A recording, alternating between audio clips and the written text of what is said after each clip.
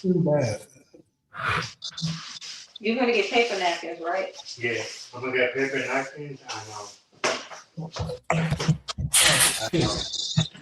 But okay. Just paper napkins. Oh, I know. Yaki and Cairo, what's going on? What's up? How the new place, Cairo? Huh? How's the new place? It's cool. I haven't had time to I'm still getting it's just so much. You know, New York, man, you blink and a day goes by. I feel like that's how it is here too. So it's just like we have so much going on, still trying to get unpacked, and so it's been like it's just a lot. It's a lot. But how are you? I'm good. Yep, can't complain. What up, Yaki? I see Yaki in the background. What's up, man? Yeah, Shout out to the head of the household. The blue one. Yeah, but Brooklyn is cool. I'm in Brooklyn. I'm in Flatbush. Ah, I like Flatbush. That's the 2 train. Yep, I'm right next to the 2 train. Yeah. I'm by the 2 train. It's cool. I like it. I don't know nothing about that, but hey. You pulled up some memories with that. I was hoping you would say Flatbush too. Yeah. I'm gonna call your other one so you can send me the money. Okay, just use my other phone. With the You seen the they still got the dollar cabs over there? Yeah, I'm right down the street from it. Hey, congrats to Ghostin, man. He graduated, what was that, 2 days ago? 2 days congrats, ago, right? Ghostin. I'm literally right down the street from the No, it's 1 day ago. 2 days ago. Whichever one it was. Congrats, Ghostin. Nephew did it. Uh-huh. Make sure y'all hitting the like button as you're coming in. We got a couple people coming in now. What up, SG? Nephew did it. SG, Ali, what's up? Uh-huh. Solo had a few nieces graduated. Shout out to them as well. Yep, congrats, Solo, to your nieces. Yep, you deserve it, nephew. You put in the work.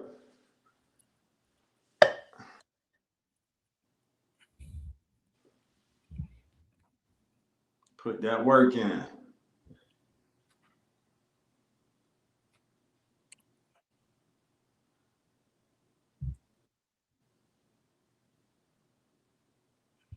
SG in the house.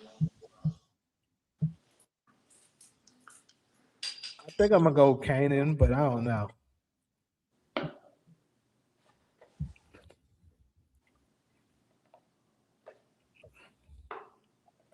Oh, anyways, no. Not gonna try to make it too long today. But yeah, to be quick little rundown, we're gonna discuss what should be the penalty for false allegations when it comes to things such as domestics and rape cases. Because if I'm not, I think we just recently had one like that, and I know a lot of people were reacting to it. The football player Stephon Diggs recently had one where some woman falsely accused him, in which he was proven now not guilty. So, we have a lot of those, and I got some very interesting points about that. And then, of course, Malcolm X's birthday is this coming Tuesday. If you guys remember, we talked about we would try to celebrate it as a cultural. So get your wig ass up out of here right now. I don't know why y'all like to come in here with this stupid ass shit. But anyways,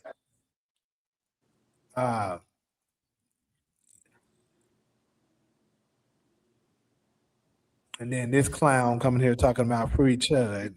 Insane. But anyways, back to what I was saying, you know, we was gonna naturalize in the culture. I think we need to normalize making Malcolm X birthday a national holiday in the Black community. So we just doing our part on it. It's Tuesday, but you know we podcast on Sunday, so we just starting it on a Sunday. Then we're gonna discuss whether or not someone should go back to someone if they were rejected originally. And then lastly, we're gonna talk about these damn Republicans. These damn Republicans trying to their tactics to win over the black vote.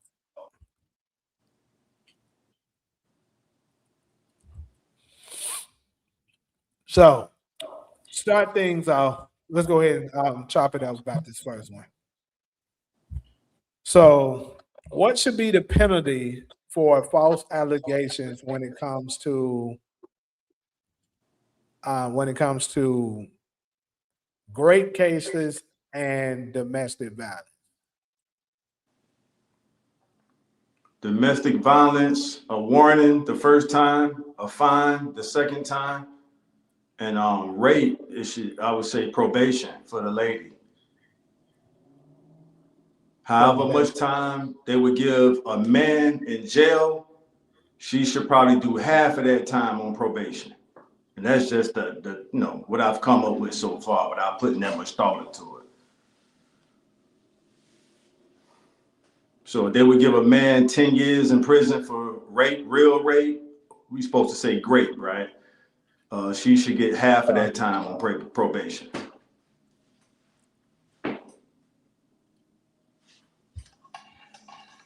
For lying. That's a hell of a charge to be accused for. Right. So let me ask any one of the ladies got an opinion on it?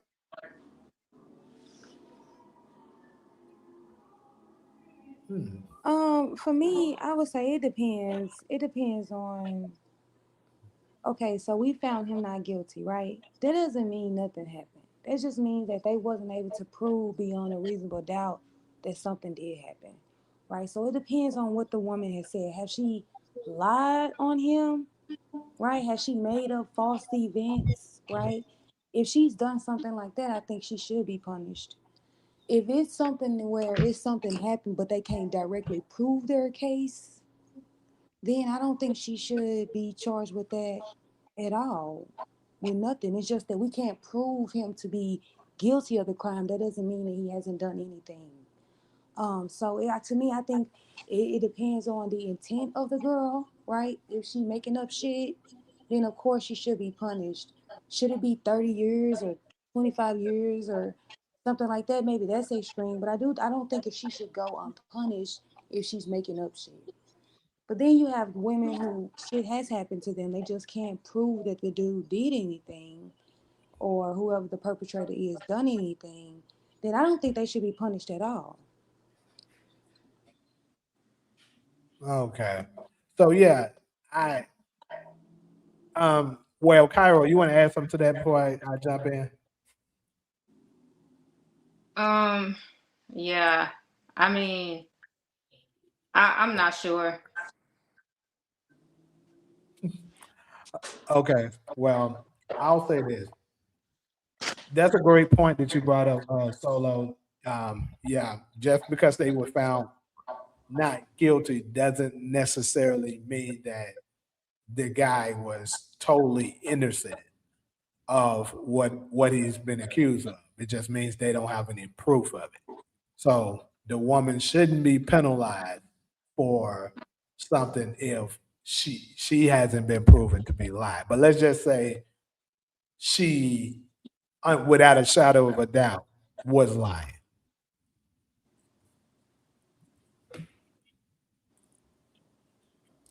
For me, I'm gonna say I think the punishment should be pretty severe. Not giving them life or something, but like maybe 5, 10 years. Yeah. And the reason why I say this is not because of you potentially putting an innocent black man or whoever, you know, like any man in jail for, you know, something he clearly didn't do. But also I think about the women that actually do go through something like that.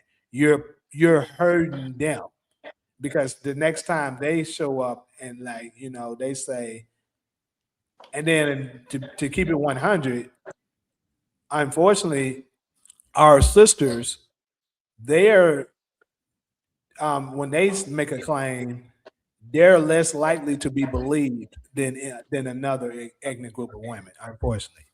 So when you got ones that's making up stuff just because they mad at the guy, you hurting it for the real victims, like the real victims that actually need, you know, they actually were a victim.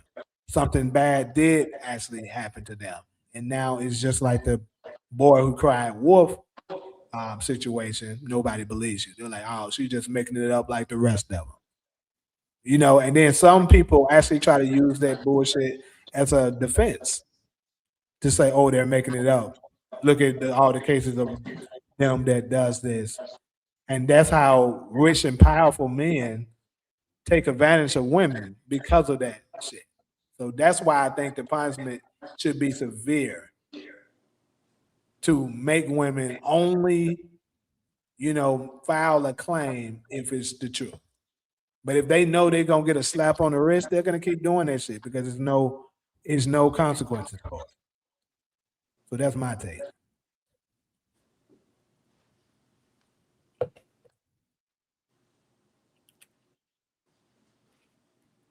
Ali, what you got for this? So you said yes, so I'm assuming you agree with what I said.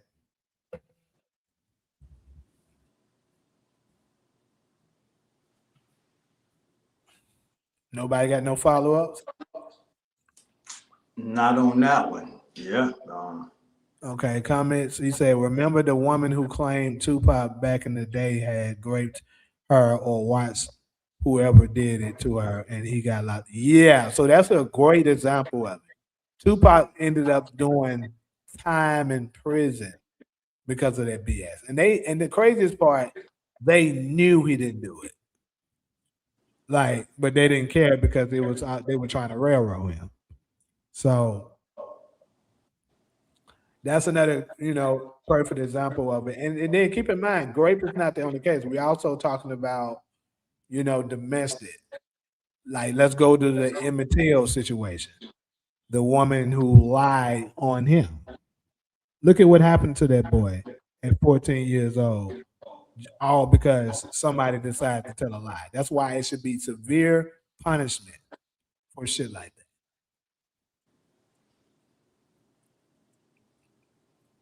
Let's talk about it. I feel bad for the real victim when other women lie. This hurts them. Yeah, absolutely. What's up? Let's talk about it.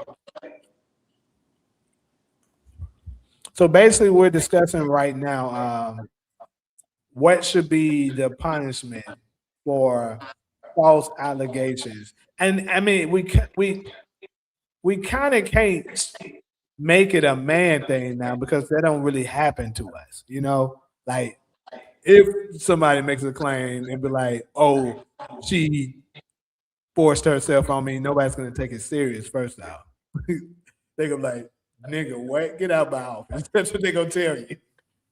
Or let's say, even if it's a domestic, they don't take it serious. They were like, "Okay, you should have defended yourself. You let that woman whoop your ass." So you know, so that's why I only kind of got it with the woman situation here. But yeah, what should be, you know, the penalty for it? Because we're starting to see this shit, especially during the Me Too era. The Me Too era, a lot of that shit was going on. And you had a lot of people that were getting caught up in shit that, you know, actually were innocent. And then and we also had a lot of dudes that were doing bullshit that was getting away with it because they were using the defense. Like, for instance, perfect example, Diddy.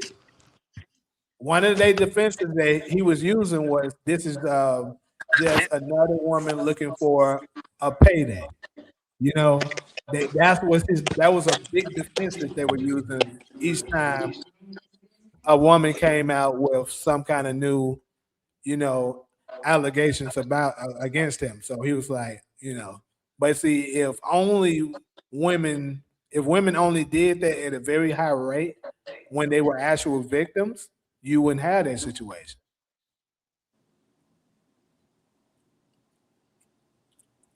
Jail just like the man would get. So you think they punishment should be equally as bad?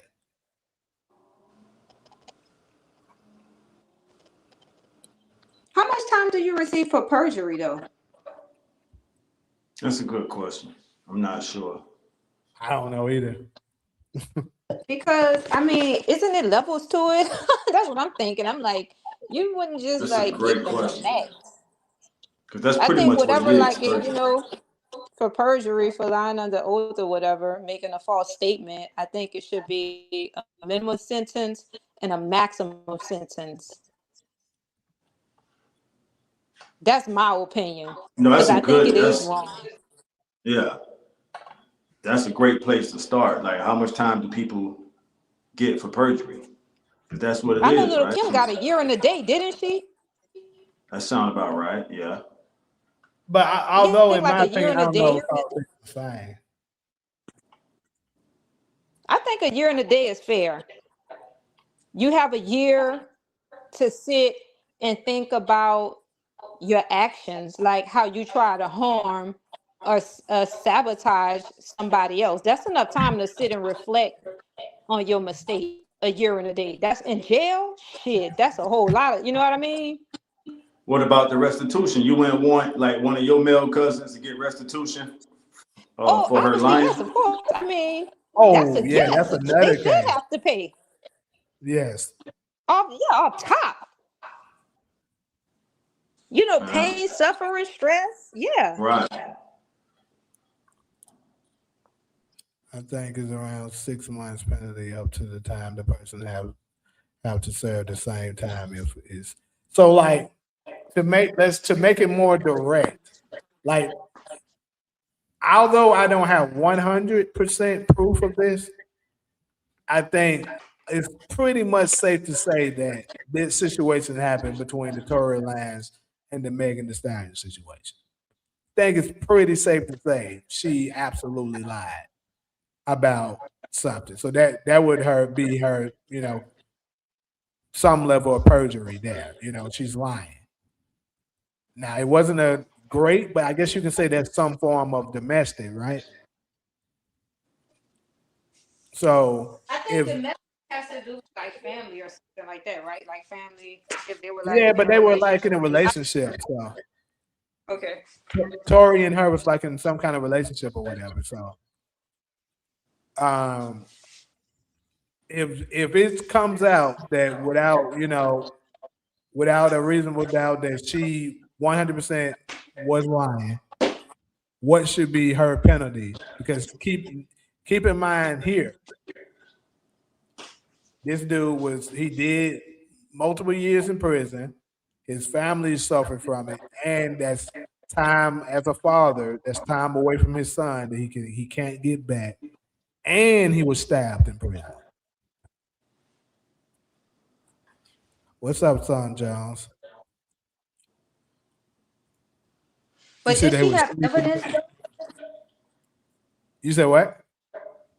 But this, like, okay, so when a person, because I've been in situations like this before, and when you're trying to prove something beyond a reasonable doubt, that means you don't have enough evidence to convict this person that you saying committed this crime. So you really have to be able to be persuasive to convince the judge that, hey, this person is guilty beyond reasonable doubt, right?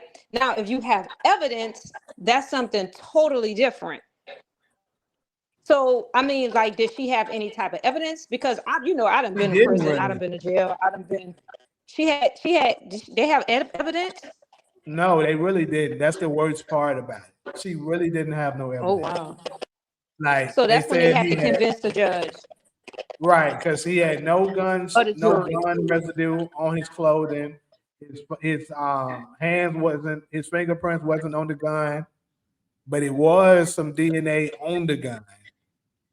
But Of now his. it wasn't his. It wasn't his. It wasn't And his. no, it wasn't his. Well, how the hell And he then get convicted? exactly. That's how you know foul play was done. But So no gun residue on his hands, nothing on his clothes. His DNA wasn't on the gun. nope. All they had Oh was wow. was Megan claiming that he did it. But that's not enough. It shouldn't be enough. Right. Typically it's not enough. But see, that's the reason why I don't know if you're familiar with this, but that's the reason why Tory Lanez's father, after the verdict was reached, he screamed, like, dude legit screamed out outside the court. And it was like, asking God for help. And it was like, Jay-Z, you will burn in hell for this. Because he believed Jay-Z basically paid off the judge to do it. Oh wow. But why? Was Jay-Z and Tory Lanez like feuding? So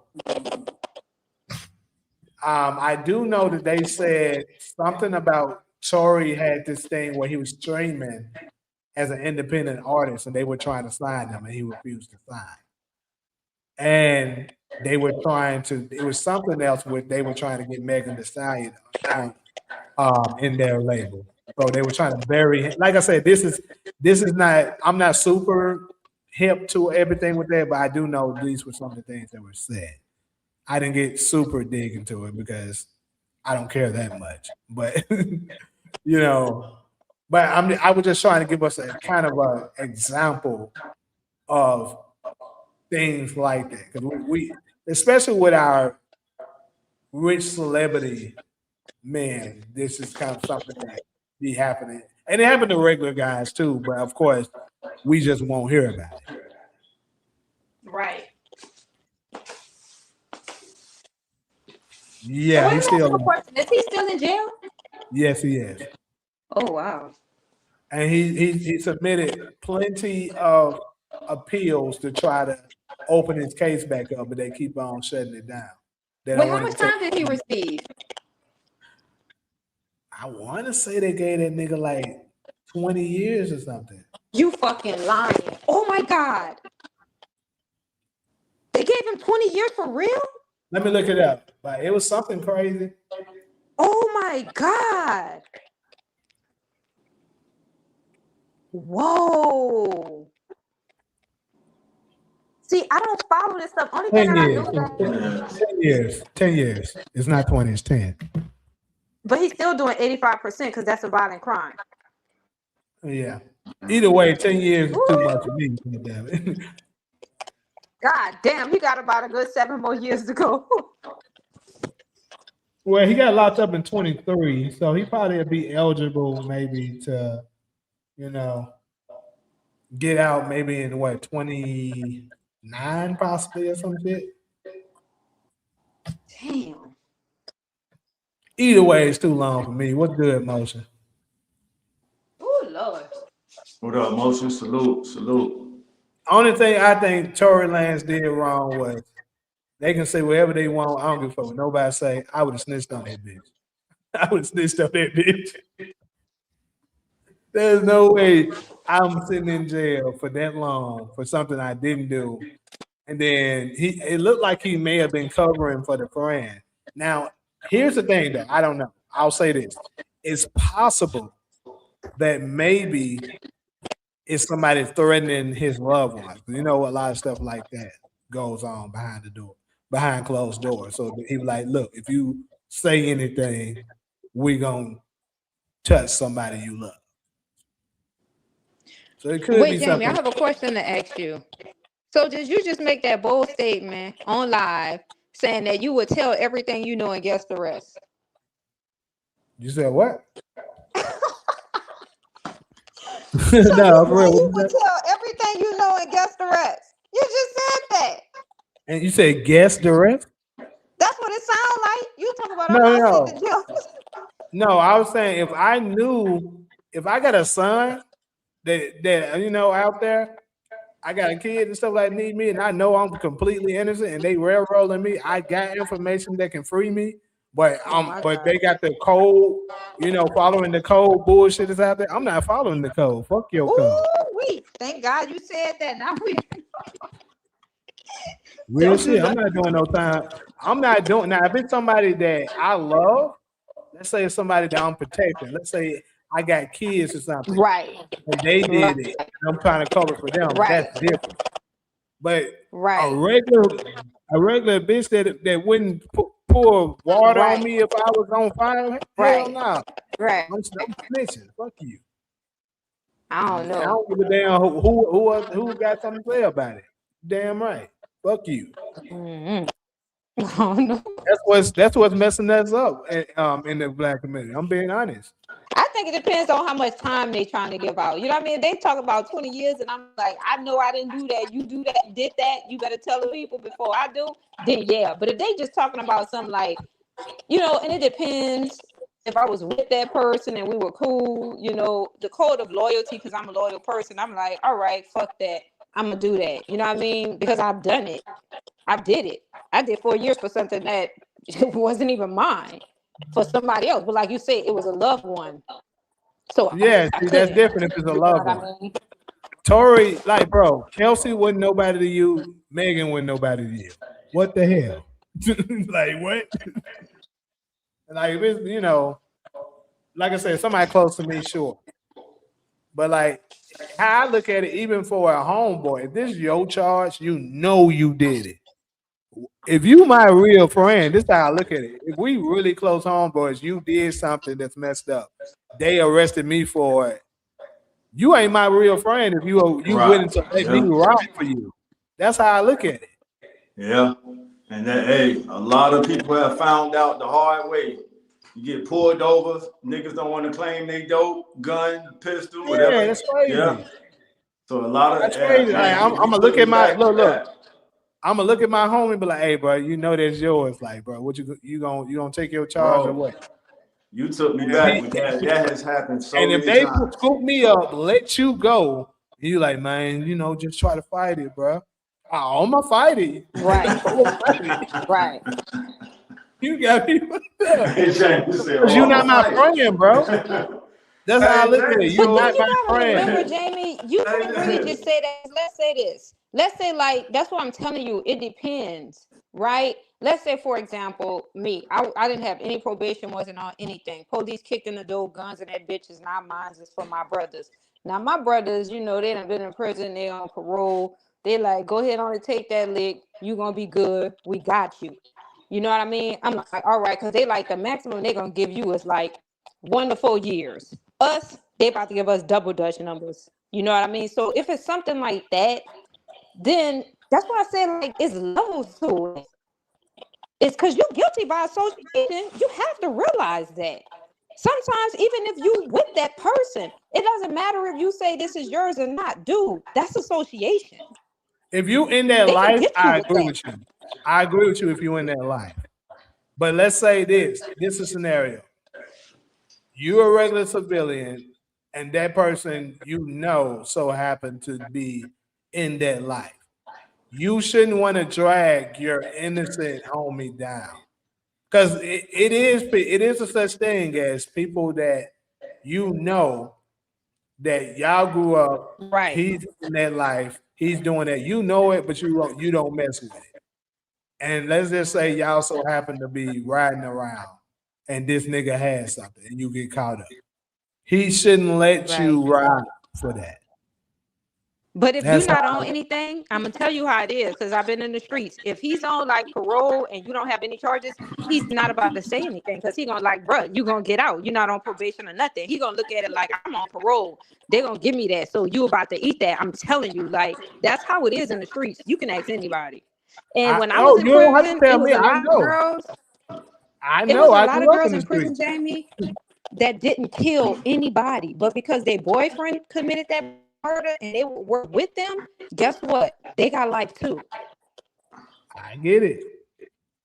I get it. Trust me. I That's why know. I when I got know out, I was examples like, of I'm it. not riding with anybody.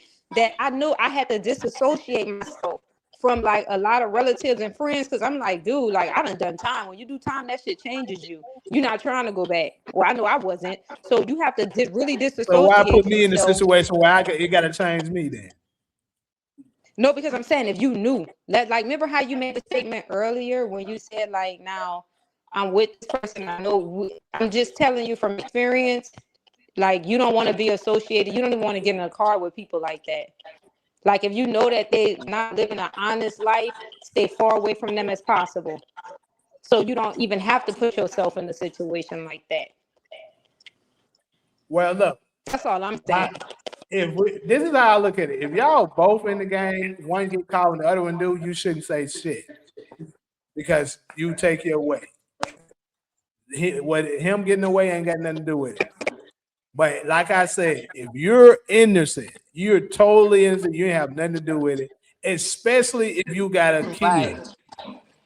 I'm Right. not. If I have a child, I'm not taking your charge. I don't care what you say. Right. I gotta look out for my kid. That's Yeah. how I'm looking. But like Now, you don't say, it's levels like to me this shit. right now, I ain't got no kid or nothing like that. Then there's maybe, you know what I'm saying. But if I know I got a kid that's looking out for me and that's depending on me, hey, bro, we're gonna Right. try to get you a good lawyer and shit like that. But nigga, I'm not riding Right. it for you. Straight up. Right. Right. I agree. I agree with that 101%. That's a better approach. You're right. That's real.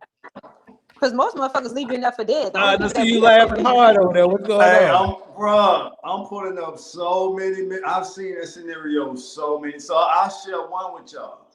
What if you're in a group of people, everybody got dope or weed on them, and when the popo pull up, everybody throw their shit on the ground? I'm trying to remember how the police handle that when they do I it. done been in that like that before. I'm just going through all these. I've seen that situation so many times, bro. I've been in that situation. Yeah, me too. I've been And in I the threw car my when shit on the niggas ground. slid I their was the gun first under the one. seat. I flung it. I'm like, I'm not going. Right. That's different though. That's different. I'm gonna tell Right, you no, but why. Jamie, I've been in the situation you talking about too as a teenager, where one of the homies slide the gun under the seat. Okay. And yeah, so you made the best point. You don't really know who your true homies are until you go through something like that. Like, damn, dog, you ain't gonna claim your gun. And then to Cairo point, the nigga might be on probation, but he can't move through the streets without one. You know how the expression go, I'd rather leave home and get caught with it than without. That changes some things. I ain't gonna lie. That changes some shit. Cause if I know my homie But do you needs that shit for protection, damn, bro, that's kind of fucked up, Man, you know how many Especially so niggas Kai, move do if like you that? agree with this one? you said what? Because you know how Meek Mills was saying this level to the shit. Let's say, for example, if me and me together, right? And Jamie, my old man. Let's say he my old man, he my boyfriend. And he just got out. He on probation, but he in that life. And he need to ride with a thing. And I don't have any convictions. I've never been to jail or anything. So happened the police just happened to pull us fucking over in that thing in the car. What would you do in a situation like that? Cairo, I know niggas who, if they know your record clean, they would use your name when they get pulled over. Y'all pulling up so many memories, I'm telling you. God damn. If a motherfucker know niggas would Jamie record is clean, I mean, I'm sure they do this in Memphis too, bruh. And that's some fucked up shit to do. But like Cairo said, they know their name dirty. So when the police pull them, my name, they give up the homie who they know name clean. And give them, it's some dirty shit out there in the streets, man. Y'all I can did that have with that my shit. sister. I even Yeah. used my sister ID So you know what when it we got is. pulled over. Yeah. I didn't have no The streets license. I gave dirty, her my dog. ID. I got a clean I name. know I'm gonna that's tell how you I this know. right now. I got a clean name. Right now. I ain't got nothing on my record. My brothers better not use my motherfucking name. Don't let the homies know it's clean, bro. I'm sure that shit happened all They know my across the shit clean already. They know it. You Yeah. better not use it either, motherfucker. Yeah, telling you man, about that right shit now. happened all. Hey, I'm just going through memory lane, like, damn. Yeah, but no, to be They don't serious use the though, nigga name yeah, and they that's got a a fucked warrant. up way to find out. Don't use somebody's name times and they got a warrant and you ain't know they had a warrant. That has happened. I know cases Like like that. I'm not. I'll talk allegedly, right? Well, I'll talk. Not I ain't gonna say allegedly because this shit did happen. I'll talk anonymously. Like I'm not gonna identify it, but I had a situation similar to that, you know, and I didn't say nothing because I knew the situation. Similar to what y'all was saying. Right. I knew the situation, and you know, I was waiting it out to see what the police knew. You know what I'm saying? Which they end up because this is the thing for people. Typically, the police don't know nothing. They normally don't know anything. All right.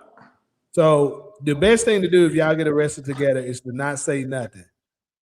And then Right. until Nobody talk, like, everybody walk. Right. yeah, because discovery now once discovery come and they prove that they got some shit on you, they change some things. But 9 times out of 10, bro, especially if they got you in the room trying to interrogate you, they doing that because they don't have what they need. They're trying to fish it out. Right. And I knew that Right. knowledge going in. So I shut my mouth and basically told them, hey, glad nigga, I ain't got nothing to say to you. So you might as well, you wasting your time. And Right. they took me back to my holding cell. I bailed out. And we didn't even end up not even having a case because they knew they didn't have it. And I knew they didn't have it. So, you know, and my homie who was actually did do something and had a record, you know, he ended up getting out too because nobody said anything. So that don't mean that I'm just gonna snitch on you out the rip. No, I'm not saying that. But if it gets to the point where these motherfuckers have convicted me, they say 10 years, 20 years. So you ain't gonna take your charge, my boy. You really gonna Oh, it's let me over. say Hey. Once you convicted, you done. Ain't no he taking his charge. You For about real, to for lose real. that Yeah, time. once you convicted, that's a wrap. You Yeah. done. no, you can get Jamie, shit. I've That been in happened. situations where one dude is already on probation and he telling the homie, man, claim your dope because the police threatening to put a little bit on everybody. And he like, bro, claim your dope. And he just let them know, be a real one. I'm not gonna tell him it's your dope. Just claim, like Ali said, I'm gonna take your charge. Man, y'all can have them streets, my nigga. That shit ain't what. Hey. What's up, Talia? But But I yeah, think like, Jamie you is know, right what he Dirty said game. It's a earlier. dirty it's world a out there. situation where folks got convicted and they get That them a nigga, amount I'm of just time, going and through then they memory find lane on out that shit. That nigga was that shaking that because he wasn't was the truth and they let probation. them go. Hey man, claim But your that's dope. usually when they don't have like a co-defendant. You know what I mean? Like they've been convicted of a murder and they found new evidence showing that it wasn't them. Right. So that's what Now, I'm if you got a saying. So co-defendant dude, like that like nigga ain't like about for to lose instance, that time. the Central Part 5, right? The Central Part 5, they got convicted. But the actual person who did it ended up coming forward and said he did it and they let them go. Right, came forward. You're right. You're right. You're right So about that's a what lot I'm of shit you saying. said. I agree with you. If it gets to the point that I'm convicted now, let's say I try to fight it. Because I'm trying to protect you because I know if you say you did it, you done. But if let's say I do try to fight it and it don't go my way, they convict my ass. They say, nigga, you got 15 years. Hey, nigga, they gave me 15 years, bro. That's a long time. Yeah. You might not Yeah, even make that's it out there, bitch. them armed robbery years right there, 15. And then shit, like I said, I ain't, I always look at it. I'm not the weakest nigga, but I ain't the toughest nigga either. And I know I'm small. They gonna try to you ain't nope. I ain't even trying to think about that. You feel me? Up in prison. No, you'll be surprised. It be the ones that you think that be in prison. Like in prison, it be the old bitches and that beating the young bitches up. You'll be shocked. You will be shocked. Yeah. Prison is a whole different type of environment. No. What I'm That's a saying whole is different type of world. crazy. It be My little brother ones with calling me. hands. You tripping. You know how many little people do No. That's not what I'm fight saying. That's not what I'm saying. That's not what I'm saying. I was talking about it's crazy because my brother calling right now. That's what I was talking about. But No, you were saying earlier, if I go to prison, I ain't even trying to think about that. no, I'm saying because although I can fight and stuff like that, I'm not trying to think about these worst of the worst that's in prison and stuff that might be, you know, Horny. right. So we ain't even gonna give them that opportunity because I'm not about to be in there for some shit I ain't do. You young, dark chocolate, sexy. Yeah, you ain't, and I'm smaller, so you ain't gonna do that. That's what I'm saying. You're not about to. Nope. Look at Taj. Homie, hey, homie, take your charge, because I ain't got time for that. Straight up. You been there before. You know how to stick and move, nigga. I ain't trying to learn. You feel me? So, and that's just how I look at it. I'll never try to get somebody that I'm close with to take a charge for me. Like it got to be very, very specific circumstances. Shit, I know I would. I'm on probation.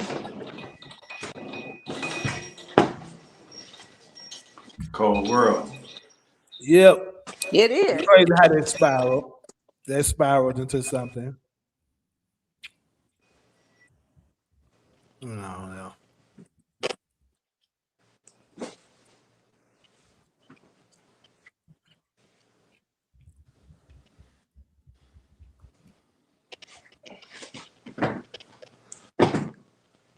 Claim your dope. And or your pistol. Yeah, them pistols real serious. A nigga sure enough ain't trying to catch no gun charge. Damn. I got a gun charge. Gun charges, it depends on how you get caught with it. If you already a convicted felon, A firearm. yeah. Huh? If you already a convicted felon and you get caught with a gun charge, that's I was a yeah. convicted So felon that's and got caught with a gun. yeah. But I had a lawyer. See, that's the thing. Money talk, bullshit walk. If you got money to pay for your defense, you're gonna be good. But if you don't, you're done. Shit, it depends on who and what you up against too. Tory Lanez had money. That motherfucker in there. That's all I'm gonna say. That is true too. That's a valid point. You're right about that.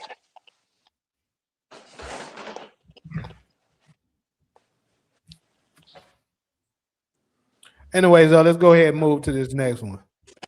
Let's talk about Malcolm X a little bit, man. Malcolm X Day.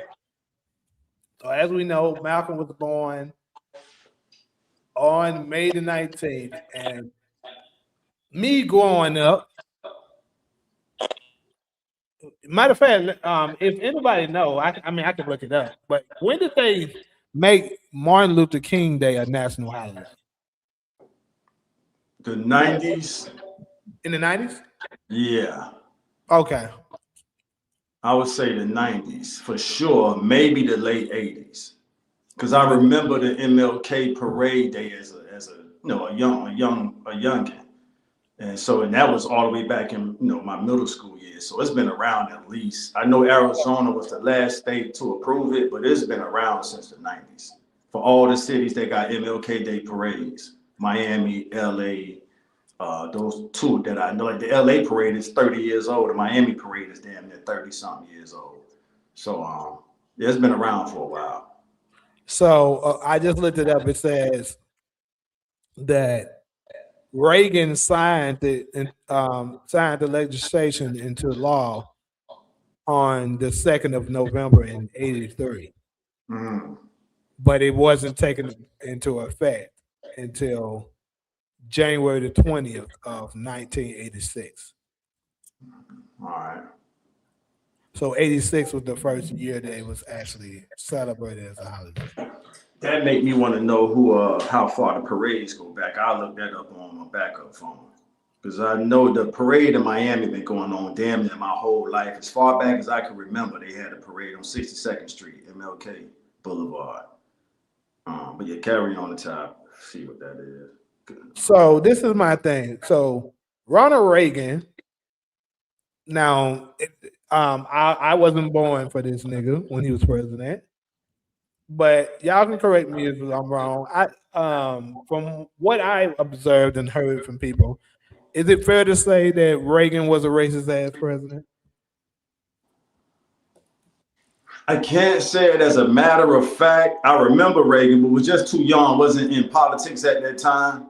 So I wouldn't be surprised, if he was. I'm familiar with the term Reaganomics, but I really don't even know what the actual meaning of Reaganomics mean. But that was a term. And I don't know if that was a good or bad term. So I'd rather, hear from somebody that know more about it. So, what you say, Solo? All white people are racist. Okay, so is it fair to say that he was the top of the line of it? You said the top of the line of racist presidents? Yeah. Nah, hell no. Hell no. Right, now he wasn't nowhere near the top. Nah, he might have been racist. He wasn't nowhere near. Man, you got some shit, dog. The Some first stone cold what? killers on the president's lineup. Hell yeah, nigga, Andrew Jackson. I just told the story of Andrew Jackson Wednesday when we did the show last Wednesday. Wait, why did they Reagan try to on- assassinate Reagan? That is, hey. So, what about Why did they Reagan? try to assassinate him though? I don't know. I have no idea. I don't Because know. usually if president's racist, then I mean I don't think the Europeans would want to get rid of them, right? Because they're promoting their agenda. Uh-huh. That makes sense. So, here's the thing, though, because like I don't know much knowledge on this. That's why I'm just asking questions because I don't know. Mhm. But what about his influence on the crack epidemic? Because he had to have some kind of influence on that. That's when it was peaking, right? Yeah, crack came out in like 80. Man, I got an older cousin out of Liberty City, Miami. This nigga told me this like as of maybe earlier this year. He was like, he remembers seeing crack as early as 81, 82. Now remember, Miami and LA are like the first two cities. I always thought it started in Miami, but then when Snowfall came out, it told the history as it crack actually started in LA. But that nigga was like, he remembers seeing crack as early as 81, 82. I always thought it was like 84, 85, but he was like, nah, nigga, Liberty City, we was seeing crack in 82. So that's from somebody who was from one of the inner cities where that shit hit the hardest. Okay, so according to the Snowfall story, I don't know how accurate any of this stuff is, but the TV show Snowfall, right? I know Franklin, which they got it from the the Rick Ross story, started in 85. However, he learned how to create crack and brought it to LA from some people that was in Oakland. So it's no telling when they started. Right. That's about right. Because I skipped being a crack baby about 1 year. So and I was born in 85. I'm telling you, because my mom started using drugs, right? I could have been a crack baby. So I'm thinking that shit came, it hit like around that time because I was born in 85. Yeah, it hit that's the decade of the crack babies too. It hit the 80s real hard. I remember. Because my sister said she said no, she wasn't using drugs with you. She used drugs like shortly after you were born. Yeah, the mid 80s was that was super serious. Yeah, across the country at that point. So I was asking all of this because the fact that they gave Martin a holiday, Reagan so happened to be the one that signed it into legislation. Excuse me, legislation. They didn't think to do one for Malcolm, who actually died before Martin. That speaks volume. It does. Yeah. They like, oh no. Sure. Remember the piece. Forget what that nigga wrote over there or something. Right. And also, when you're remembering this piece, make sure you only remember the piece for Martin. Because I would just shout out to DeMarcus. He just sent me a clip not too long ago with David Banner talking about that if you saw the last speech that Martin was going to deliver before he was assassinated, you would think that Malcolm, that was his speech. You like, that's how much Martin felt betrayed and was like, damn, they really fucked me up. Like, they tricked the hell out of me.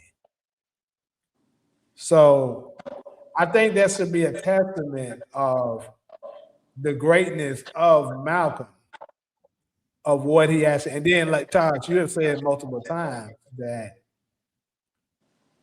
in comparison to a lot of our great leaders, such as Martin, if you want to put other people up in there, like I don't know a whole lot about what's his name, Marcus Garvey. I don't know a whole lot about him. I know what he represented, what and the movement that he started. And I can't say I know a lot of significance about his life. So, did they have any dirt on him and stuff like that? Yeah, they had enough to deport Marcus Garvey. He was Okay, from so Jamaica. what was the dirt on him, if you don't mind sharing? It was something financial. So they maybe what you say? I think it was involved in taxes. He wasn't paying Yeah, taxes. I was just about to say tax, right? Yeah. So it was tax, something with taxes. Yeah. Okay, but like that's okay. I think they got him on wire fraud. It was like a $25 donation that he didn't report or something. I remember that too. That sounds familiar. Yeah. So That's all. So we're all on the same page. Financial, tax, wire fraud. That's all financial. Right. So let me ask this. Was it something that because like I said, I don't know much about him. Was this funds that he raised from other blacks, or was this funds he just got collectively from, or if anybody knows? Blacks. Yeah, he had a huge movement. Yeah. So the fundraising was there. People were supporting the cause. This is before social media. It's damn near before TV, to be honest with you. And like Cairo and Solo said, through whether it's wiretap taxes, they called him because they knew the movement he was organizing was, a threat to national security, as they would tell it.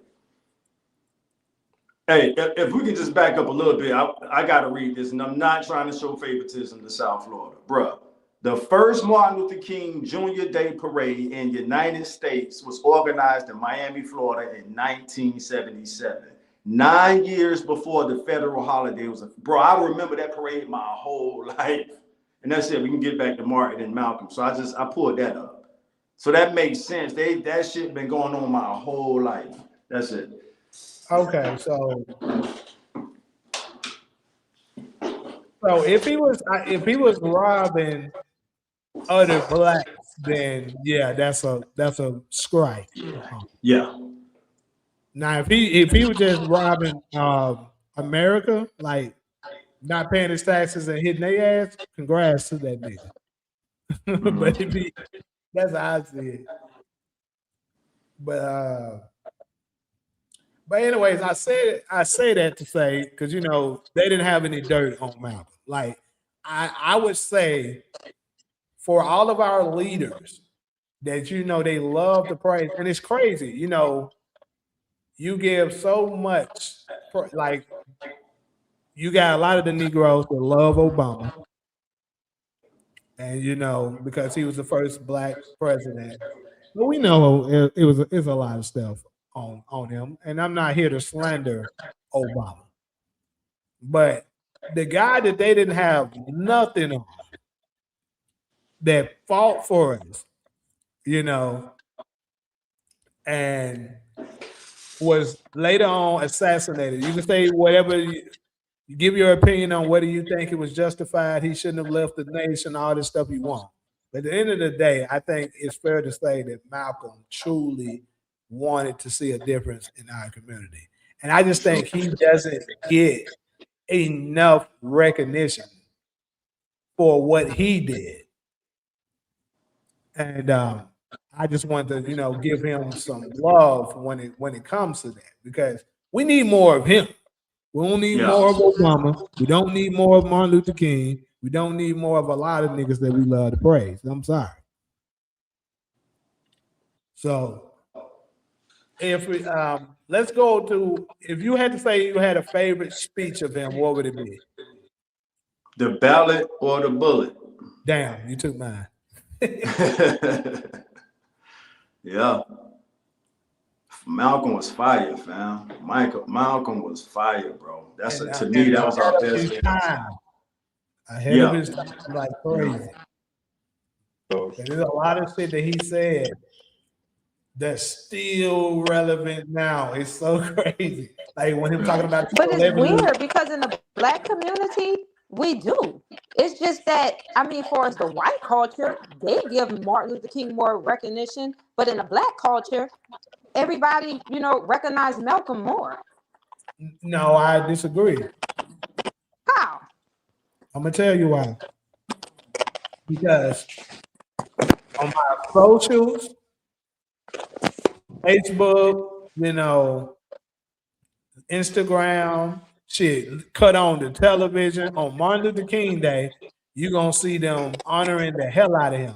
You're gonna see that same photo of him doing this, you know, at the Selma rally or whatever. And you're gonna see multiple people sharing it on their stories, making posts about it and shit like that, right? But watch this. Malcolm X's birthday is on the 19th. Go to your Instagram, go to your Twitter, go to your Facebook on that day and see how many of your homies, your friends, your family is going to be posting about them. That'll give you your answer. That's because it's regulated, Jamie. You should know that. This That's my algorithm point. but that's what I'm telling you, because the Europeans are regulating that. They promoting that. They putting Malcolm out. So Martin out. So that's sitting in your subconscious. But So shouldn't when we you see that still? shit, it's easy to retweet. But They're still not gonna though, push shouldn't, Malcolm because Malcolm had a whole different agenda. So they stopped that. They're gonna I agree stop with that. that. I would love to hear this back and forth right here. Cairo, me and Jamie been through this already, but I would love to hear y'all just sort y'all thoughts out on it. Wait, I can't even hear Taj. I gotta log out and log back in. I want to sit this one out and I want to hear you. I want to hear you and Cairo share y'all. Cause Cairo old enough. Remember we had that combo, Jamie. This before you started the podcast, and I was like, bro, I will say this. I say, Generation X was X out, bro. Generation nigga, we was pro Malcolm. We honored Dr. King on Dr. King Day. We appreciated what he did. But if you ask the average person from Generation X, which goes from 1970 to 85, they cut Generation X off at 85 or 89, one of them. Bro, we was pro Malcolm. That's the only debate you and I had where I had to use age against you. I said, bro, you're not old enough to say that. I lived through that shit. Ask Ali, ask anybody that lived through that. When that movie came out, oh, forget about it. We knew about it before the movie. When the movie came out, it was over. Go ahead, Cairo. Wait, I couldn't hear you. What you said? Because I'm the only, y'all don't keep that. I'm the only one who they always do this to my shit on my phone. Always keep cutting me off. No, I was saying I would love to hear you and Jamie discuss that, because me and Jamie had a private conversation about what you and him are talking about now. And I was sort of leaning towards what you were saying, Cairo. Not that, you know, and so I'm not saying that like I'm in Cairo corner with this, what y'all about to discuss. But I just want to hear your angle and to see if it lined up with what I was saying with Jamie. So what I was explaining to Jamie is that the algorithm that the Europeans, because they don't want to initiate anymore. I feel like this is just based on my opinion. This is not necessarily facts. It's not an opinion. I'm just making that statement because Malcolm had a different agenda, you know, a different approach. So they don't want that knowledge to sit in Black folks' subconscious. So they want to push peace. They want to push Christianity. They want to push religion. And we all know, when I explained to you guys in the past, the government regulates everything. They have the ability to stop you from receiving certain information on your phone when you Google it or research it. I've already experienced it to you. So they're going to promote Martin Luther King. They're not going to promote Malcolm. I feel like they initiate that. They'll start putting a whole lot of information out there about Martin Luther King, and then black folks, they'll just follow on and start retweeting it, but if you try to push something about Malcolm, then it's not going to be as easy. They're going to try to stop that, because Malcolm was like, with retro eye for eye. Malcolm was more, pop me over the head, I'm going to get on my knees and pray for peace. And that's what they want. So that's why I feel like the Europeans, they regulate everything. They control everything because you guys are in LA. I was in LA. That Martin Luther King parade, that's nothing but Hispanic people playing mariachi. And I'm like, how the fuck? I'm looking through my window. I didn't see not one black, and I'm like, who is putting this shit together? Because they don't have one black person out here marching. So, first off, let me go ahead. Shout out to you, Deb. I appreciate you stopping through. We're having a quick topic about acknowledging, Malcolm X as a national holiday in the Black community. So, what I'm saying is I get what you're saying. Obviously, the white power structure is going to want to promote Martin over Malcolm. Yeah, I've already acknowledged that part. But what I'm saying is that whenever, not only do I say they don't acknowledge Malcolm as much as they should. Right. I would say the Right. majority of these Negroes don't even know his birthday. Right. I would say majority of us don't. Ask your everyday Negro, hey, what's Malcolm X's birthday? They're not going to know. Right. And what I'm saying is they're definitely not going to acknowledge his birthday because they don't even know it. But you best believe they know Martin's. So I'm not saying that if you put it on the table, hey, this was Malcolm's philosophy and this was Martin's, that they would pick Martin's philosophy. I think the average Black American would pick Malcolm. Right. However, I'm just saying we're not acknowledging it. Right. I totally agree with you too, and I see your point now that I thought about it. You know why? Remember we had that conversation a long time ago, and it brought me back to like most Black people, they colonized, their condition, so they don't really want to, so they will lean more towards Malcolm because he was with that peace, and I don't know the percentage, but most Black people are Christians. Right. Yeah. Very helpful. So 80%. I mean, I can see why. Yeah. So that is a valid point, looking at it from another person's perspective. I didn't think about that. But Cairo, you made a good point too, that the reason Black America and everybody else know Martin's birthday is because the federal government made it a national holiday. So holiday. Yeah. Right. So you made that point earlier. But they really didn't know. They made the first Monday. They didn't necessarily say make it his birthday. But they still fair enough, it. But it's still national. Close enough. Whether it's on his birthday is the 15th, and they put it close enough to where you can find out. But it's still can land any day though. That still can be any day. They haven't given Malcolm that kind of acknowledgement at all. Right. So to Cairo's point, right? Yeah, whether you know the holiday or the birthday is more promoted. And Malcolm is not promoted at all by the government because he was anti-assimilation. Remember, Martin was assimilation. The United States, when it was created, when it came to us, especially after the Civil War, it was all about assimilation. We need you niggas to behave like they wanted us to behave like them, and our culture is just too much for that. You can't, you can't contain. We got too much soul to live that bland. So Martin was pro-assimilation. Malcolm wasn't. But look at it even from, like I said, either way, they don't know the exact day. Like sometimes Martin Luther King Day can be on the 21st. That's pretty far from the 15th. It's still a pretty wide margin. And here's another thing. Malcolm X even got a pretty good movie already about him. Martin Luther King don't have one. That should tell you everything, though. I think that culturally that makes the most powerful point.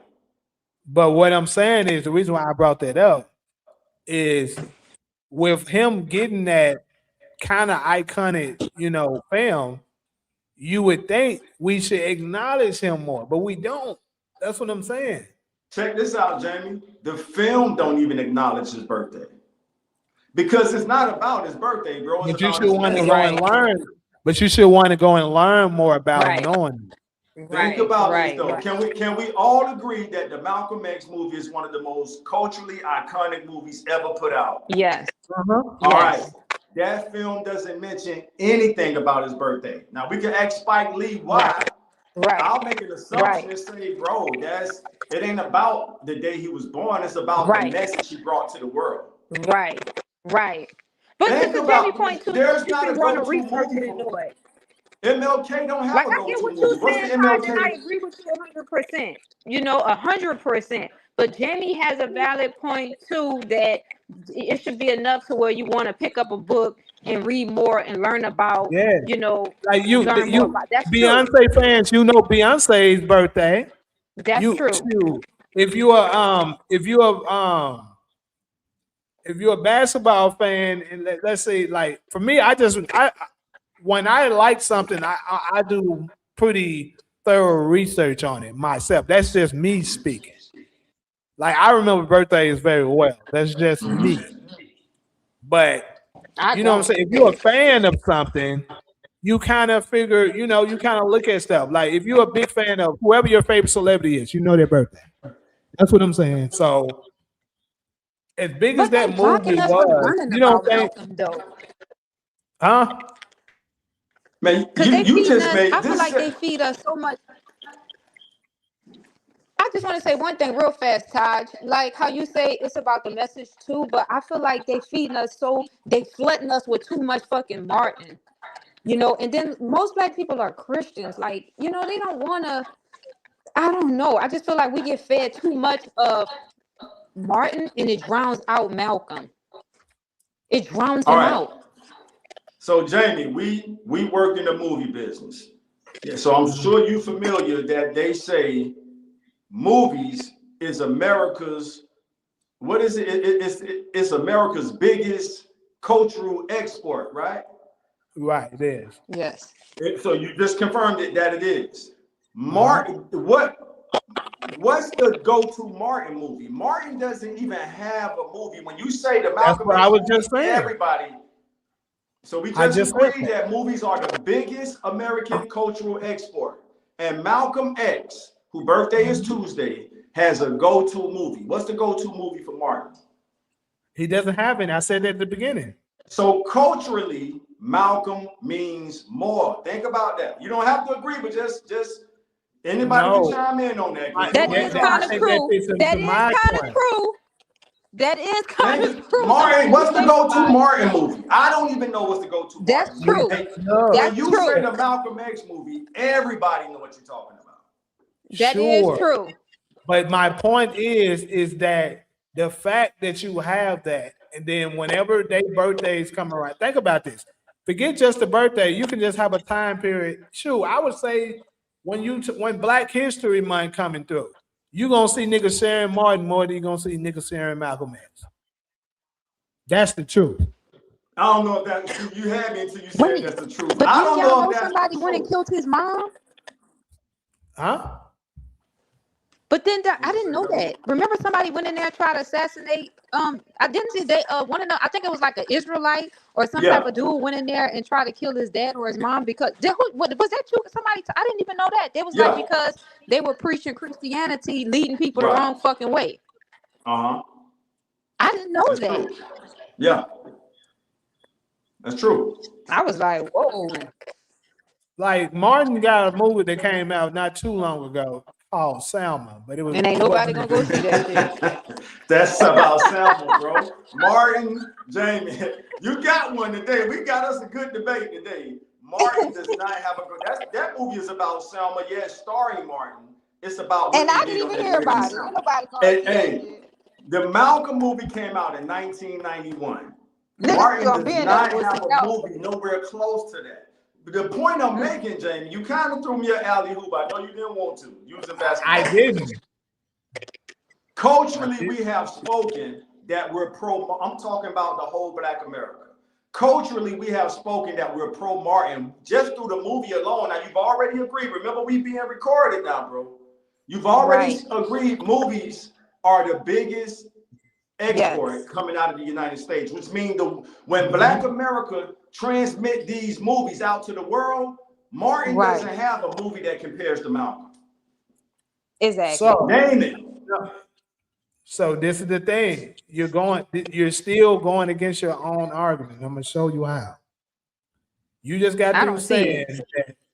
You just got through saying that movies is the #1 export, right? You agree? You confirmed it. I wasn't sure. I did confirm it. Yes, I'm just saying it because you said it, and I'm using it. So the fact that is that was put out there, and people still acknowledge Martin, but don't acknowledge Malcolm on any particular day. That's what I'm saying. That says something. We don't acknowledge this man on nothing. You might get it's just like you reading the newspaper. One person, he get this one big old multiple paragraphs, and then this other guy get this one little sentence. That's what it is when it comes to Martin and Malcolm. Jamie does have a valid point, though. All right, I mean, let's your go point to is the valid as fuck too. Your point valid. I'm rocking with you on your point, but Jamie has a valid point too. So let's go to somebody neutral who don't have me or Jamie's side to choose. Dare to search. But I'm still neutral. All right, cool. I was a teen in the 70s. This is Dare to search in the comment section. This proves the point me and Jamie had on the private conversation. And we celebrated Malcolm. And we also learned from Kwame Ture and H-Rap Brown, Black Panthers. They were teaching us to love ourselves and our people. The government had to shut it down, period. Let's read the other one. I love MLK as well, but we were a little militant then, so we loved Malcolm. And that's what I was trying to tell Jamie in the private conversation. Yeah, but that's not the point I'm making. That's not the point I'm making. That's not the point he's pointing. The point he's making is that we as a Black, I see what Jamie's saying. That's why I said I see exactly what you're saying, and I agree with you 101%, Taj, because I'm more of a Malcolm fan. I'm like Malcolm. I'm more of a Malcolm person as well. But I do see what you're saying about how culturally we as a Black people. I mean, I get that, and you're absolutely right because we don't. You can't argue with that. You know, like which how part? he has, to make sure I'm keeping up. Which part, Kyle? We don't acknowledge him like that. Yeah, like you know, the lady just said she was a teen in the 70s. Yes, but that's. See, this is my point. But Jamie talking about like, he's talking about like universally, like you know how like it's out there for Malcolm Martin. Everything you hear, he has parades. Malcolm should have a parade too. He don't. That's what Jamie's trying to say. Like the shit should be. And Martin got schools named after him. He got boulevards named after him everywhere. But Malcolm don't have none of that. Does he have something to match the biggest cultural export, which is a holiday, nigga. A holiday. A holiday doesn't match a movie that goes. Everybody around the world don't come to the United States for Dr. MLK Day parades. Everybody in this world. Don't nobody acknowledge. Outside of the Black community, don't nobody acknowledge the Malcolm X movie. I think both of you guys are right. I see Jamie point. Jamie messed up when he confirmed. See, he shouldn't have confirmed, and I knew he knew the answer. When he confirmed that movies are the biggest cultural export, to me that's case closed right there. Because anybody can watch a movie whenever. You got to wait on a holiday. You can watch the movie on his birthday or the week after. You can pop in that movie. Nobody is watching that movie on his birthday though. Let me ask you a question. They don't even know his birthday. They don't know his birthday. Huh? Do you see the point that he's making? Like Miss Dare here. Miss Dare here.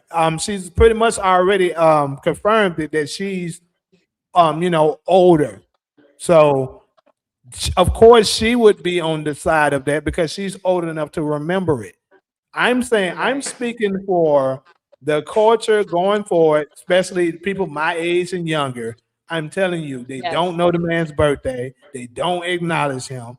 If you tell them both information, I would agree that they would pick Malcolm. But what I'm talking about is simply the acknowledgement. It's the And message. you cannot tell me Todd they had a strong point. acknowledge Nigga don't need to know Malcolm his birthday. more than they not acknowledge Martin. They don't. Martin Luther King. Matter of fact, here's another thing. There is a legend. There is multiple places and legendary places where you can go as a tourist attraction for where Martin did some of his stuff. Where's the biggest tourist attraction for Martin? I mean, for Malcolm. And he has a monument too. He has a monument. Martin has way more monuments. I've never seen a Malcolm X monument. But you go places, you're gonna see that fucking Martin Luther King monument. Right now, you go to you Memphis, have to travel to see that monument. You don't have to travel to pop in the movie. So there the search say, bro, see, so like I said, bro, no one's acknowledging it. That's not acknowledgement though, bro. That is, bro. The lady, there the search is telling you. So the other search say the government, you said this, Jamie, the government wants us to celebrate the one they think is the softest. Afraid of us getting too strong if we celebrate Malcolm. I'm not disagreeing with that. Pro-Malcolm. Right. We could do a poll on that. Black America. I know my people. You know your people too. Right. We're pro-Malcolm, bro. This lady was a teen in the 70s. Again, you're making an argument. You I notice you do you got a tendency of doing this. You're making an argument on something that I'm not arguing. What's the argument? I said that I believe majority of us are pro-Malcolm. If you put what both of them did side by side, most would pick Malcolm. But what I'm saying is that we don't acknowledge him. That's not true. I strongly disagree with that. We do it as much as we do Martin. We don't. We acknowledge. Listen, all right.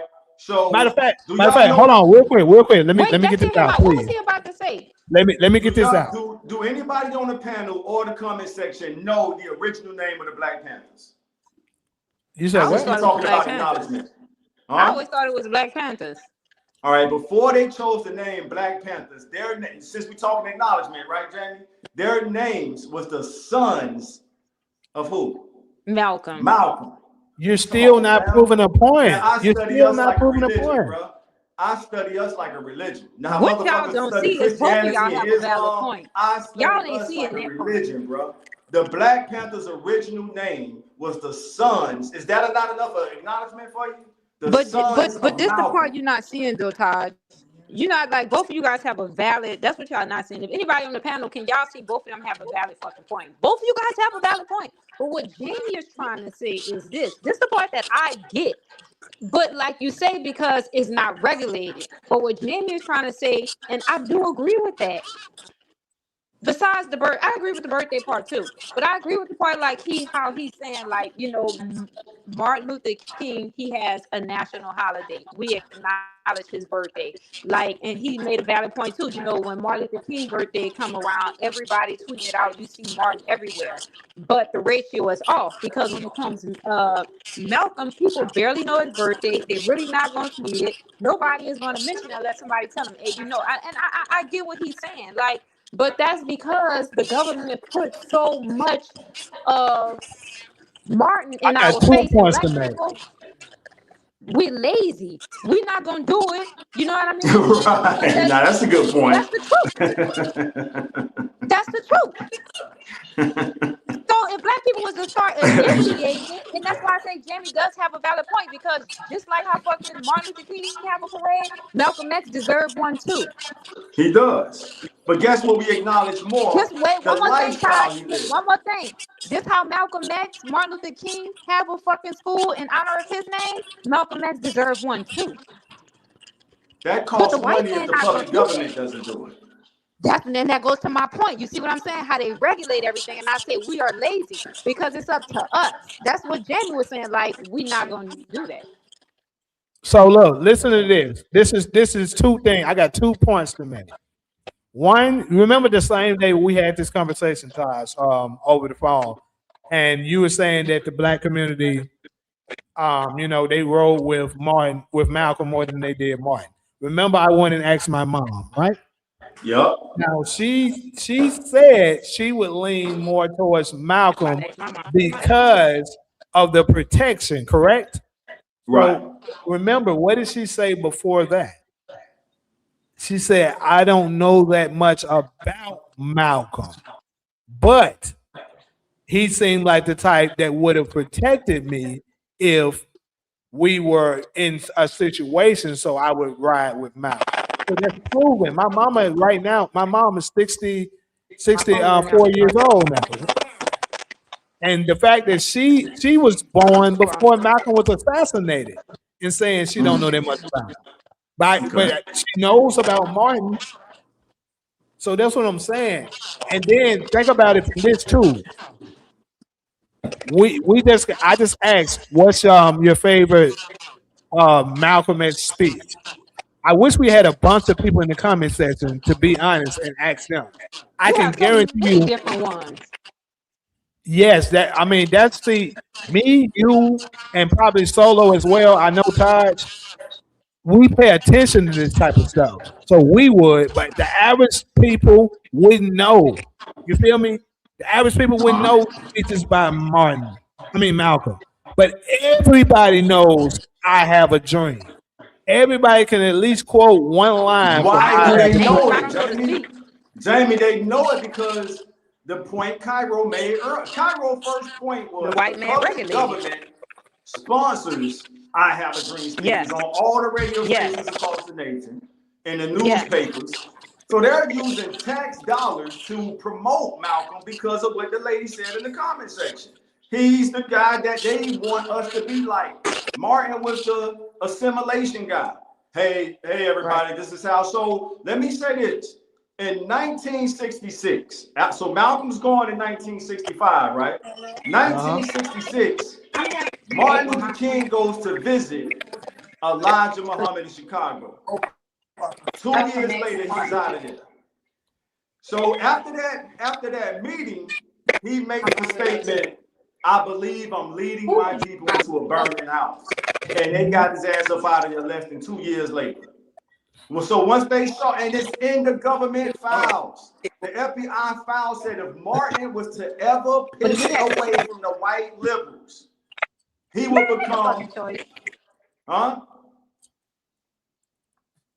So this is that.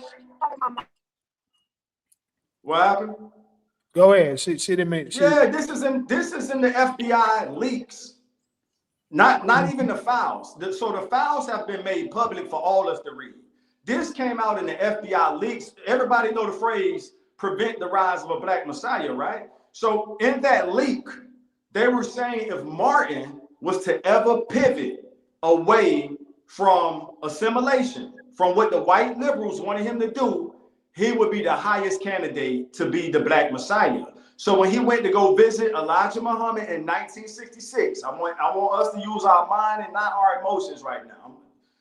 And just because I know certain people don't like certain people, I get that. But after he went to make that visit, the government knew, okay, we got to do something with him because he then went to see the guy who taught Malcolm. They got this shit. It was tapped. So they knew he went to go see him. That's 66. 2 years later, he's out of there in 68. So and he started talking more radical after that visit. Well, and we got him on video asking for reparations. And he telling DC, we coming to get our check. We got him on video. We got a video receipt of him saying that. Huh? And then he said that, man, we got Martin on video saying what I'm about to say to y'all. I must confess that dream I had has turned into a nightmare. This is what the public government don't play on motherfucking MLK Day. All right? Yeah. They don't play that part. I believe that dream has turned into a nightmare, and I'm leading my people into a burning house, man. Come on. Right. Yeah. So they had to get rid of that. him. Oh, this nigga about to pivot. Get him out of here. Come on. Right. So what I'm saying is, at the end of the day, after all of that, we can say that them making it a holiday is the reason for the recognition and stuff. But it's just way more stuff in detail that you just gotta learn on your own. I'm just saying, these people, we get it, they push it, but it still doesn't defeat the fact that what I'm saying is they acknowledge Martin more than they do. When you say they, who is they? The government or Black America? No, I'm talking about Black Americans. Black America or not. You got a lady who was a teenager in the 70s speaking for her generation. Can I read her comments again? Question. Like, Dude, we just going you're to not making a point. You're not making a point though, because I If I could jump in, I think ahead, what Sarah. Jamie is saying, I think what Jamie is saying is that we as Black America, we don't first the first point I think he's making about MLK Day, we don't have a certain time of the year, a certain day where we gather around to celebrate Malcolm, right? Like we do with Juneteenth or we do with Martin Luther King Day. We all are off. Maybe we don't get together, but at least we all off, and we get to say, "I'll take this day off because it's Martin Luther King Day." And I think the other part about it is that when we went to school, we wasn't really taught Malcolm. We was taught Martin. And if you wanted to learn about Malcolm, you had to do your independent reading. You had to read his books. You had to go over his speeches, watch his movies, things like that. And Black America that's not something that Black America is prioritizing. I mean, they haven't. I mean, and it's not just Malcolm. We don't celebrate any of our leaders that we had, in the past. They wrote books, authors, anything like that. Inventors. We don't even celebrate our inventors. I mean, I guess in Black History Month we celebrate, them, but we don't. We like set a day aside for Martin. We don't set aside a time for Malcolm, and I think it is also a time period as well. I think that he was brought up learning about Martin, but when it came to Malcolm, all of us are at a point where Malcolm was, where he was pretty much sick of it, and he wanted, to sort of radicalize a little bit. According to our government, that's probably what they would describe him as radical. So I think that at this point, Black America is like sort of fed up with this government. So we're at the point where we're Malcolm. That's why so many of us in our generation identify more with Malcolm. But when you look back, when Martin Luther King Day was all set up and we were celebrating Martin Luther King, we as, Black America today in our 30s and 35s and 40s, we wasn't really in the process of being considered when they was creating, Martin Luther King Day. Probably our ancestors, like our generation before us, they more I'd probably identify with Martin since that's all they were taught. But I think that now we're being the determinator of which one of them we more identify with. Maybe the generation before us identified more with Malcolm, and that's why they probably celebrated him, and of course his nonviolent, preaching or whatever. But now you're looking at, generation 9/11, where we're, in our 30s and 40s in the middle and all of that. We're more sick of our government as opposed to the generation before us. So we're more Malcolm. So that's why I think Jamie is sort of saying. Correct me if I'm wrong, Jamie.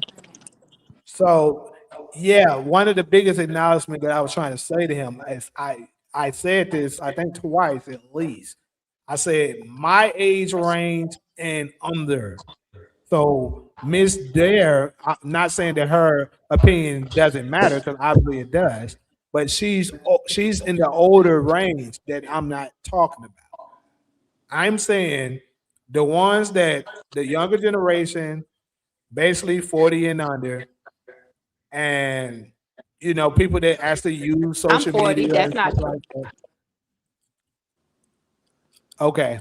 Because I grew up We on don't- Malcolm. And when I go in, like, majority of Black people houses, I see nothing but Malcolm X photos when him standing by that iconic photo with him standing by the window curtain, pulling it back with that rifle. That tech. I've never went to Black people house and saw. I've never gone to any Black person house that I know and saw any type of Martin Luther King photos in there. I've always Are went to you in something younger else. people's houses though?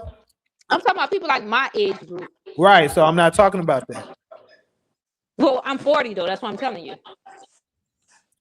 So you got to talk Well, about little younger. let me put more basically millennium and under. Let me say that.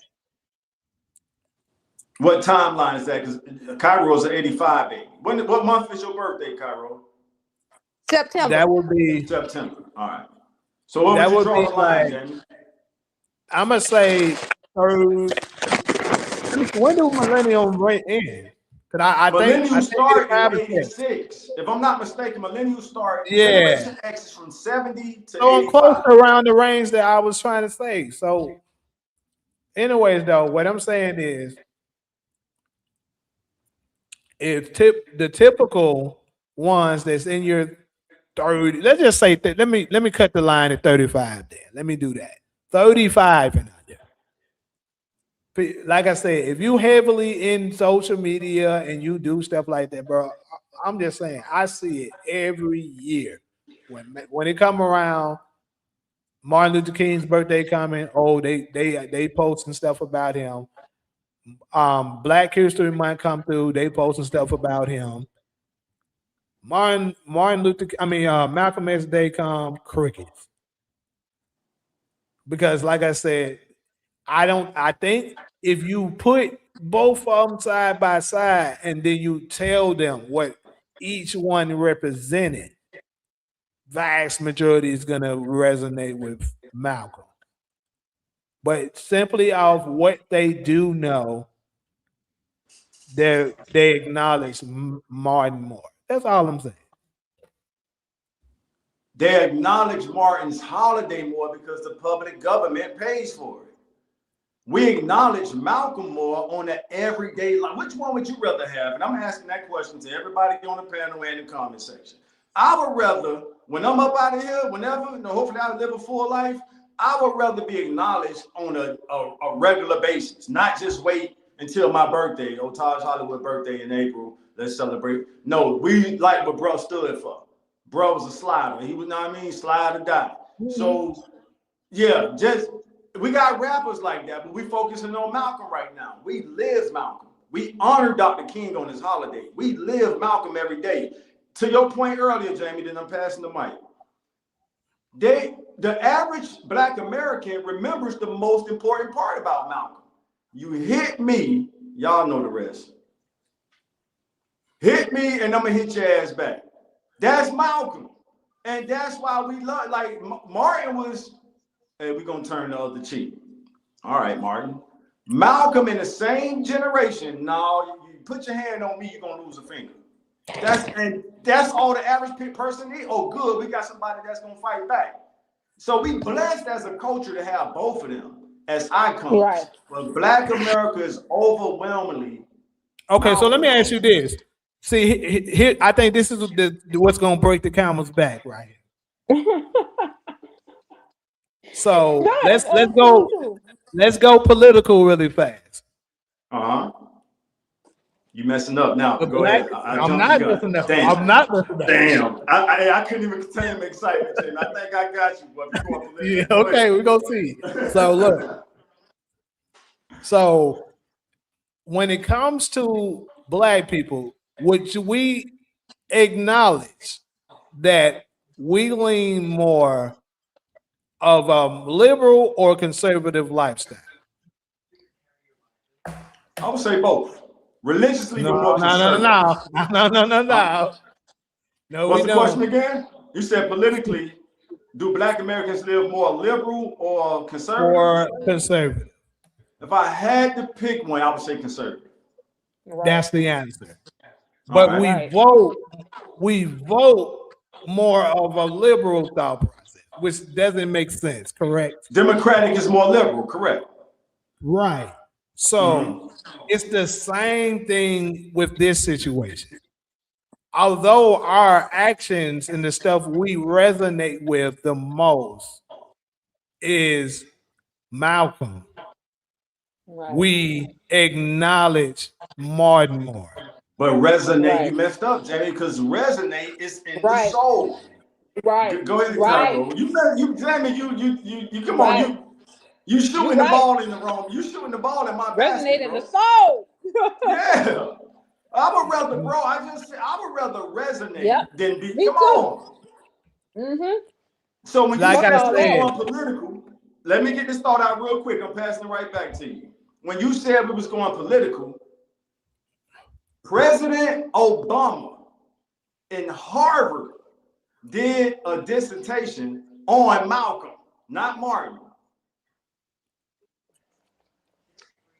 President Obama, whether you like him or not, that's not what this part is about. Study Malcolm more than Martin. Okay. We're talking political influence.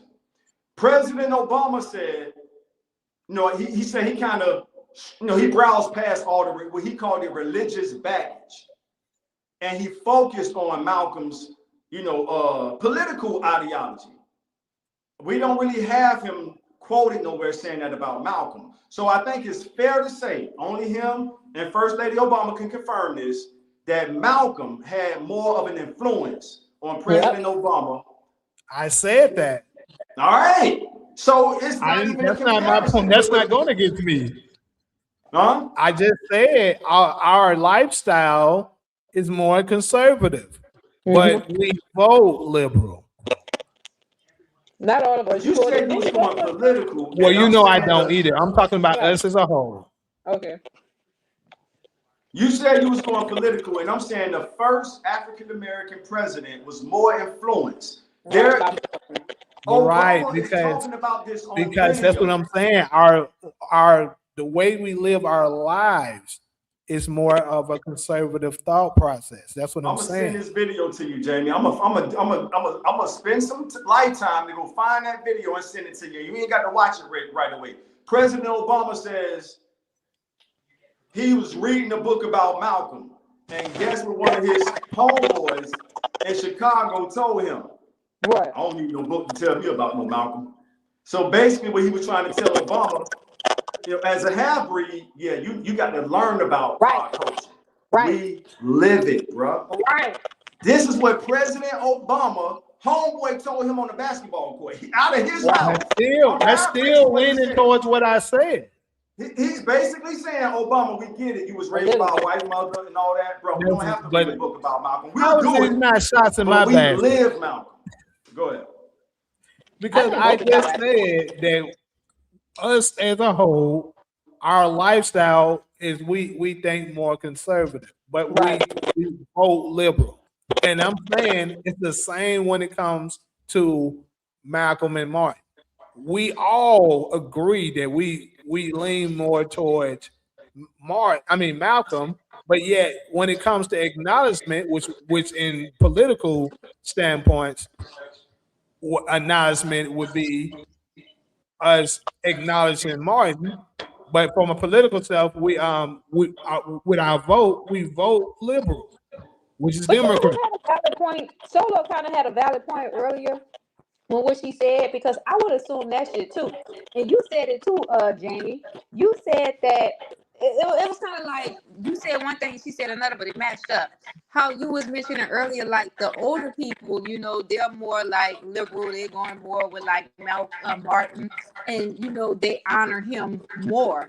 But then, like what Solo said, because I'm thinking, shit, y'all younger generation, y'all saying that shit ain't working with the Martin Luther King approach. So y'all should want to like lean more towards that Malcolm, because you tired of this system and you tired of this government. That's why I'm really shocked. You know what I mean? That you were saying earlier more of like the younger people, because I'm like, I don't think anybody going with that Martin approach anymore. Insistence on respect promised a new and Jamie, I just put it in the group chat. It's only 3 minutes, bro. I mean, we done spent 20 minutes on this. I think SG just sent it. Is it the one SG know about it too? Is it the one you say Barack Obama speaks on Malcolm X? Yeah, I put it in our group chat, but SG found it. I saw that shit a long time ago. It's old. That's what I'm saying. Like, he's not talking about Martin. He's talking about Malcolm influence. Yeah, but I mean, I get it, but it doesn't still change the fact of what I said. Obama's pastor was very militant too. I think they bought Obama. I think I just want to see it. Jamie right and you right. I'm with Taj 100%, but I see Jamie's point. Jamie's leaning on acknowledgement. Cairo, actually, you made the strongest point. When I'm your only first going with your point, but I understand you don't what see he's how saying. I keep using your first point? You made the strongest point when you said the federal government pays for the acknowledgement. Right. I'm telling We you, I'm not with paying it, for but I that shit. understand what he's saying. Like, I'm more towards you. I'm fucking, you know what I mean? I'm Malcolm all the way. I grew up off Malcolm. That's all we had in our home. We didn't really too much have, you know what I mean, Martin hit you over the head with a stick, fuck all that. I didn't grow up all that. You know what I mean? I didn't. I learned more about, and I was fascinated with his movie because, like you said, they didn't even make a movie about fucking Martin Luther King. He don't even have one. He don't have a go-to movie. Go ahead, my bad, Carol. So I was influenced by his movie, and I liked his approach because if this is our enemy, come on now, you know what I mean? So I was fascinated by his approach, and I'm with you on that. But I do, like I told you, I'm a person. If I go to the art gallery, I'm not about to just look at the picture my way. I'm going to look at that person and see what he see and try to see if I can see it too. So that's why I'm like, I see Jamie's point too, because I'm very, what do they call people like me? I forgot the fucking word for it, but I have to look at it from somebody else's perspective too. I can't just look at it from my own. I hear that. SG, thank you. We're trying to see if Jamie will pull it up. It's only 3 minutes. I mean, we've been on this segment for 20.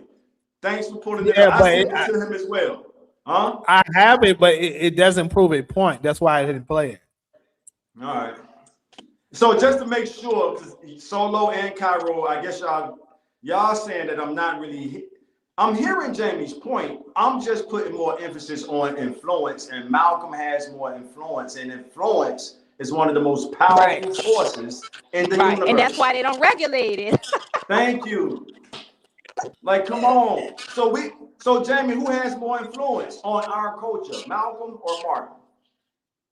I think now Malcolm does have more influence, but this is the thing. It's kind of hard for you to even say that though, because if he did, why in the world we still doing the same BS that Martin taught us?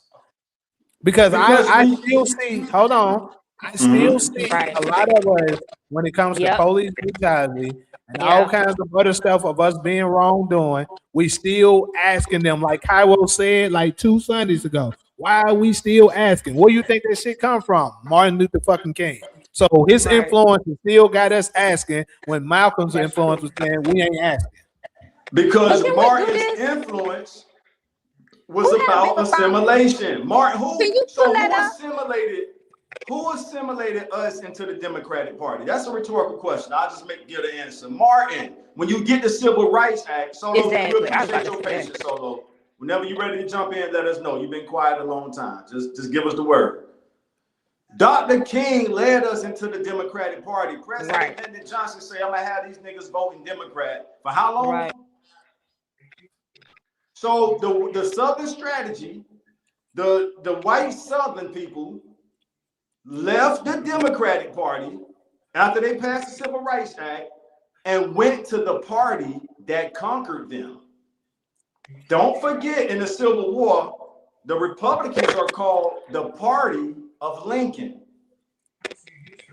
See, nobody wants to talk about that. Everybody want to say, Democrats is the party of slavery. I'm not here to defend the Democrats at all. What I will say is, okay, you can say that, but don't forget to add that the people who was trying to uphold slavery had to go into the party that actually conquered them in the Civil War. That's an actual fact of American history. As we speak right now, the living descendants of the Jim Crow Democrats, Solo, jump in when you get ready. The living descendants of the Jim Crow Democrats are currently in the Republican Party as we speak. And that's why we're not over there.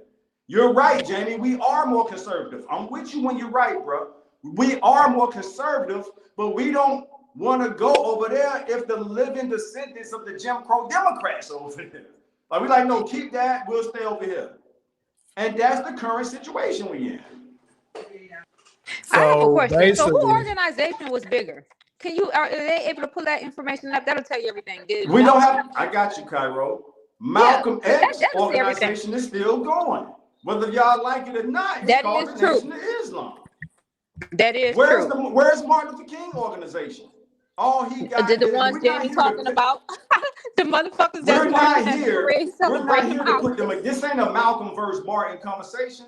But Right. Malcolm, listen, when Malcolm got out of prison in 1952, his birthday Tuesday, right? So let's give Malcolm some acknowledgement, as Jamie said. Let's acknowledge Right. the contributions he made.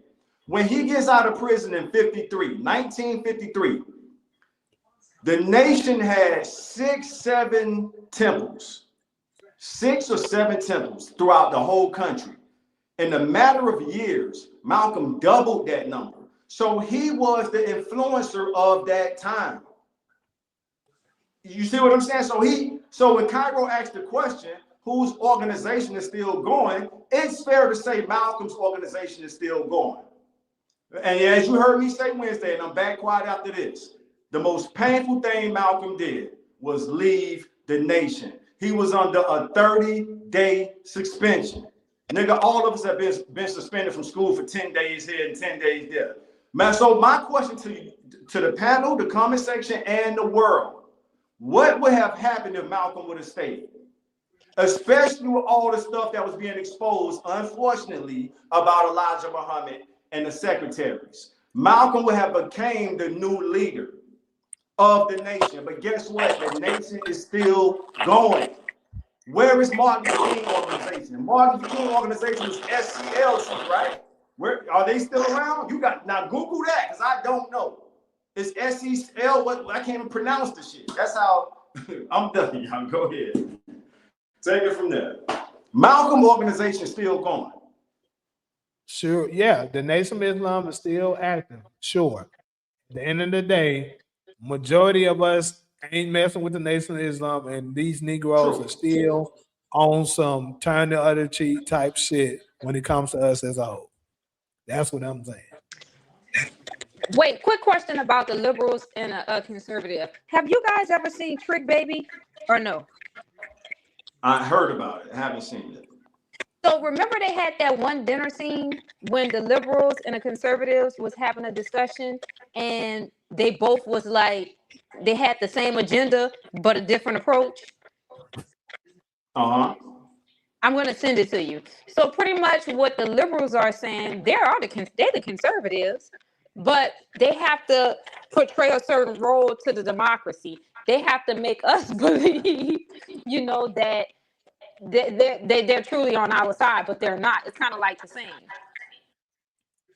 That's why when what's his name? Trump.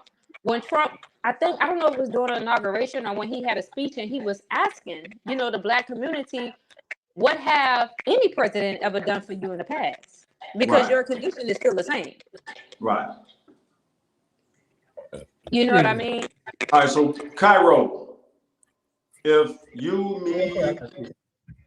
me, Jamie, Solo, if I wanted to take y'all to a club, and I kind of let y'all know ahead of time, hey, when we get to this club, it's gonna be a lot of what's the politically correct word? Solo, help me out. You still there? Like Obama. I heard Obama saying something like this one time.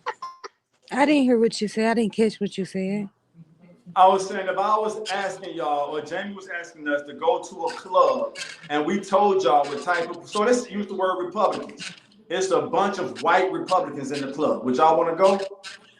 No. Thank you, Solo.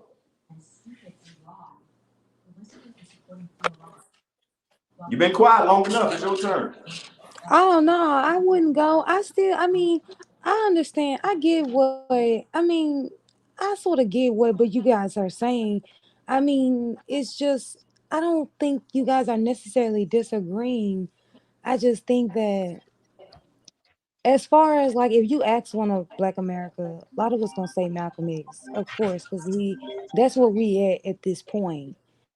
As far as Malcolm get promoted, like Cairo said, the government funds those events. They fund, all over the NFL, NBA, everybody talking about Martin Luther King on his weekend. So it's sort of like Martin Luther King was the YT people's choice and Malcolm X is the Black people's choice. Thank The thing Damn, is, why you didn't say that earlier? So you could have what? saved us a lot of breath and time if you would have said that earlier. Right, but then when you add on Jamie's point about us turning the other cheek, I mean, as to say that maybe Black America is still behaving as not Malcolm Martin instructed us to do. I think that in the event we took our organization seriously as a Black community, in the event that we started actually using our power, our numbers, our money to organize us as a community, then we could become Malcolm.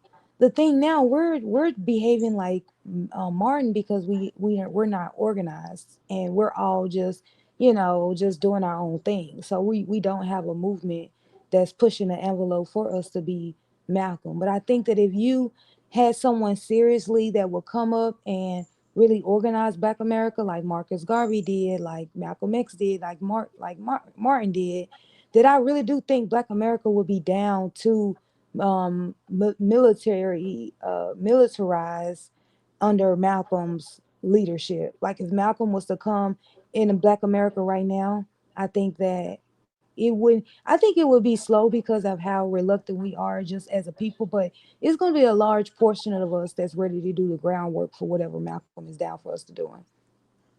So And then that's here's another thing, bro. Back to the influence thing. Solo, you probably is aware of this guy, but I can't think of his name right. But but he's from Memphis. Right now, it's a guy from Memphis. He got a fro, and he's like a civil rights leader, activist, or something like that. Right now, you know who I'm talking about? No. No, I'm Justin talking Solo. Pearson. Yes, thank you, Justin Pearson. So they're already right now saying he's the next Martin Luther King. Oh, Lord. It's people saying that right Not now. under the Democratic Party, he not. And well, they're saying that. I can put matter of fact, if I Googled it right now, I promise you'll see multiple stories of it. My point is they're still leaning towards that. It's still Negroes that's leaning towards that.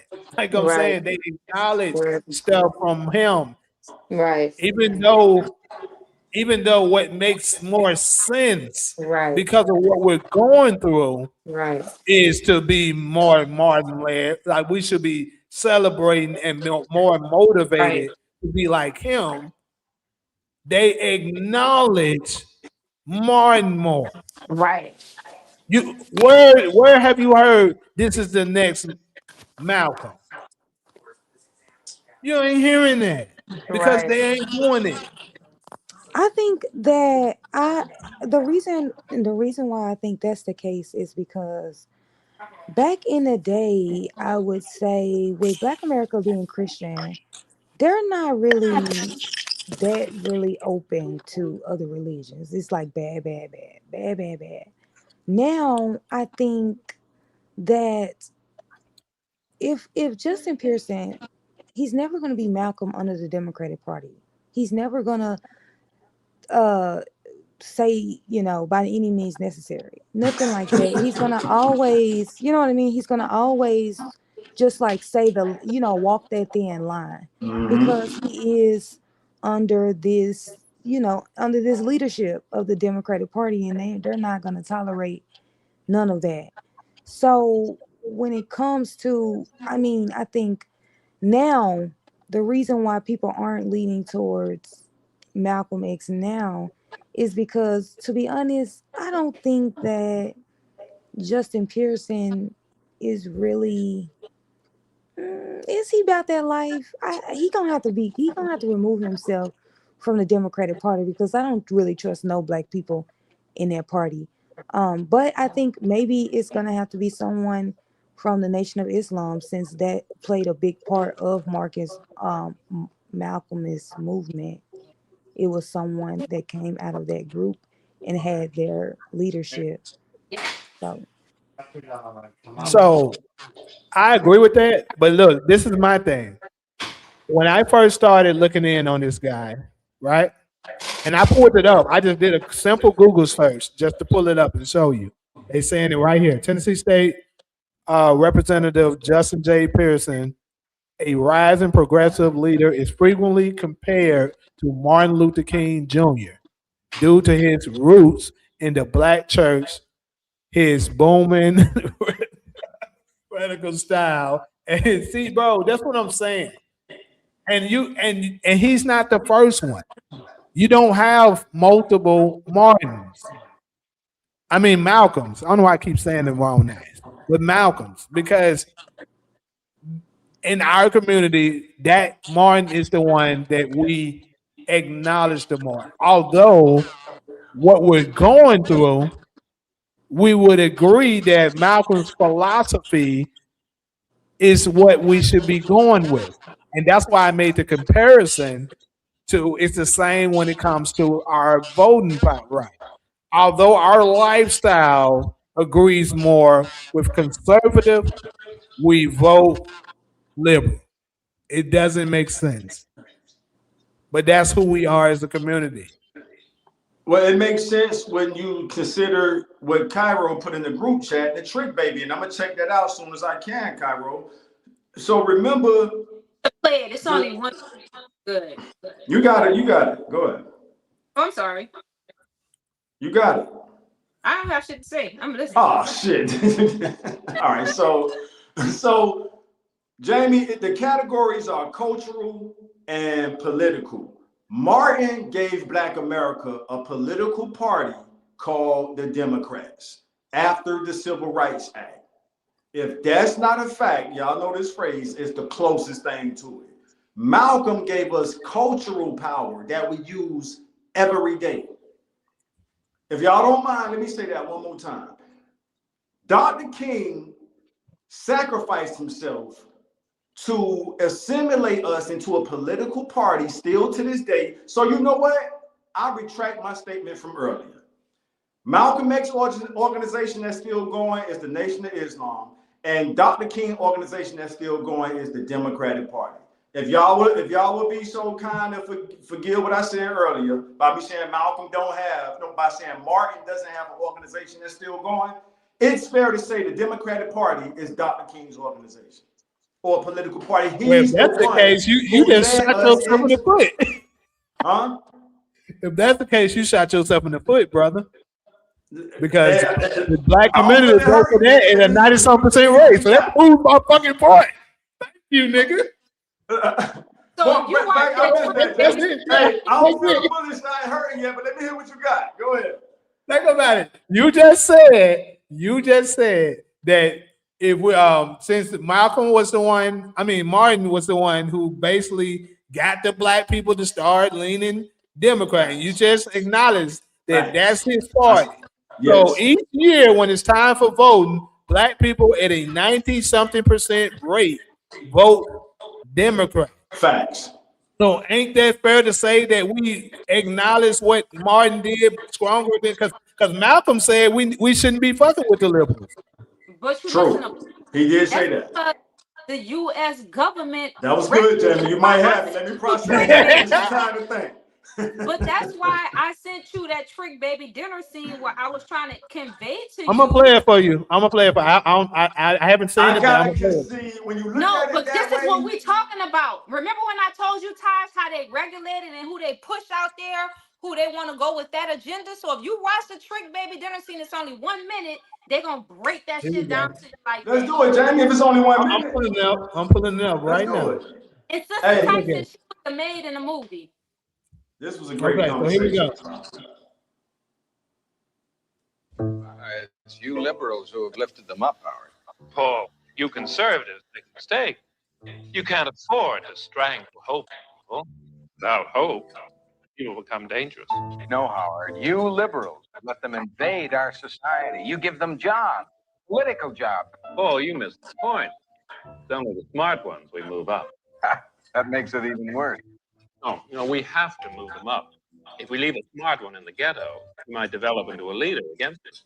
But if we raise him up into white society, we neutralize him. He feels compelled to try to act like us. He loses his identity and his racial anger, if he has any. He becomes alien to his brothers. They realize he sold them out and they grow to hate him. He becomes worthless to them and safe for us. No, thank you. In fact, in his love for the creature comforts, except for his color, he's become one of us. That's powerful. Wow. For real. Thanks, Cairo. Wow. I were to offer you $1 million. Yeah, that's powerful. That's a good video. That summed it up in 1 minute. Yeah. And that they're speaking about Dr. King. With all due respect, they're talking about Dr. King. Absolutely, they're talking about Dr. King. But remember what I said earlier. In 1966, he went to visit Elijah Muhammad after Malcolm was gone, and the feds knew it. You know, his days was numbered at that point. Under federal tap and everything. And they was afraid, okay, this is his pivot moment. He then went and met the guy who taught Malcolm. So now thanks, Cairo. That they summed that up in 1 minute. We've been huffing and puffing for 20, and they summed it up in 1 minute. But yeah, so yeah, that's absolutely the truth. They're more the smarter of ones, they're more dangerous to us as a community, but but they're beneficial to them. And it's what keeps us in this stronghold. The Martins, the Jesse Jacksons, the Barack Obamas, all of these Negroes that, keep on doing stuff to making us think that they care about us, that they're going to be the one to make a change. And then this is the thing, I didn't want to shit on the brother, but when I heard him speak to Justin Pearson's dude, I was like, bro, if y'all can't see through this bullshit, bro, we are truly lost. Because he's up there giving the message and stuff. It's like a preacher and stuff like that. And I can see through a fake preacher like it's nothing. When they be doing their fake little, and this is what I do, and then it, bro, that's not your natural talking, bro. You're putting on it. And I'm just sick of these Negroes with that. Because a lot of them, they know. And then even if they didn't know at first, once you move high enough up, you're definitely going to find it. Like they just explained in this movie. This little video we just watched. They're gonna absolutely flip you to their side. But But that's all the Jay-Z's. Did you hear how they talk? Once they get to a certain level, they start mimicking like Caucasian people. They just lose their identity. Just listen to when they sit in their whole interviews, the way they all cross their legs. You ever paid attention to it? They all cross their legs in that feminine ass position. Nobody's just masculine. You ain't lying. That's my girl. That's my girl. Hey, why are you not lying at all right now? I noticed that shit. They all do that shit. Yeah. She is. So Cairo, you talking about when they cross the leg? It's like the yes, they start all doing that shit. Obama do it all the time. But that's what the Caucasian man just told you. We have to neutralize them, and they lose their identity. Right. Man, that's crazy. Bottom. Yeah, I be on it. That's why I be. Remember when I say no, I'm more towards Malcolm. I be on it, but not gonna promote that. They not. You made the best point to begin with. I enjoyed this whole conversation, but that's what it is in the Trick Baby video. Confirms. But they're telling you, right? They that we ain't pushing. Yeah. Listen, we can't lead it. No, not the smart ones. We fuck the dumb ones. You know what I mean? Let's fuck the dumb ones. Yeah, and guess who Malcolm went after? Yeah. Come on now. Malcolm purposely spoke on a 5th grade level because he wanted all of us to understand. This man used to school college professors. Which is important. What's that? I think it's important to go after the ones that's in the ghetto and stuff like that, because if you get the minds of them, like remember when I talked to you, Todd, like maybe a month ago, I told you I want the niggas. Because if you capture the minds of them, the rest of the shit doesn't matter. The smart Negroes, they can't use the Martin Luther Kings, the Obamas, like Puma Fish just put in here, the Jesse Jacksons, the Al Sharptons. They wouldn't matter if the masses don't listen to them. So, All right. So, do you acknowledge Malcolm was able to do that? Malcolm was able to control us. No, Malcolm was able to do what you just said you want to do. You said you want the niggas, right? Oh, okay. So I think he did make some, some headway, but he didn't fulfill it to the point where he would have wanted. So when we watch the movie and it's based off a true scene, the Harlem Hospital, when the white police officers say there's too much power. So you don't believe that was real. You don't believe Malcolm had that much power. I'm not saying he didn't. No, I'm not disagreeing with that. But what I'm saying is, I don't think he did something to the point where he captured the youth so much to the point that we're like, yo, we'll follow you to wherever you go.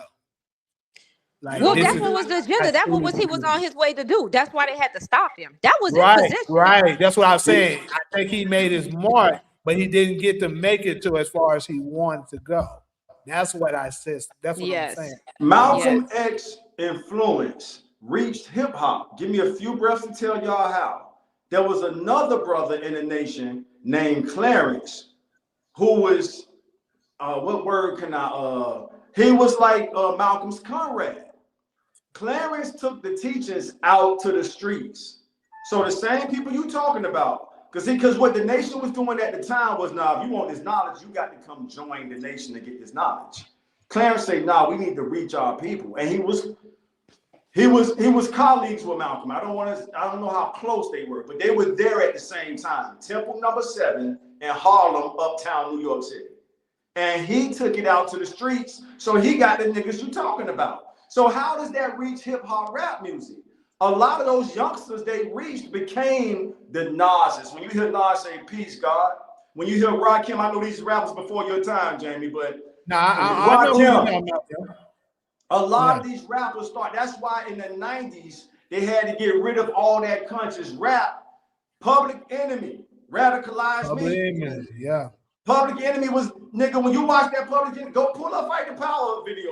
You don't have to, I'm just saying. Anybody who go watch that Fight the Power video, you see Malcolm. I actually never seen the music video to it. Bro, if you go watch the music video, they got posters of Malcolm, not Martin. That's but that's the thing though. That's you there's some good knowledge that you're dropping, but that still doesn't go against my point, because I've already acknowledged that group did. I'm talking about the youth now, 35 years and younger. Who is that group influenced more by, Malcolm or Martin? 35 and under. I think Solo, y'all missing. Answer that too, Solo. Huh? Y'all missing Christianity. Christianity, influenced which is Martin's religion. Yeah, that's why everybody, because Christians, they want peace. They teach to love their neighbor. So they're gonna go. That's why you don't have what to, do they keep saying each time? Let God handle it. Yeah. Wasn't it? Don't they sound like turn the other cheek? Yes, that's what that is. So that's what's strong. That's what's holding these black people, keeping them oppressed, is Christianity. Because most people believe in God. And what God tell you to do? What does that Bible tell you to do? To love your enemy. Right? To love your enemy. Right. Yeah, and so that's why they don't want to go up against the Europeans, because they was taught, if we keep praying and we keep showing them love, then God will change their heart. God will change their spirit. This is how these Christians think now. I'm telling you, that's why I say far the fuck away from them as possible. But this is how they think. So that's why people are more on that Martin Luther King approach, because they are Christians and they can identify with him because he was a Christian. Yes. All right. But it still means what I'm saying to be the truth. So, Jamie, you said on this podcast, we got to record it, that you want the niggas. Yep. Let me just read Ali comment. The Nation of Islam been going to the hood and projects, and the young boys and teen were enlightened. So Dr. King movement wasn't doing that.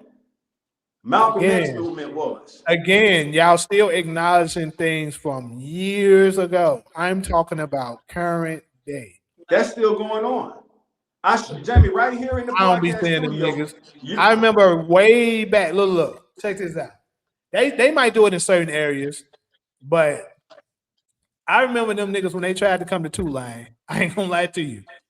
If you from Memphis and you know anything about the Haven, like maybe longer than that, 10 years ago for sure. If you know anything about Tulane and the Haven, they used to try to come up in there. They stopped coming because them Negroes went at it.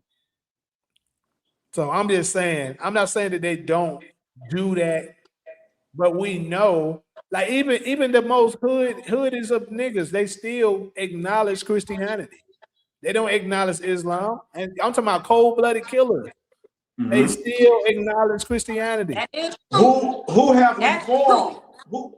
Who have reformed more cold-blooded killers? The Nation Speaking of of Islam. them, thank you. But it don't matter though. It's more of them. Thank you. Thanks, Cairo. Just thanks for being honest. Not taking my side, not taking Jamie's side. Thanks for being. But that's Who how has everybody reformed? knows that. Yeah, like that's we all knew that. But it didn't sound like we knew that because you basically saying the nation is not Malcolm. Let me say Malcolm X movement since his birthday Tuesday. You're saying Malcolm X movement is still not reaching the youth, and Ali C and Dallas just said they are. So what we doing on Malcolm's right? birthday? What are we gonna do on Brother Malcolm's birthday? That's a good question. If you was when you go after the niggas, you said you want the niggas. You gonna use Malcolm approach or Martin's approach? Of course you're gonna use your own, but I'm saying who would you pull from more? Obviously Malcolm. I've already said that.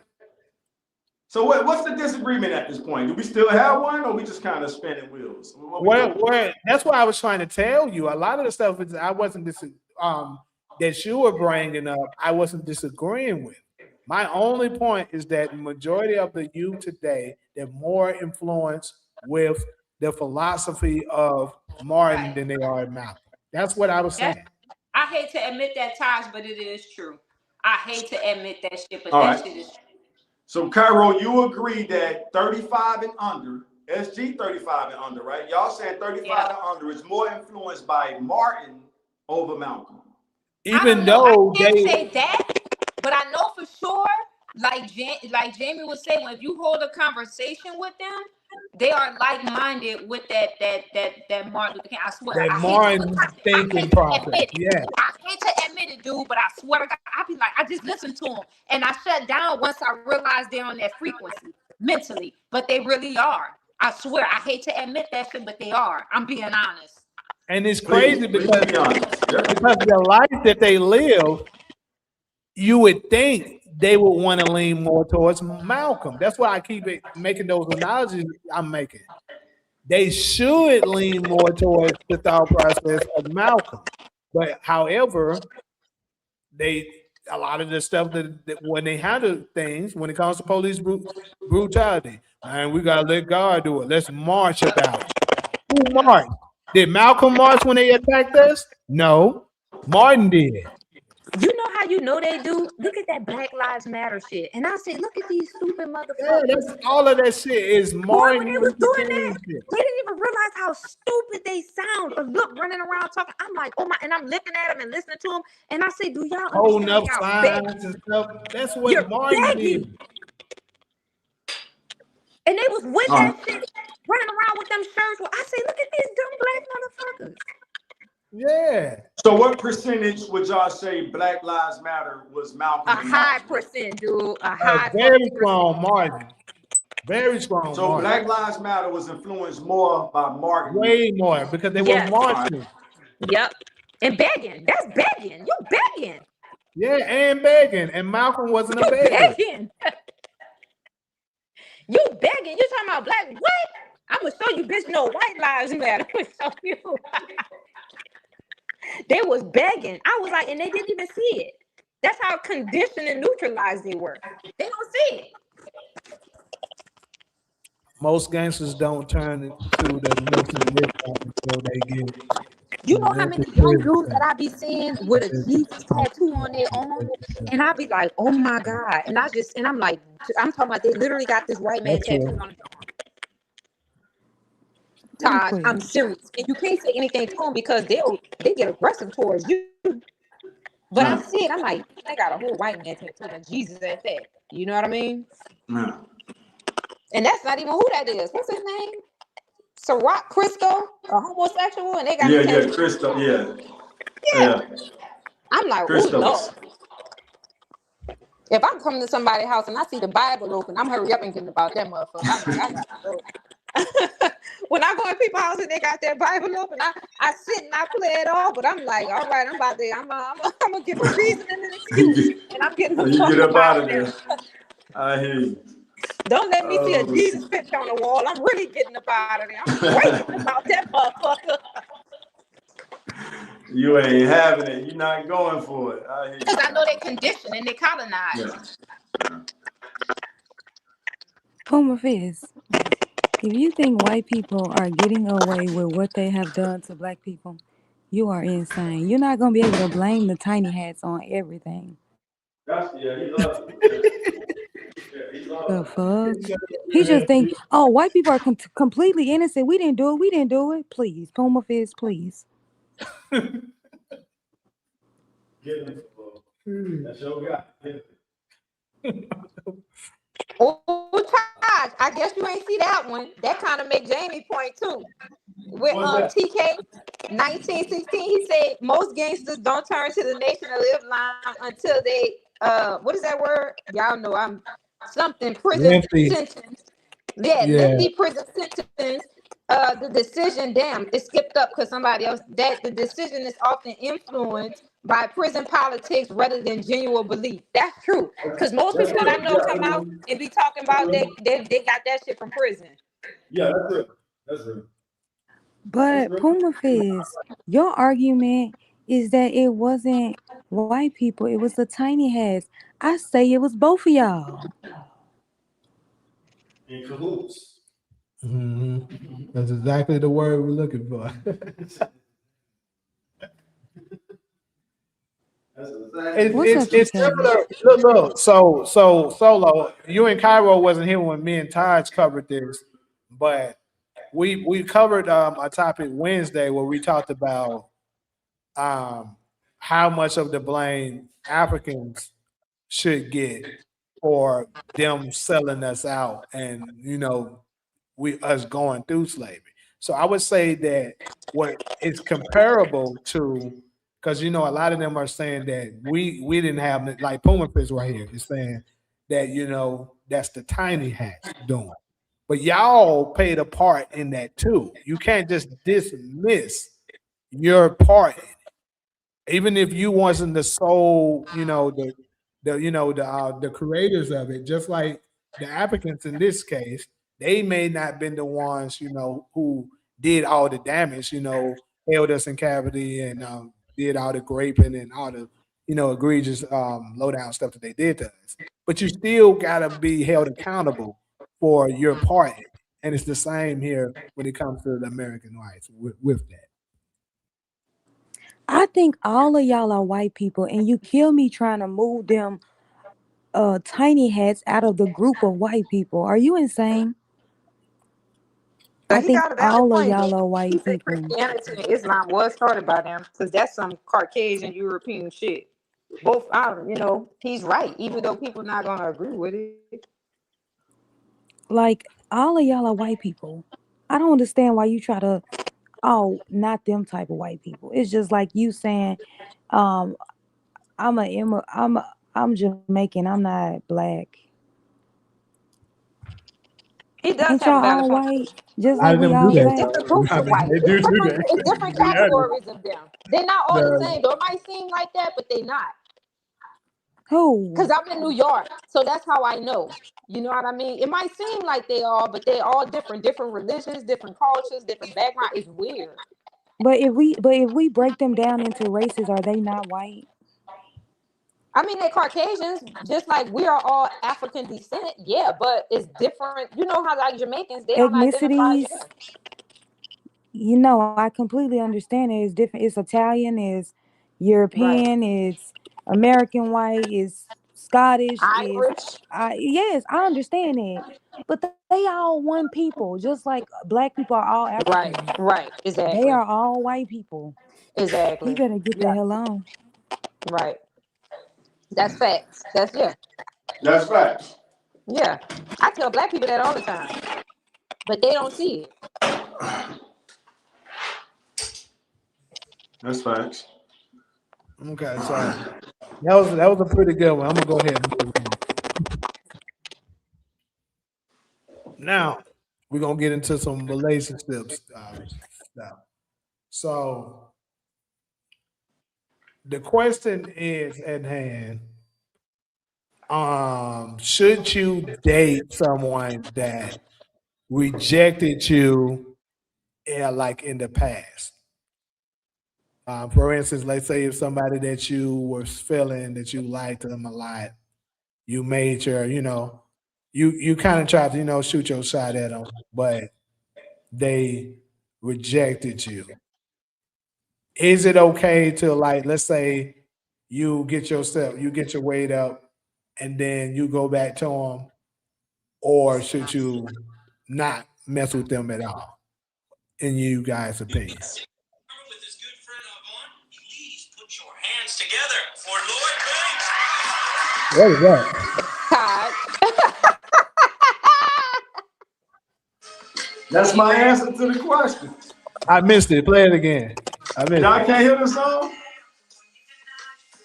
Oh yeah. You put I'm that in there. tired. It's all right. I'm able to swallow my pride. Hey, I'm ready to ride down for one night stand. I'm Hey, taking the way that I can. 'Cause I ain't hey, your you don't have to cut it man. though. YouTube are gonna hit me with copyright. All right, my bad. Yeah, That's I don't my want them to answer. hit me. Well, this is my answer. Who quoted this? You used to tell your friends I was ugly and wouldn't touch me, and then I showed up in that dubbed out Dubbed buggy, out and you got buggy. fuzzy, and you don't remember that, and I don't remember you. Remember you. Ooh. Ooh. Yeah. Used to tell your friends I was ugly until Ugly I and wouldn't pulled up touch in me, that dubbed out dubbed out buggy. You in his buggy. burrow right now, Cairo. You Then in you his got home fuzzy, burrow right now. Used to tell your friends I was I ugly was until I ugly and pulled wouldn't up in touch that me, dubbed out dubbed buggy. out Damn. buggy. Man, fuck you. So TK said yes, but it probably won't end well. It won't. Puma said Yeah. if you get rejected, move on. Plenty of fish in the sea. Yeah. I agree. So what's y'all? So let me get y'all on record. So Taj, your answer is no. Don't go Yeah. back. Yeah. Because it ain't authentic. And I admire, if I can add on to that, and I admire the guys who practice persistence. You can win somebody over. I just choose not to. Okay. So Cairo, your answer is no as well. I'm lying. Shit, my answer, I'm trying to see what that meat look like. I probably wasn't cold back then, and I got older and got cold. I ain't about to pass up, because I probably was an ugly duckling, and you was like, no, I ain't fucking with her. Then I got older, you got cold, and she like, all right, you still looking good, you know what I mean? Fuck that, man. What's that? That's the past. That do happen. That happens. That happens. If we talking, so are we talking like, that's a good point Cairo made. So, I mean, are we talking grown adult age, or the scenario she gave where you wasn't that hot in middle high school, but now you are? Like, that's different. We talking about it all. Huh? We talking about it all.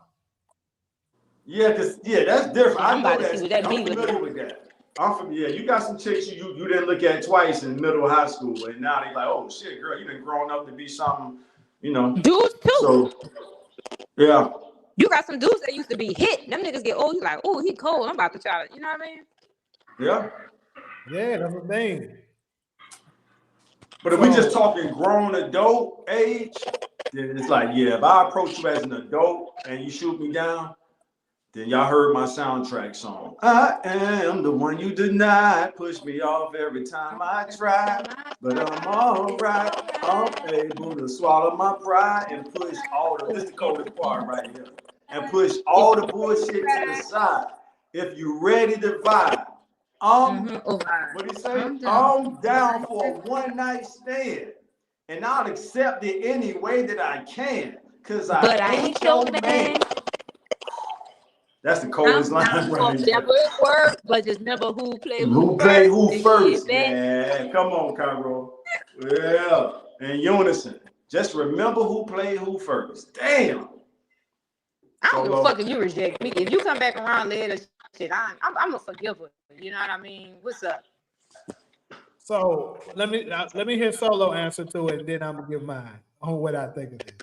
I say no. Leave them people alone. Move on. Solo been saying that Choose too. yourself, Yep. King. Choose yourself.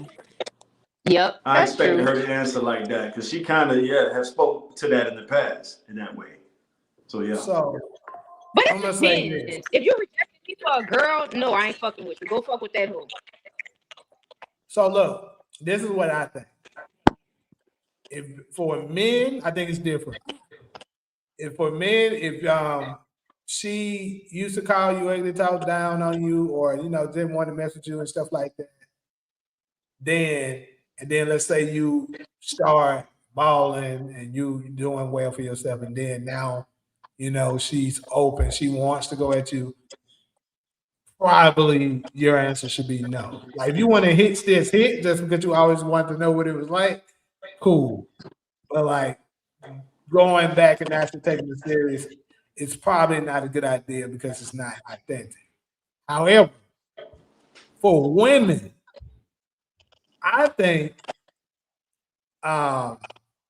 if the dude decide to take you back and stuff like that, let's say if he didn't want you then and now he do, and let's say he's a balling ass nigga now, and you just wasn't attractive then, but you let's say you got your stuff together, so you looking way better, and he wants you now, you might want to take that. Right. But I don't know. Y'all let me know. Because I think that puts y'all in a better position. Because you're now connected to a dude. Like keep in mind, he already wanted you. So now that you look, not that he already wanted you. He didn't want you. Let's say he didn't want you, perhaps because I'm gonna just use, let's say you're overweight and he don't like overweight women. But let's say you worked out, you got your shit together, now you looking all good and you fit, Right. and he's attracted to you now. Let's say he was still kind to you. He was never ugly to you. Like he wasn't, fucked up towards you. He just simply wasn't interested in you in that way. Right. But now you got your shit together and you like, and I think you should, because like, bro, good man is, and especially one that's rich, is rare to find. But y'all let me know if y'all agree or disagree. I think it's human nature. I think it's easy to I say do one not thing, but agree. you'll do something total different. Because I don't know. I feel like if you rejected me, you know what I mean? Because we have our hit days. Well, a person like, you know what I mean? I ain't fucking with that. Then they see us on another day and be like, it depends on him too. Like I said, like if you reject me, you know what I mean? I don't know. I don't know. I think you had it right the first time. Yeah, Solo I ain't gonna did lie. too. My answer is Solo, I your probably boy like, let's Puma say Fist like got if a a good dude comment. reject me, I Solo, probably your would. Puma Fist said, "It ain't my job to make a woman like me. She either does or she doesn't." Next. Exactly. Niggas get rejected all the time. Did and I fuck with you. You know how agree many with dudes I Puma rejected? Fist? I think you did, Solo. I think you did. No, that's G shit though. Yeah, I mean, that's on point. It deserves another read. It ain't my job to make a woman like me. She either does or she doesn't. Next. So honestly, how many of us on this panel have been rejected by somebody we like, and then later on in the future, the opportunity presented itself where we could have connected or hooked up with them, and we did, honestly, or we didn't. I ain't gonna lie can't to pull you. up no memory. I'm gonna keep it 100. I don't circle back on a couple of them. So. Exactly. I don't have no memories of that. I don't have no memories of somebody rejecting me and we linking up later. If I come up with one, I'll let y'all know. But at the moment, Yeah, a lot of them, but I don't did a couple of them. I got rejected by a boy I didn't get rejected. It's just that I wasn't his type of girl because I grew up slow. And then a few years later, I still was the same type of girl, but just more mature. And that became my boyfriend. And that's understood. Yeah, all right. I can relate to that. I don't double back. If I didn't like you 5 years ago, I'm not gonna like you now. I think that's the most authentic. It's nothing like natural attraction. If you want to call it love at first sight, for lack of a better expression, it's nothing like that. Like every chick I have had a good connection with, the spark was there from Jump Street. And if anything, communication messed it up, or lifestyle or attitudes not being compatible. And those have been my best hookups, my best connections. From the start, the spark was there. But for the second time, I admire guys who practice persistence. But when does persistence turn to harassment? That's a great question. And that in the industry we work in, you better be very careful with that shit. And it might be state law, county law, federal law. I can't remember it, but if you approach her too many times, that's considered sexual harassment.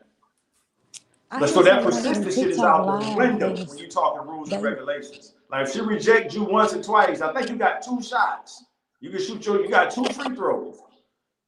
If you miss both, leave it alone. They big on that shit. When you go to SAG out your home page, that's on the first page. Sexual harassment. Yeah. I was actually in a TikTok live and this girl was talking about the amount of women who have sex with guys just because like he keeps asking for it. Like and just be like, let's just do it so you can stop asking me. You guys ever heard of that?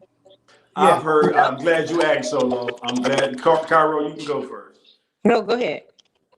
I'm glad you asked because I know somebody who said they know a chick who gave a dude some panani because they felt bad for him. That's kind of close to what you said, Solo. So the guy was persistent. They was, it's like, and they just out of sympathy, they gave him some sympathy, panani, just in case some kids listen.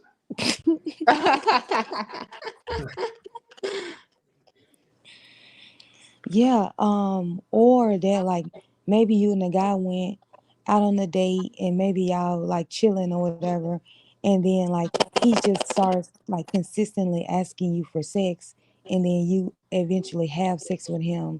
She was asking like, do you feel like that was consensual? Like did she actually agree? I know a few cases of that. I know a video of that. It's crazy. A good video. Yeah. It's a dude who does a seminar and he's teaching young boys what's authentic yes and what's a no. Like basically he gave a few examples. He was like, so if you ask a woman for a hug, like he had a woman there to do the demonstration for him, and he was like, so if I ask her for a hug like this, hey, can I have a hug? And she say no initially. And I'll be like, come on, you don't want to give me a hug?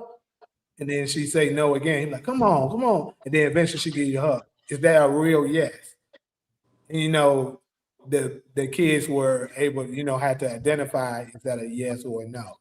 So basically, obviously, that's not a real yes. But she said yes because she's pressured. Right. To say yes. That's the word. What you said earlier, that's the word we've been looking for. That's the word we was looking for. Yes, pressure. Right. Back to Solo point and yours, Jamie. That's what I know a situation with that. Like the dude was almost bragging that he was damn near 9 for 10.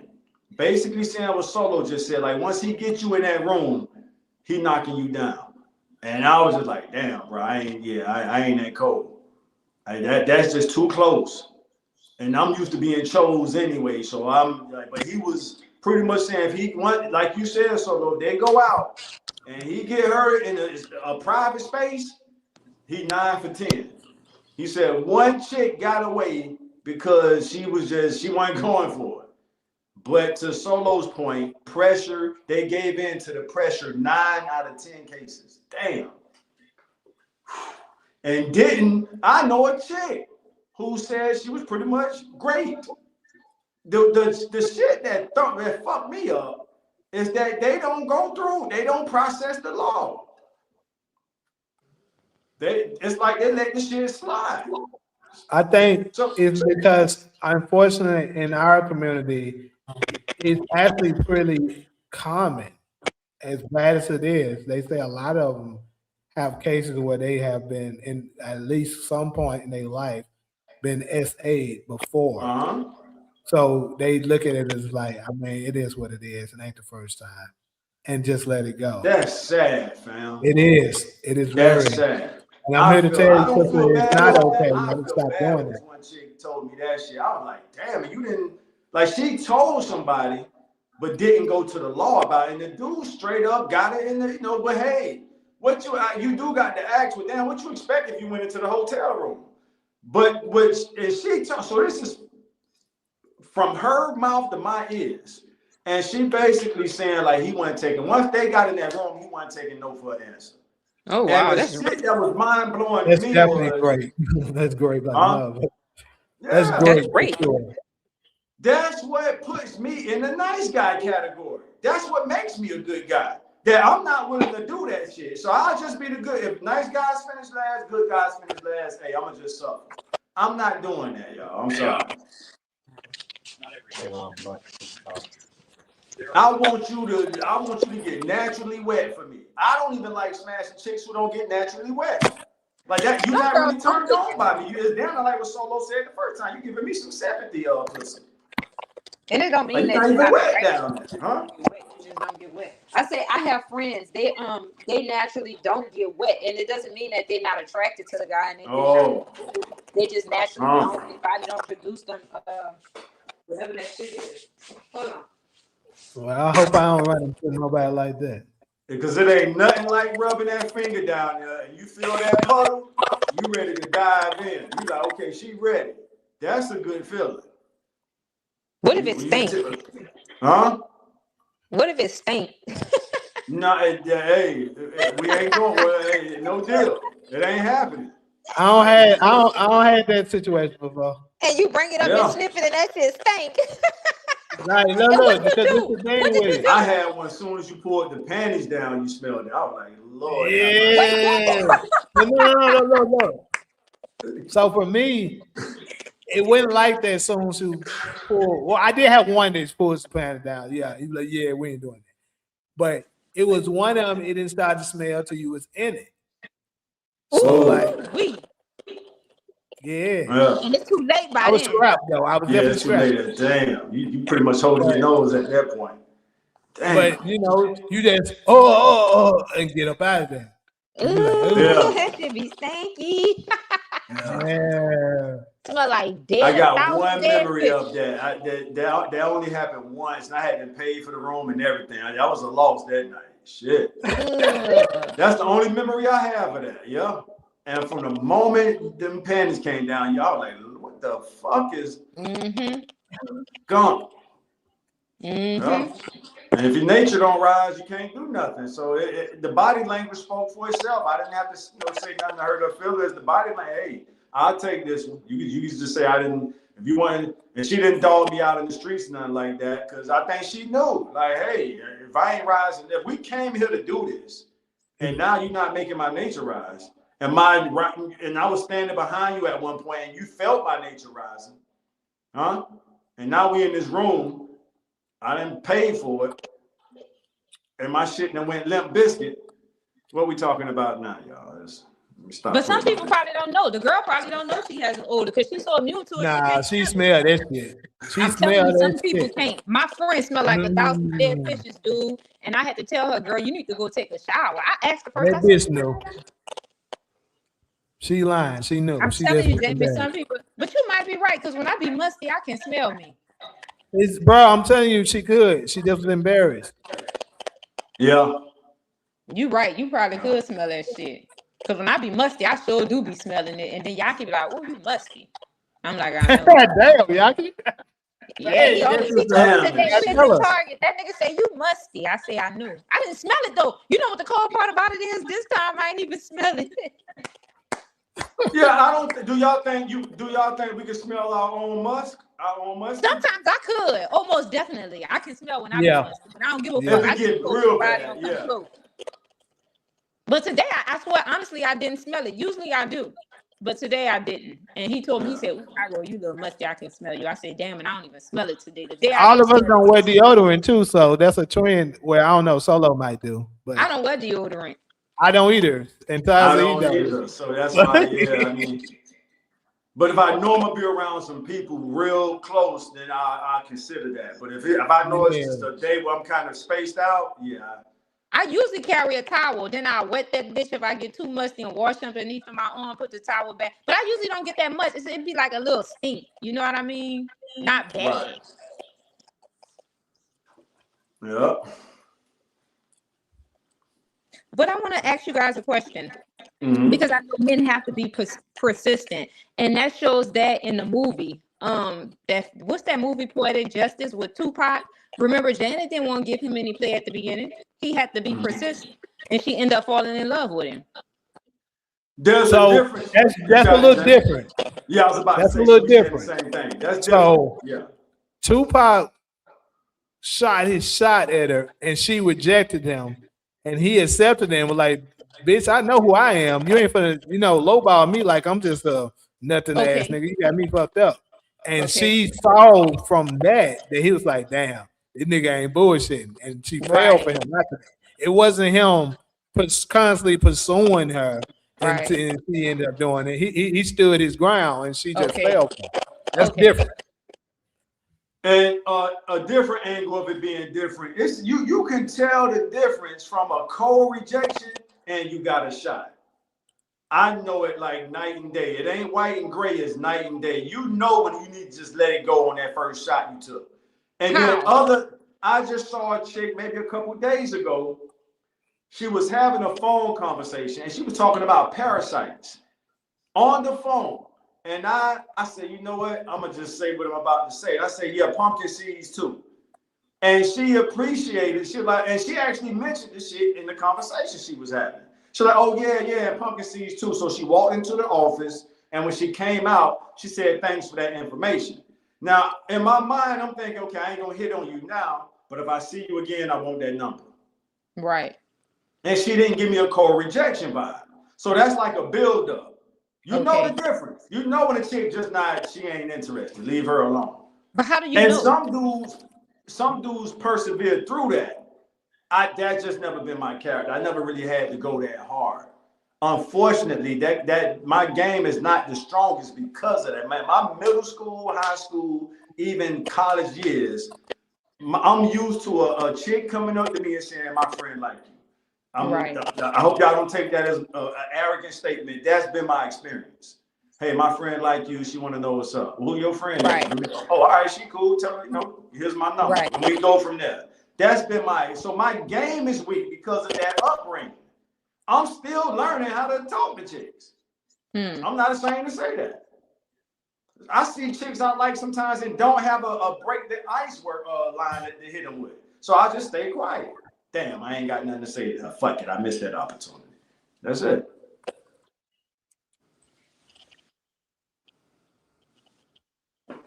But that since everybody quiet, that other day, I'm like, well, I am offering some help. And I straight up interrupted her conversation. I was like, yeah, pumpkin seeds too, good for parasites. It's like, oh, yeah. And so when she took that bait, I said, okay, oh, shit, I might have a shot. She walked in the office, came back out, and I hit her with that line, and that's that. I have a question to ask you guys because you are men. Now, remember how you say, Taj, that you used to when you was in school, somebody come up to you and be like, oh, my homegirl like you. You know what I mean? And it's usually the cute guys that the girls do that because that's how we get down. We'll be like, oh, my God, go tell him that and see what he say. You know what I mean? But what I realized from that experience, the guys that's really, really attractive, I've never seen them try to hit on a girl. It's always the girls that's going towards them. So my Well, question hey, is to them, because they'll be like, and then when you talk to them, like they'll give you a shot, because I had that experience to where he was so cute, and I'm like, oh fuck that, I'm about to see what's up. But then even though he was attracted to me too, he still was so shy and didn't know how to communicate, and he didn't think that he was attractive. And I'm like, that's weird, because he now didn't see what you know what I mean? you had me up until the last part, so I can relate to everything up until the last part. When you said the shy part, I think the shyness is part of him. That's been that guy type of guy's experience where he don't have to use that much game. He don't have to say much, like you said. And I appreciate you giving me the ladies' perspective of the girls. I've never heard that perspective of the girls saying, "Hey, go," telling their homegirl, "Go tell him." How did you say it, Kyrie? Like, go tell him I like him and see what he says. Yeah, that's common. Right? Especially yeah, I've in high never heard school. that angle. So you just, after all these years, you just gave me a glimpse through how the girl sent her homegirl. I've experienced that throughout my whole life. The girl comes to me, "Hey, my homegirl like you." Mm-hmm. That's her over there sitting at the table. "What's up?" I'll look at it. Well, this ain't about me right now. So back to the guy you talking about. I think he does. I'm not speaking for all these dudes, but they just don't have the game. So when you hook up with them, I've lost chicks like this, because when y'all hook up with us, y'all like, this nigga don't even really talk that much. He ain't got that much to say. Right. And then you kind of lose interest like that. Right. Like you thinking he this lit type of guy. Right. And when you hook up with him, he ain't really all this exciting as you thought. Right. Exactly.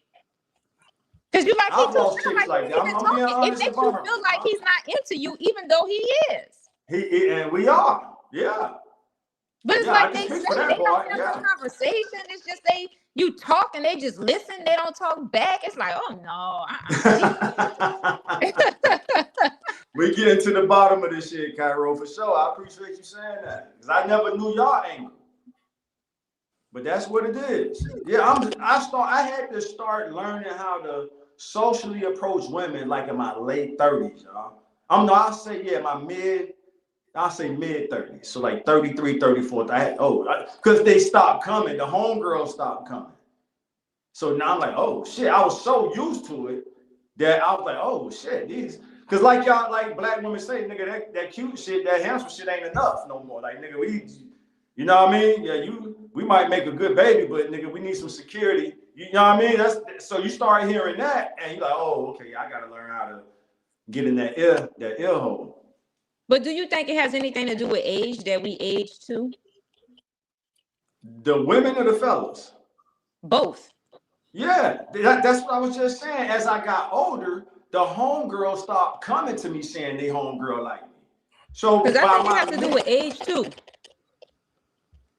But us getting older, because I think it got to do with stability. I think women mature to a point to where looks no longer matter. And I know my hairline don't help either. But no, but I'm not talking about you. I'm talking about in general. For me, right? I hit 40. When I used to be younger, oh my God, niggas used to damn me about the wreck. And I'm like, look at his stupid ass about the wreck looking hard. You know what I mean? But then when I get older, I'm on auntie status now. You know what I mean? Mama look like that's auntie. Yeah, from what I'm hearing, the chicks in their 40s, if y'all holding it together like you, Cairo, y'all still getting hit on from what I'm hearing. No, baby, I'm on auntie status now. I'm telling you. Damn. Like that? All right, so your nut and done dropped to it. You ain't getting them looks how you. It fades, like you say, for us. When people ain't hitting on you like how they used to when you was younger and you up there, you know it's your, because we can't see. It might be then. I see what you're saying. Okay. When I look in the mirror, I can't see that I'm Asian, but everybody else probably like she look like she about 40, but I can't see that. Right, that's a good point. So I'm thinking I'm still looking at my 20s, and nigga like, no, she like 40. She like 40 something. You know what I mean? Yeah. So what age group hit on you? I mean, I'm not trying to get you in trouble with Yaki, but my group and older. My group and your older. group and older. I was about to say, because I like women. I ain't gonna say love. I like a woman in her 40s that's keeping it together. I truly do. And 30s. But if a chick make it out their 30s and they still holding it together like you, Cairo, that's a keeper. I've always said that. You're gonna have somebody that's gonna make your nature rise for the rest of your life. As long as you can a man can stand up. You find a chick that's still holding it together in their 40s, you got something. Right. Like you It's said, we just how getting older, we can't relationships stop are that. breaking down. Huh?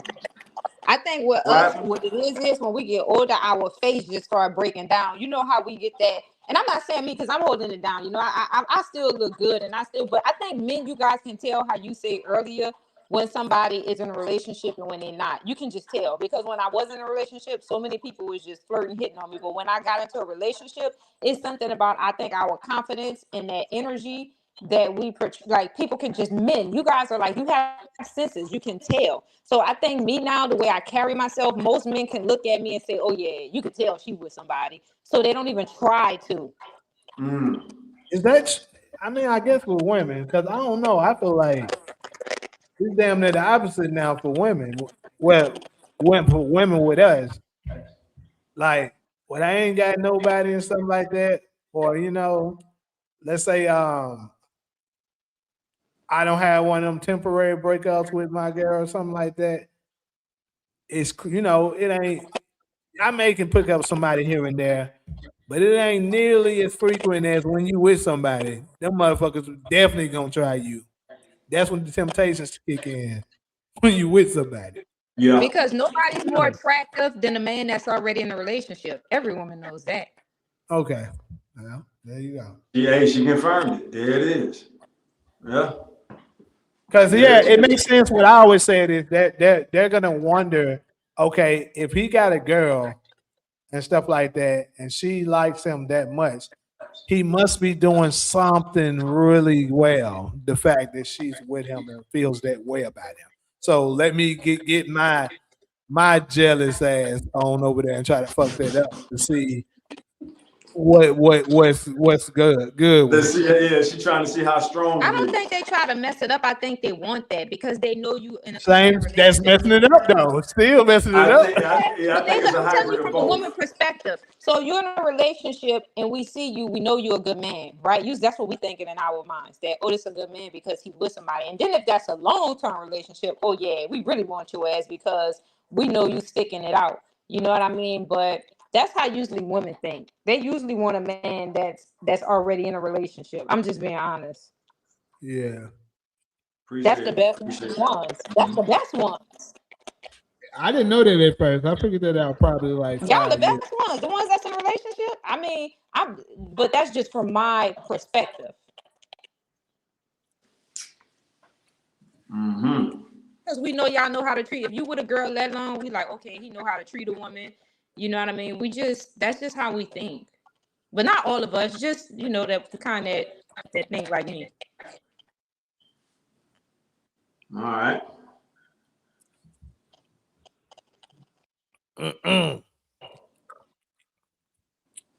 All right, so let's go ahead and go to this other topic. So Todd, this one, this going to the one that you sent me on X. I need to go back and find the exact one. Let me go look at it, pull it up. All right. When you was talking about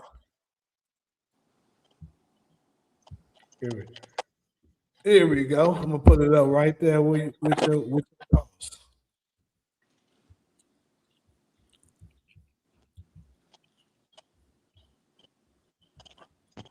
Y'all see it? No, I don't. Should be. No, it ain't up yet. What the? Something going wrong. It ain't showing. Hold on. That means good. There we go.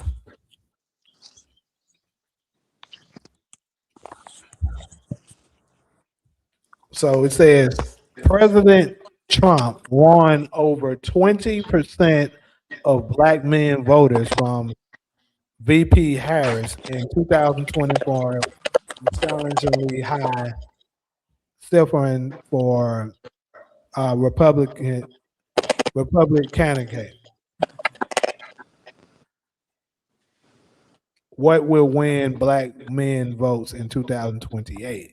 Conservative run the nation.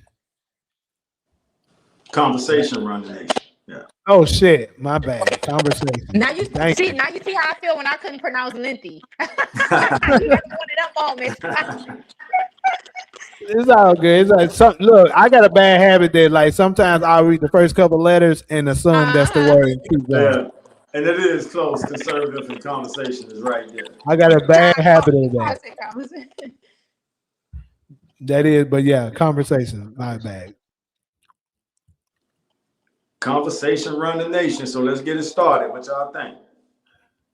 So this is interesting because obviously we know that a lot of black men did vote for Trump, and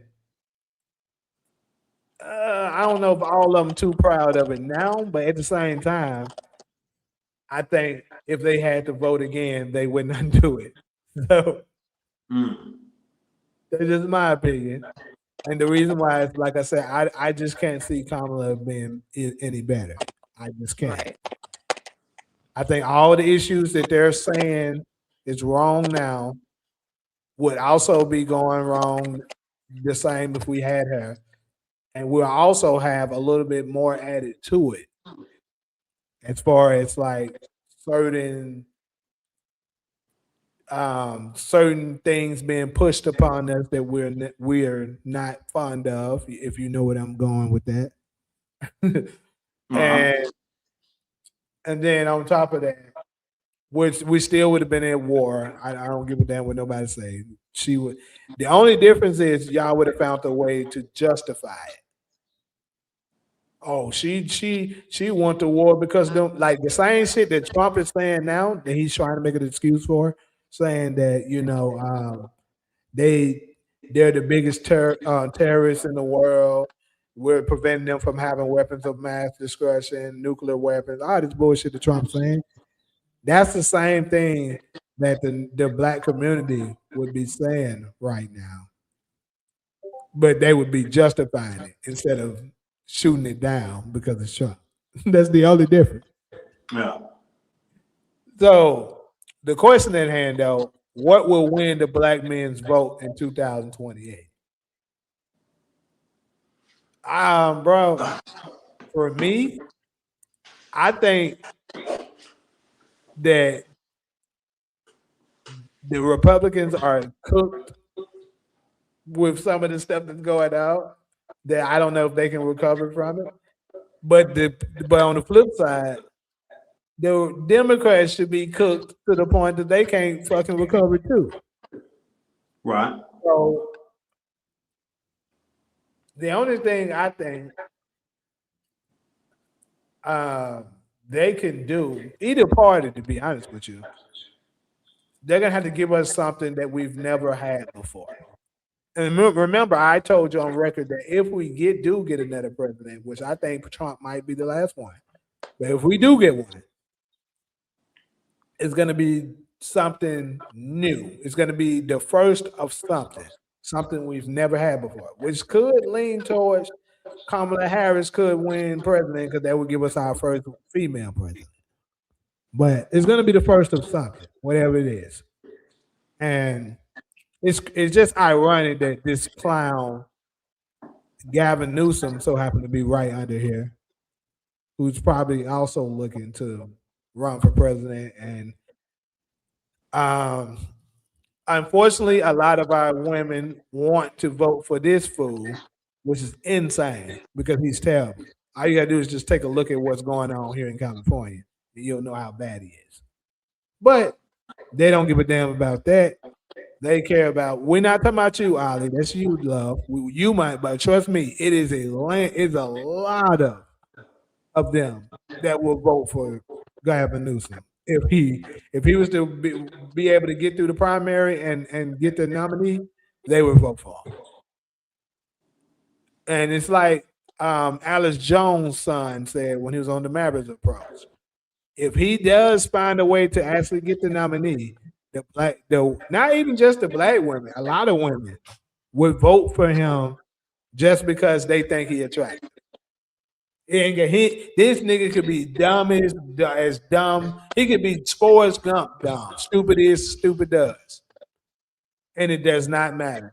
They're gonna find a way. Well, look at him.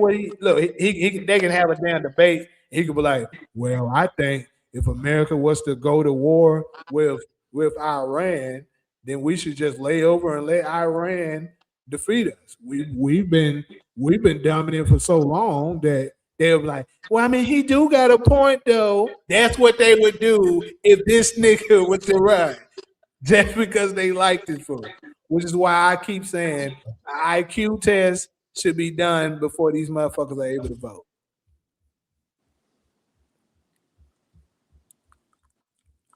Oh, okay, my bad. I thought you was responding to be said that a lot of the women would vote for him. But yeah, I don't know. I honestly don't know what they can do to to get our vote. But Todd, maybe you can help me out. What's something outside of the reparations?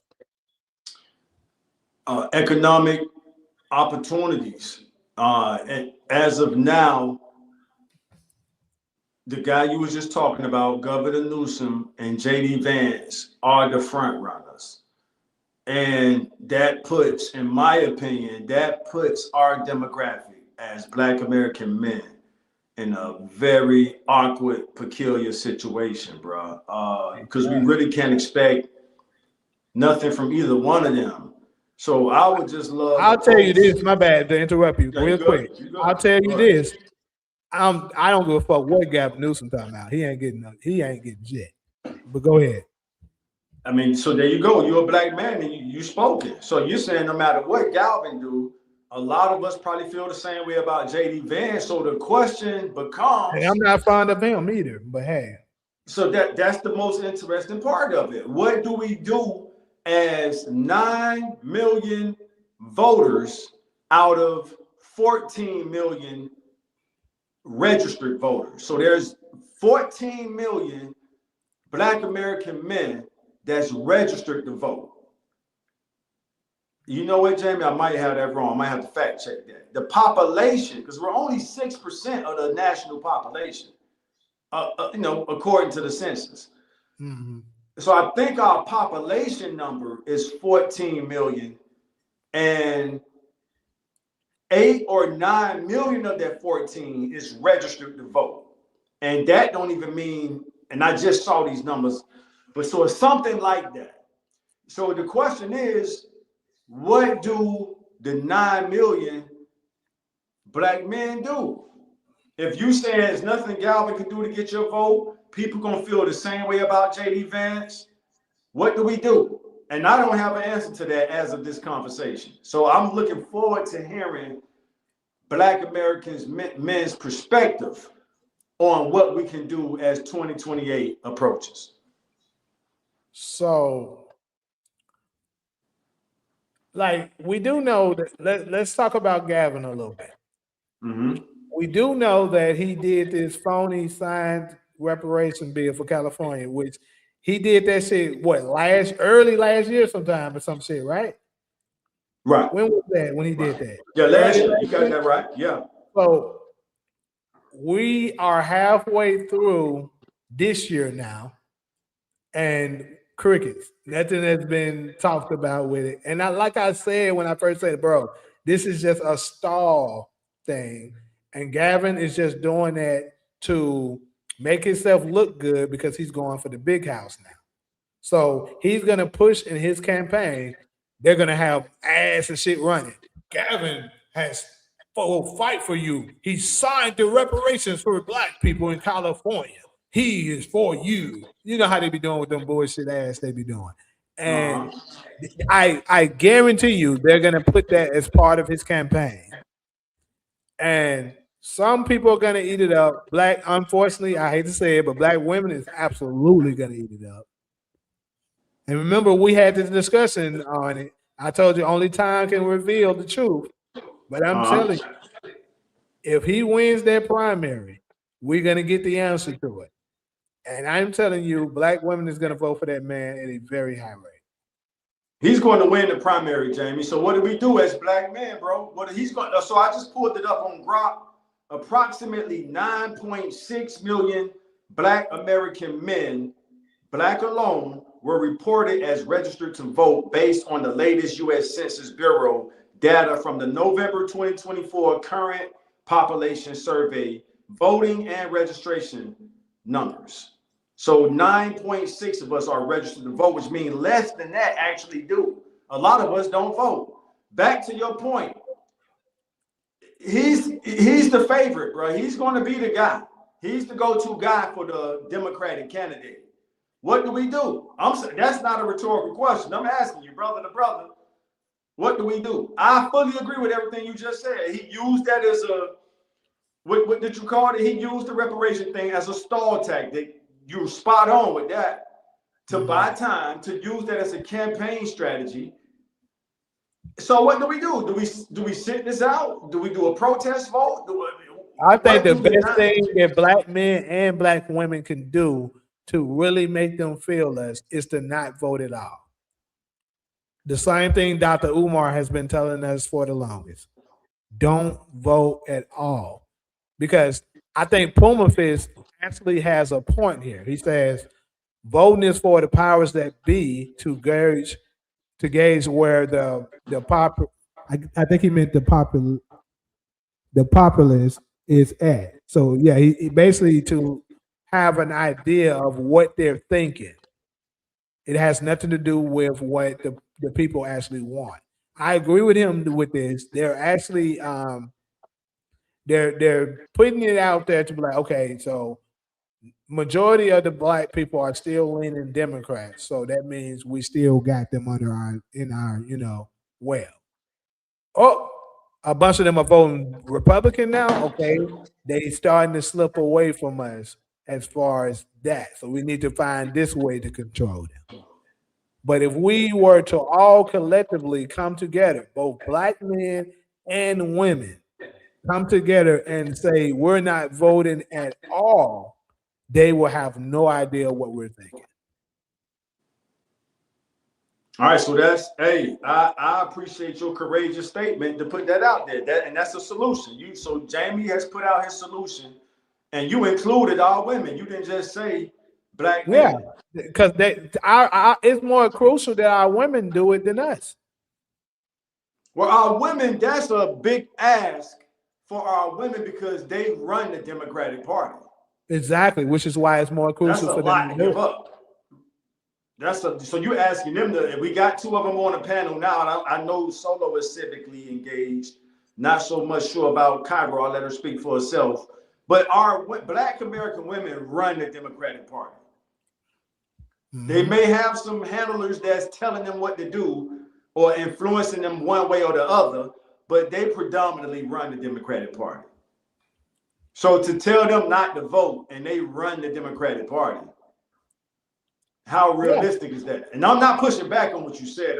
We sharpening thought right now. And I would say that's going to be even more hard given that, I mean, what would be the alternative? So we're not just not going to vote, right? We're not just not going to vote. We're going to vote. But who is the alternative that we're voting for? If you black men aren't going to set that up, then you asking us to move from one thing to another without having another plan. So the other, other alternative is what Taj has been mentioning a couple of times. We do have another party that's out there. You know, the Justice for All party, which is what he's been promoting for a while now. Mm-hmm. That's an alternative for us. Who's running for president for them? Huh? Who's running for president for them? Dr. Umar Johnson. I had to think fast on my feet with that one. I climbed up the treehouse and crawled out on a limb with that one, but I didn't want Solo to catch her slipping, so I had to give her an answer. But Solo, look, get in this inbox now. Solo, hey, Umar, what's up? But I agree with what Puma Fist said, though. That's what I was saying from the beginning. I truly believe that these presidents are selected. They're not elected. So it doesn't matter because if we did that, that's gonna let them know, okay, they on some empowerment shit. It still lets them know where our mindset is at. We don't vote at all if they don't fucking know shit. Now, Jamie, this ain't a moment where I'm simping for Solo, but I kind of want to hear the back and forth because Solo is saying we've taken some steps to take lead as she always encouraged us to do, but she's asking us, where are we leading them? And if you're saying really, you're not saying that, so I'm not gonna put words in your mouth. It sounds like Solo is asking us, where are we leading them? Are we just leading them out of the Democratic Party into the middle of a field and we just chilling, a tabernacle? Or to your point, Jamie, you said if we lead them into the Justice for All Party, now the powers that be know our thinking. Solo, take it from there. We don't participate in their bullshit. We go the approach of what people like, well, who we were honoring earlier today, people such as Malcolm X. We create our own organizations and stuff like that, and only deal with us, like from that perspective. We don't give a fuck about your political views and stuff like that because it really doesn't help us at this point. Because then, even if we voted at a high rate, let's say we voted at a high rate for the Justice for All movement. And let's just say that we were able to get other ethnic groups to um, agree with us and also vote for it. Do you truly believe they're going to allow that person to come and be president? Dr. Think about this. Umar, Think about this. All of the presidents are related except one. That's not a coincidence. They're selecting these people. You can't tell me each time that the people only wanted somebody that's from their family. That's not the case. They giving that to us. But if you saying Understood. that, then us not voting isn't gonna change a thing because they gonna put in who they want to put in if we vote or if Sure, we don't. but the point I'm making is that they're still not going to know where the black community is leaning toward. That's the purpose of that. Frederick Douglass, Solo, we coming right to you. Let me squeeze this in real quick. Frederick Douglass said, power, and that's Dr. Umar's cousin. So after Solo reach out to Dr. Umar and we get a yes or no from him, we'll know where to go from there. But let me quote his relative, his ancestor's statement. Power concedes nothing. Who know the rest? Without a demand. Power concedes nothing without a demand. Think about a remote control. Until you hit that button on that remote control can't command the TV or demand the TV what channel to go to.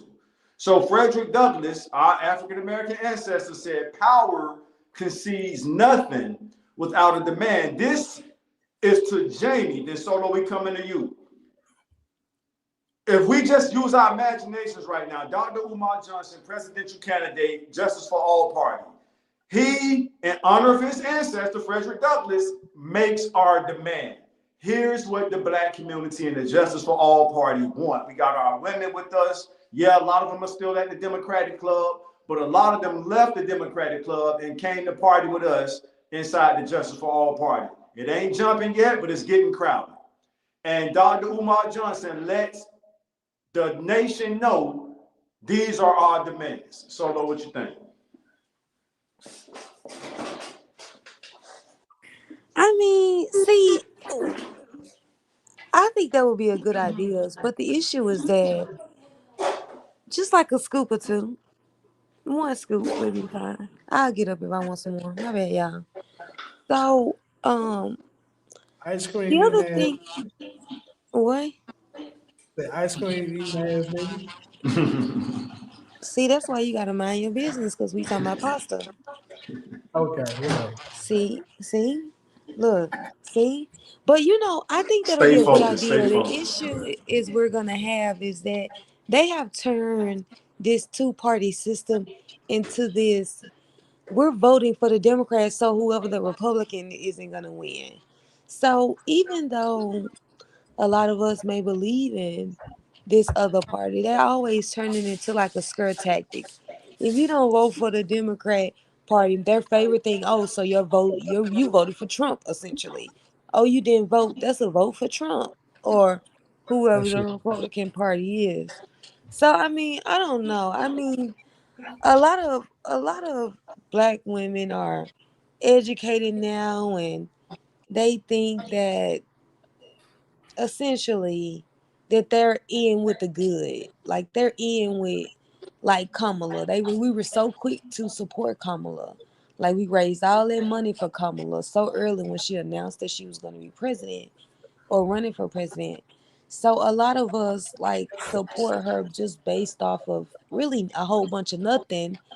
So I think it's going to be hard, especially if they decide to put any Democrat up, really, any Democrat up. I mean, them folks, I mean, imagine just what the previous white Democrats have said to black people.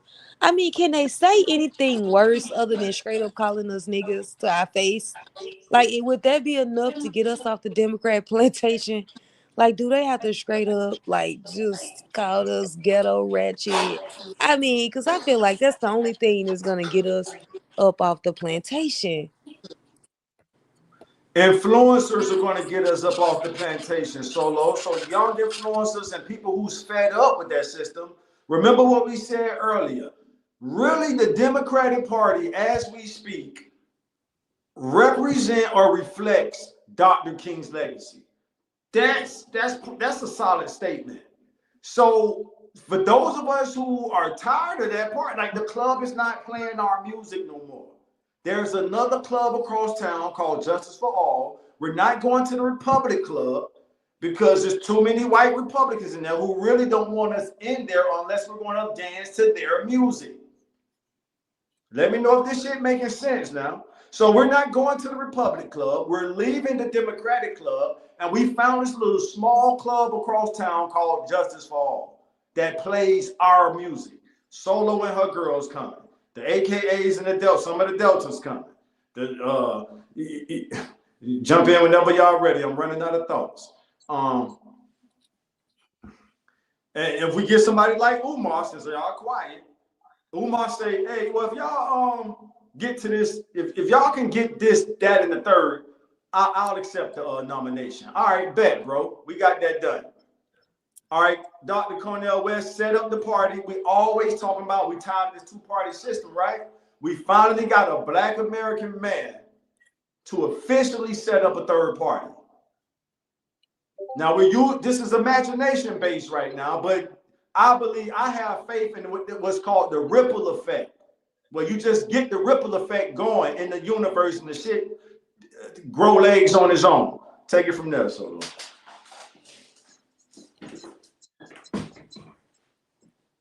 All right, so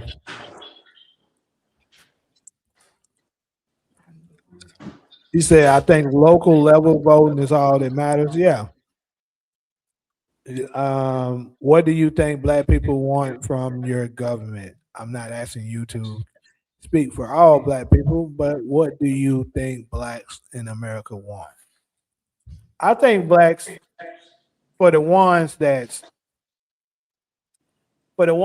not just people that's looking for a handout, we truly want equal opportunity to basically to the same financial benefits that we see other ethnic groups are getting, and they try to act like, oh, we're not preventing y'all from getting it, but you are.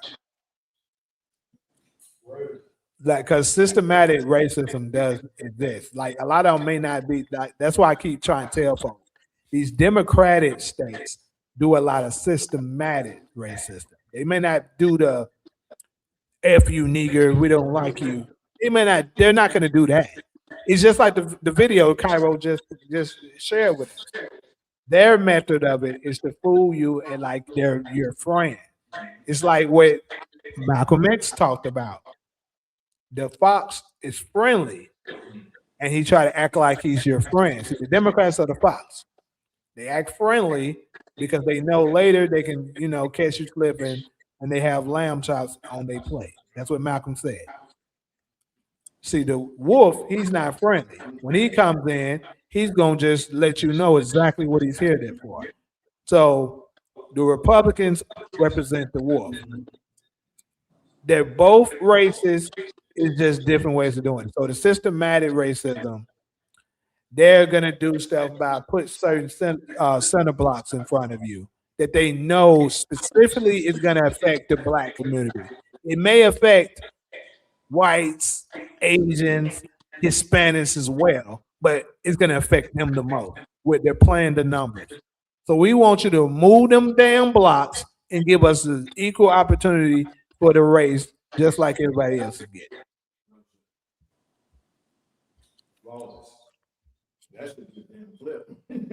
This should be a clip. That was well said.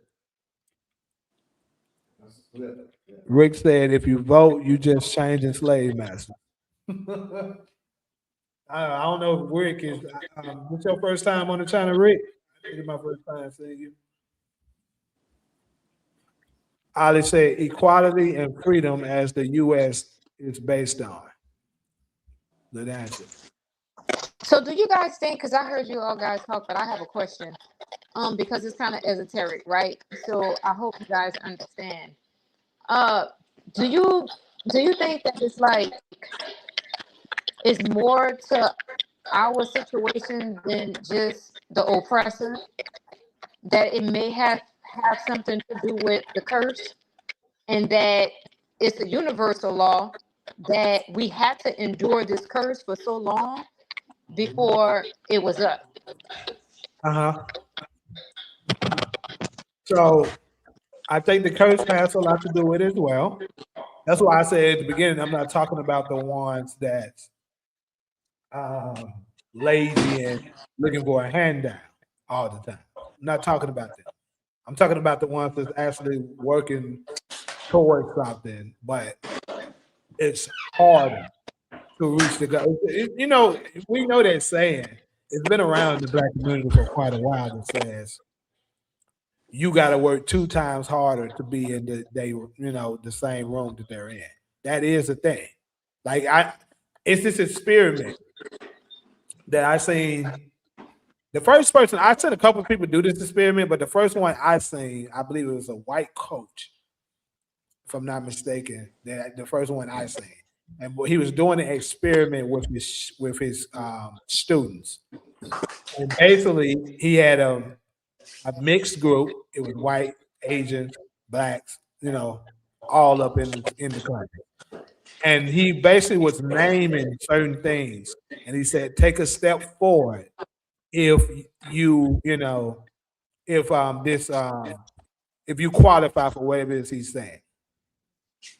And then he'll say something like, "Take 2 steps forward if you had two parent household." Most black people don't have 2 parent household. So the white people and the Asians and stuff, they took 2 steps forward. Take a step forward if your parents paid for your college. Most black people, college is not paid for. So, they moved up. A lot of them moved up. We stayed back. Say take a step backwards if you was on welfare. Most black people stood back. I'm sorry. I'm a So Exactly. basically, Go ahead. when he got done, the white people were closer to the finish line, and the black people were pretty far away. So they're saying this is where you start. So that's just an example of it. What were you gonna say, Sonia? I was responding to Puma Fist. Oh, Puma okay. Fist crying in the comments, talking about the tiny hats are the oppressors. Puma Fist. And that white people are the most hated group in America right now. Puma Fist. Aren't you tired of that victim mentality that you come here every Saturday, Sunday with? You gotta be sick of it. Y'all are such victims. White America. Is My people opinion on hanging the y'all whole from thing is, trees? Are people I Very think hanging we y'all were true. from cursed trees? as a people, and we're forgetting about that, right? We're forgetting about the curse. And the Europeans, I mean, you got to look at their situation, right? Let's hit with facts. Fuck all this opinion and all this shit. We got to hit them with facts. The Europeans only existed on this planet. This is factual. Less than 6,000 years, bro. You can trace black DNA back to so fucking far. You know what I mean? We've been on this planet for a long, long time. Retrospectively speaking, we've done something that we forgot about. And this is a universal law. We are cursed right now, and we have to acknowledge that. And we have to allow this enemy his time. And I do believe that that time is coming to an end. That's why it's like a reset. I don't know if people paying attention right now, but nothing is going on. It's like everything is just fucking shut down. You know what I mean? So I do believe that this shit is esoteric and it's bigger than us, because you got to remember, we've been neutralized and we've been conditioned. You know, so I just believe that we're under this curse, and this curse is ending and our time is going to come, and we just have to be patient. You know Cairo, what I mean? Go the ahead, Tyler. universal curse, we our times. So just like, so time was served on a universal curse in 2020, 2019, but we still have, I know people in real life right now that got out of jail, prison, whether it was the state or the feds, and they're what, Cairo? They're still institutionalized. Yes. So the universal curse was broken in 2019, not broken, time served, like somebody getting out of prison in 2019, Right. 2020. But Black Americans who was under that universal curse are still institutionalized. So that's Right. what's so important about people like us and Black Chat Chronicles. We have the power to set the ripple effect in motion into this universe to help me out a little bit, Cairo. But so let me ask you this, Cairo. Do you believe or know that? You said we're dealing with facts and not fiction. Do you Yes. know if the universal curse came to an end in 2019? I don't believe it came to an end. I believe this is the beginning of its ending, but it's not ended yet, obviously, because we're still oppressed and we're still suffering, and we're still going through experiencing, you know, a lot of oppression. But I do believe that the enemy time is up from a lot of the evidence on the surface and the way that things are happening right now. Yes, it's evidence. You know, I mean, it's so much evidence, but like I say, it's esoteric, and they're trying to keep that. They're fighting hard. They're not going out without no fight, dude. Because They're not going out without a fight. if you know what's about to happen to these people, bro, listen, this is facts. Caucasian people are Neanderthals. They cannot fucking fight that. Their DNA was manipulated, dude. Was manipulated by something higher than ourselves temporarily. That's why, look, I'm gonna hit you with facts. They know. You know what a hate kicking with them? They don't hate us because we are black, dude. They hate us because they want to be black. When you got to explain to your fucking child what lights are associated with fucking animals, dude. If you Google right now, pull up a white person with lights in their hair, that shit look like a bunch of fleas on a fucking dog. They cannot fight this animal DNA. They have it. They had a listen. This planet is 4.6 billion years old. When they traced King Tut Black, which was African descended, he was already dead 10,000s of years. Right? White people didn't even fucking exist. They only have a small amount of time on this planet than what we had. And the ass whooping that they're about to get is nothing compared to what we experienced. Once they return back to them caves, bro, that's it for them. They ain't coming back out. This shit is all esoteric. This is what the elite don't want you to know. Y'all gonna think I'm suffering from psychosis, but the Anunnakis are already here. Some of them never left this fucking planet. They walking around looking like you and me. Looking just like us. Fuck that Hollywood aliens or great shit. No, that shit is fiction. Our ancestors they on this planet watching us, dude. Communicating with us every day. All of these presidents, they know this shit. Y'all think I'm crazy too. We got so many shapeshifters. Then what would make you say that? Why would you say that, Cairo? What would make you say we think you crazy? I can't speak for Jamie and Solo. Right. I'm listening to you. Why would you say that? Because most people can't rationalize it. Because they so caught up in Christianity and Jesus returning. Cairo. So right now, you and me, I won't speak for Jamie or Solo, we're on the same thing, and the only disagreement, I won't call it a disagreement, but so you said something I wanted to respond to. I'm saying they're going to start spreading. you said the Anunnakis are amongst us, right? They're right here on this planet with us. I'm with you on that. All right. So how do you know that the curse hasn't been time served on the curse? And Because so that's that the spaceship difference in haven't our approach. arrived And I want yet. to hear you all the way out. I want to hear you all the way out. Let me say this, and you got it. Right. So my thing is time is served on the curse, but we're still in. That's 400 years is a long fucking time to be programmed. So when you come, if I'm saying the curse time served on the curse in 2019, we're only 7 years. I know niggas right now in real life that's still institutionalized and doing 20 years in prison. Right. Yeah, I agree. You're familiar with that culture. So yeah. How do you know time is not served on the curse? Because listen, you know that mothership that they talking about that they can I know the mothership.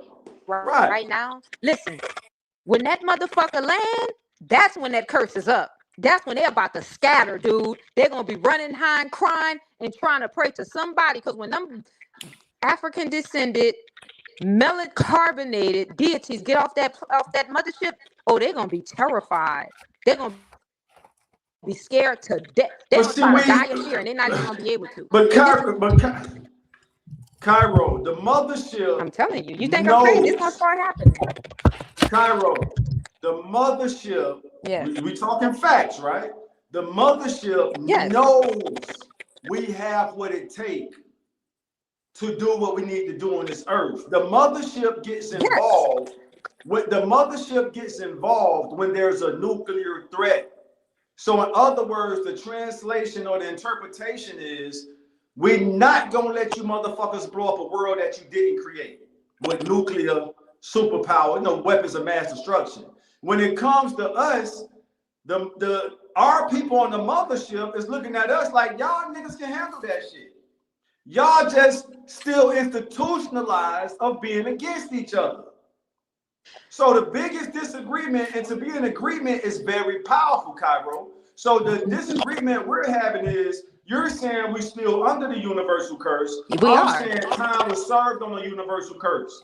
And we're still institutionalized. Huh? No, we under that bitch. It's just like this, right? See, it's a universal law and it's a local government law. So the universal law is this: the Anunnakis on this planet, they under a different law than us do. Universal. They can't tell us, hey, we're not from this planet, we're Anunnakis. Because it's just something about that universal bond that they cannot break. That's like this life that me and you are living right now. This bitch was already pre-chosen. You might not remember. You know what I mean? Like, we already saw this life that we was entering in, and we chose this motherfucker. And we knew what we were about to experience when we came back here. Some of us just forgot. Now, you're right about we have the abilities, but those abilities right now are lying dormant because we have been cursed. That's our fault, Cairo, that they're lying dormant. Yes, 100%. Fucking right. Because we went against what we wasn't supposed to do. My thing is, we can repent and pray that the mothership intervene all we want to, but our ancestors, the Anunnakis you're talking about, they're like, y'all niggas can handle that. It's like, no, it's like they don't somebody put us bullied. Under this curse. It's like somebody getting bullied, Cairo, and we both know you can actually put up a good fight. You might beat that motherfucker if you tap into that shit that's lying dormant. You're letting this person bully you because you're lying dormant, instead of tapping into your superpower that's in your electromagnetic field. So you know in the Bible, right? And I hate to quote the Bible, but you know how when they say, I'm gonna quote, like, because Anunnaki and God, they're interchangeable, because really they're talking about the Anunnakis. That's what the Bible is about, right? They're really talking about them, but they're not gonna come out and say, hey, this is what we're talking about. So you know how when they say, when God say, let it be, and it was, that's how the Anunnakis are with their word. When they say, like, if they say you curse for 10,000 years, you fucking curse for them 10,000 years. You're just not like a prison sentence. Keep going. Yes. Now, when the judge said you got 10 years, you might get out in 7, but you're gonna do them 10 years. Like, you might not understand it now, but a lot of stuff gonna start unfolding. You're gonna be like, okay, this is what she was talking about. So it's already unfolding, Cairo. We can't come together in agreement. When I say we, I don't just mean you and me. I'm saying with 2 or 3 are gathered. We don't understand how much power is in 2 and 3 people getting together on the same frequency of agreement. Right. And that's why we're still living like we're under the curse. But the universal curse, it's I'm time telling you, served, we as they still say in under that prison. bitch. Time It's served. not Free up to yet. go. When it's up yet, this how you gonna know when it's up, because you're gonna see the Anunnakis. When you gonna see them. It ain't gonna be no more hiding or they trying to hide their identity. That veil is gonna be lifted from up off of you. You're gonna be able to physical. Okay, you know how when Enoch, right? When they talk about Enoch, Huh? Breaking up, Cairo. on that spaceship. When they say, yeah, they breaking me up. See how they doing it? Because they don't want me to Yeah. start telling the truth. But can you hear me now? Yeah. See? But anyway, Enoch got on that mother plane. He got on that spaceship and he left with the Anunnaki. Listen, we used to communicate with the Anunnakis. We are our ancestors. This is what people don't realize. When they be talking about the Egyptians and the Cushites, bruh, that's us. We just reincarnated into this realm, into this reality. Some of us remember our past lives and some of us just don't. But we knew that we were about to be, we had already fucking knew. It's soul Good. transfer. It's not reincarnation. I mean, we can sharpen thought on this. Well, But a soul soul transfer, reincarnation transfer, is interchangeable. It's interchangeable. You can use one or the other, right? But if you prefer saying soul transfer, we can do with that. soul transfer is where you have access to information from a past life. I thought We that was the talking Akasha science, record. right? We can prove that. Right. That can be proven. That if so, here's the thing. That's what's so crazy about people who experience traumatic deaths, killed. There's an emotional charge from their soul transfer that goes into the electromagnetic, they call it the electromagnetic phenomenon or the electromagnetic waves. So it's like a personality. Is it, you ever heard, let me use a more modern term. A personality is in the cloud, not the white clouds that rain come from. It's in the ether. And that can be transferred where you can extract. So when you say reincarnation But I'm saying that is because when it's interchangeable. You can say reincarnation or soul transfer is whatever you prefer. That's like saying Hey, she's pretty or saying soul she's transfer is beautiful. more like channeling. Reincarnation is when a soul comes and inhabits another body and it's that same personality from the That's past us life. That's right now. reincarnation. Huh? Yes, that's us. I'm telling you, like, yeah, I'm just the one thing about me is I'm gonna put out facts, and I know because I have esoteric knowledge. I was born with it. You know what I mean? But So I just judging, gave you facts, Cairo. What I'm I know, saying but is this we is what I'm can. telling you, Taj. You're gonna see it. Just listen to everything that I'm telling you, baby. What I'm telling you is gonna start to happen, and you're gonna be like the first person. You know how your mom tell you, she be like, "Don't touch that fucking stove," and you gotta touch it for yourself, and then you was like, "Damn, she was right." Or you know how like somebody will try to tell you something, and you don't really hear them, and then when that shit happens, you go back and be like, "Damn, I remember she said that shit." So I'm just Cairo is putting it like, out there. hey, she's like me, bro. Like a lot of times, I be telling folks stuff, but I don't necessarily have the proof all the time to tell you. But I'm telling you, I know it's to be the truth, Right. and I just gotta let time show you that Show it's the you. truth. Right. So everything I'm telling them, they're gonna see. Like the government knows. Like the elite, they know all of this shit. Listen, when we're about to be born, dude, they know when you're about to be born. They already know. Whoever was King Tut in their past life, they already know what body, where that nigga at right now. Like they have this. It's that 1% that who they call themselves the elite, the enlightened, the Masons. They have this esoteric knowledge. They have it.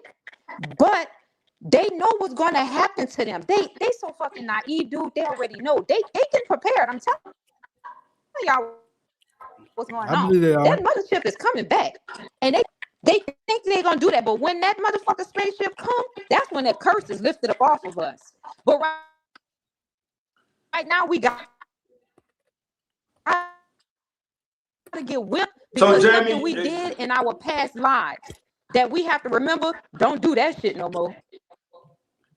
right, and that's from our end. Well, let's get Jamie a solo opinion. What do y'all think about the universal curse on Black Americans? Well, me But personally,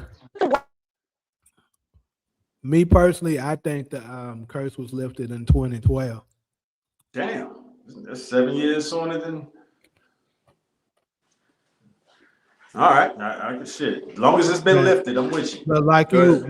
were saying, it takes a while for you to let that go. It don't just happen in an instant. Overnight, right? But that's the reason why you start to see a lot of people start to be conscious of what's and aware of what's going on. 2012 is the year that I actually came upon a lot of the knowledge and fully let go of Christianity. That's the year. And me speaking with other people, like matter of fact, Captain Tazaria, right?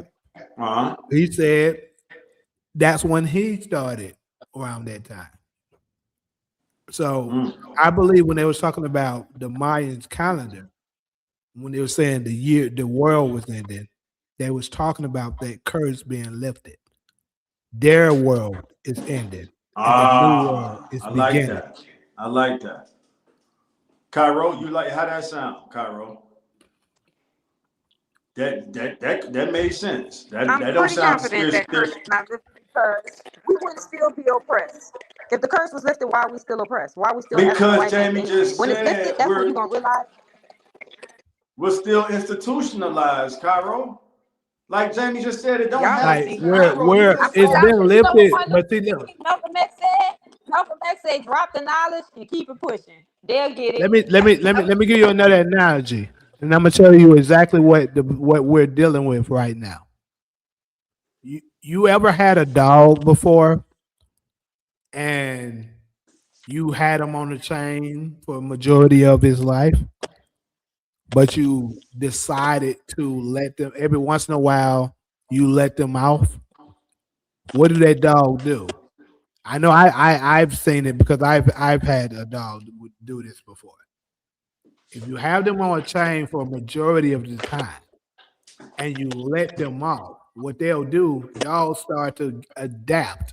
Like let's say I know this is just a chip that I'm eating, but let's just say that this is where the chain, this is the chain, right?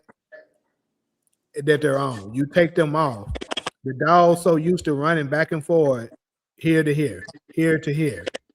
When you finally let them off, they're going to still run from here to here because they don't know they're off the chain yet. So that's what the black people right now are in. We're still spiritually and mentally on the chain, although it's been lifted. So the moment we realize that this no longer exists, we'll be done. That's what's Hey, happening. when you tied it together with that, and we love saying that phrase off the chain. Oh man, that's another clip, Jamie. That was nice. That's That what it was is, bro. damn. The dog doesn't know. We are as much as we say, man, that party was off the chain. That phrase come from us. So it's a black Republican. My bad for changing, thoughts in mid sentence. But it's a black Republican that made a statement that went global or viral. That he's saying slavery is over, Jim Crow is dead. And there's some clapback that's saying, yeah, physical slavery is over. But like the point Jamie just made, mental slavery, psycho slavery is still going. And Jamie just articulated a great analogy of that. The dog don't know. It's off the chain.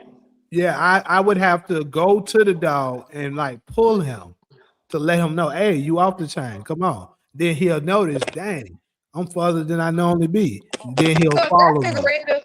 Because we not dogs. We humans.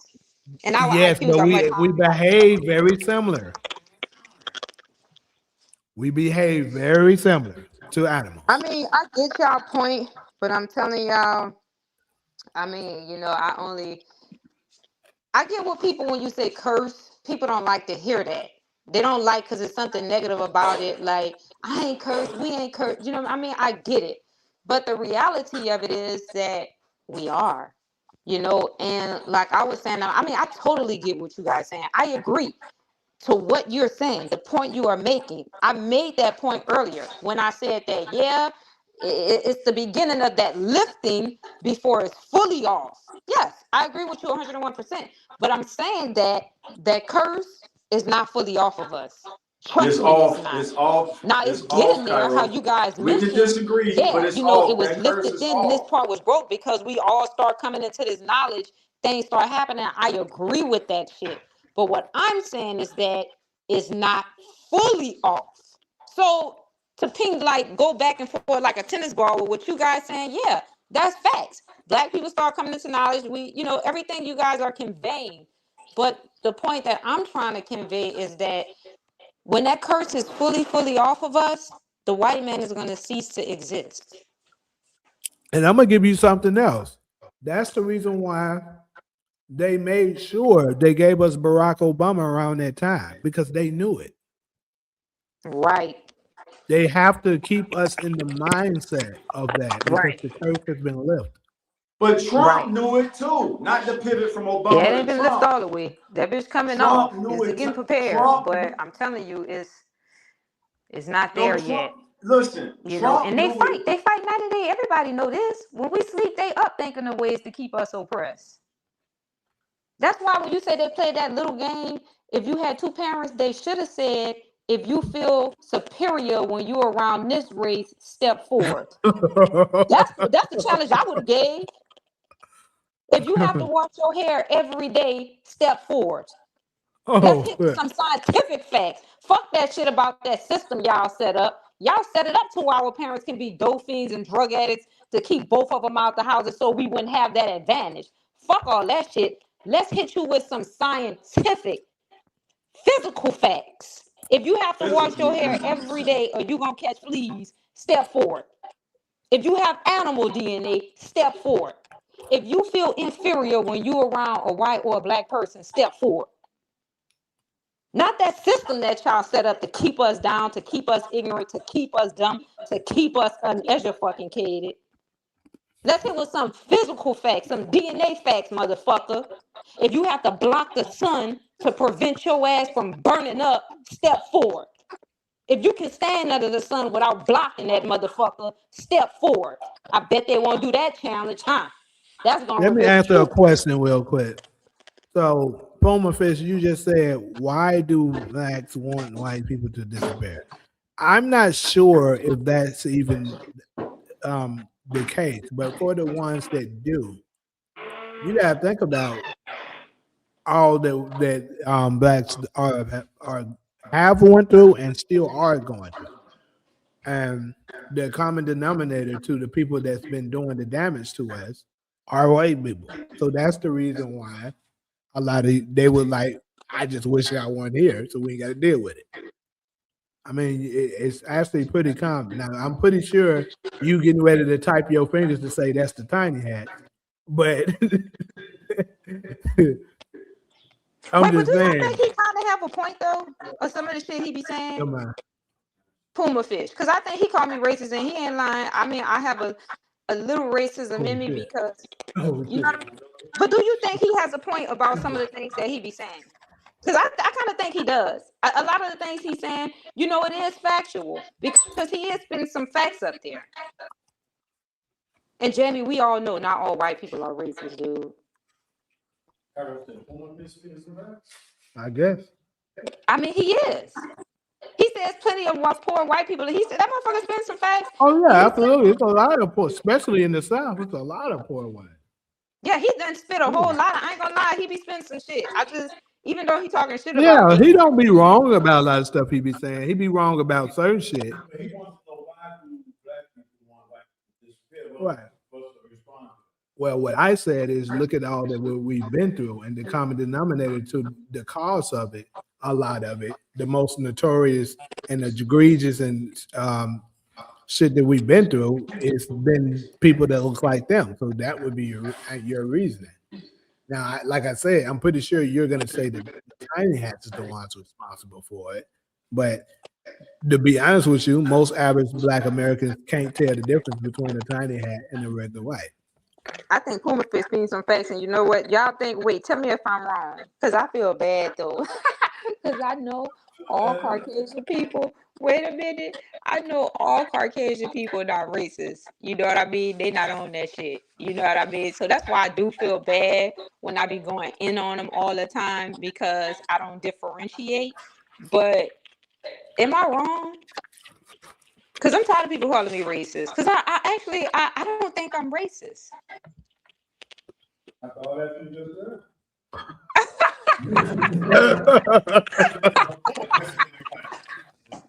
Oh, Taj, you know that. He gonna talk about after all that you just said.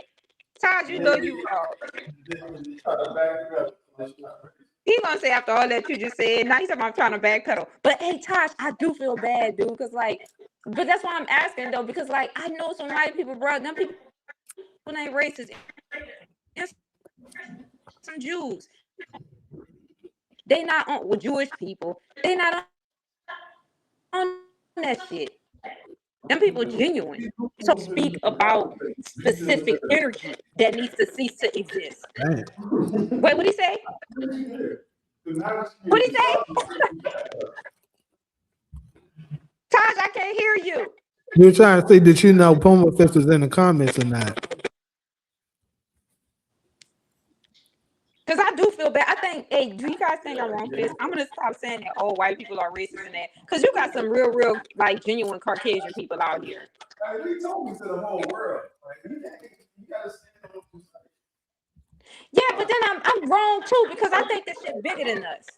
Because what about Caucasian people that marry somebody black or have black children?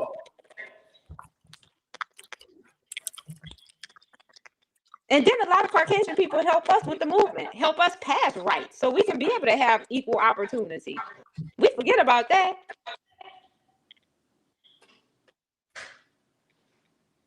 Well, I don't think that a lot of folks will forget it, but this is the thing. It goes back to the Muhammad Ali analogy.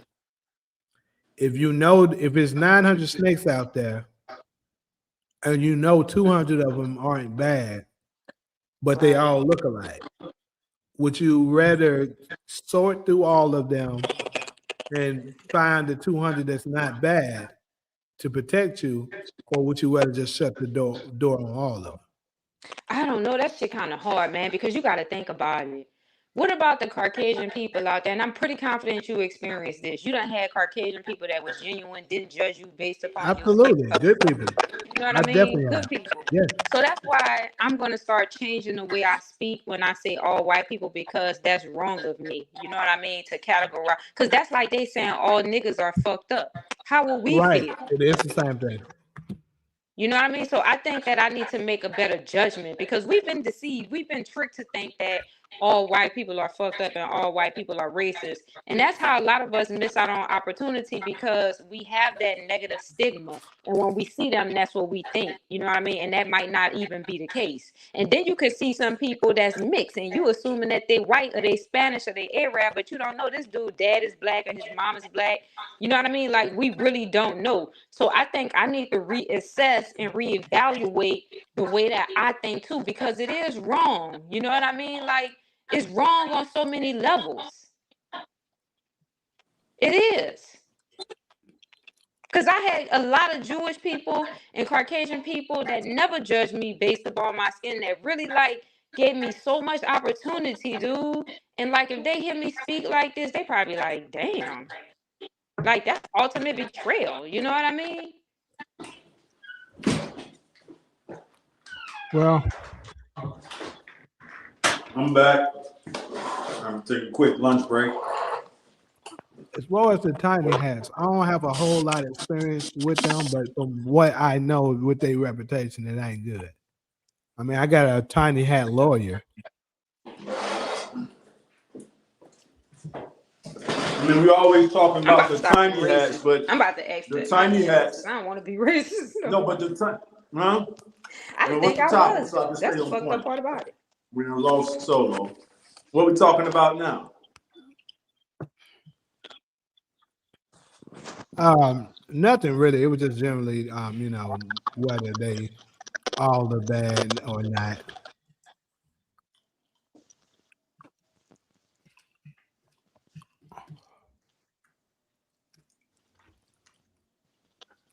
Now that I don't know if I can agree with. Come on now. Blacks have more opportunities in America right now than whites. What would be your proof that Lane and Tory for you to say that? Just because you might see a bunch of successful black people and doing better than you doesn't mean that we have better opportunities than you. I think that's kind of crazy. He might Hey, be who right. knows? Y'all said that curse off of us. I think we have certain advantages, but to say that more opportunities, I think that's a super reach.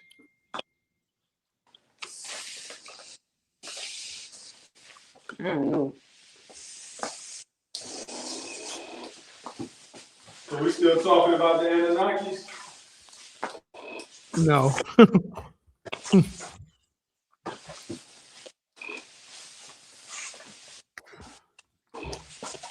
That's wrong. I think we wrong, y'all. We racist too. Puma face is right. Black people racist too.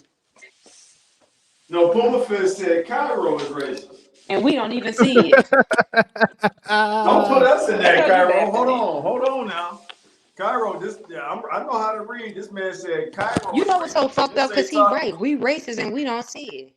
I don't think he can hear why you. she I speaking- don't think she can hear you, Taj. Can she hear you? Let me Why log she out and log speaking back in, French? 'cause I Now can't. she's Hold speaking on. French, talking about we race. No, this man said Cairo is racist. Cairo, you can't hear me? She's leaving and coming back, she said. Yeah, Puma Fist said Cairo is racist. So I don't get that. Why would she backpedal after it made me believe she didn't know Puma Fist was in the comment section. Like, say what you gonna say and stand on it.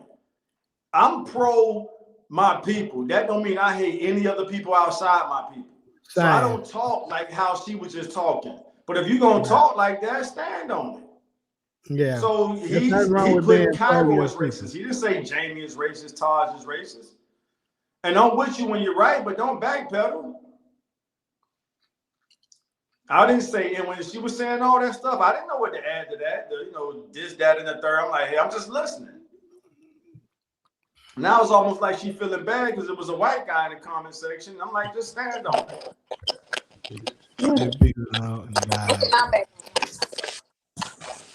Okay, so let me read what his follow-up. Hold on.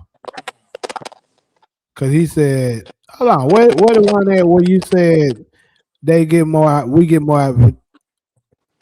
Opportunity. Yeah, where'd it go? They say then why don't black Oh, people there you just go, be there you saying go, I see it. blacks have more opportunity in America right now than whites? When you say I'm white and I treated like a piece of shit every day by the media saying like people, dude, that's definitely not a good claim. Like you're not saying anything to support your claim that's saying we have more opportunities. I'm asking you, how do we have more opportunities than whites in America? Now, if you want to say, because I will say this is one thing. Like Tosh, you remember when Trump first said that he wanted to give them reparations for basically how they've been.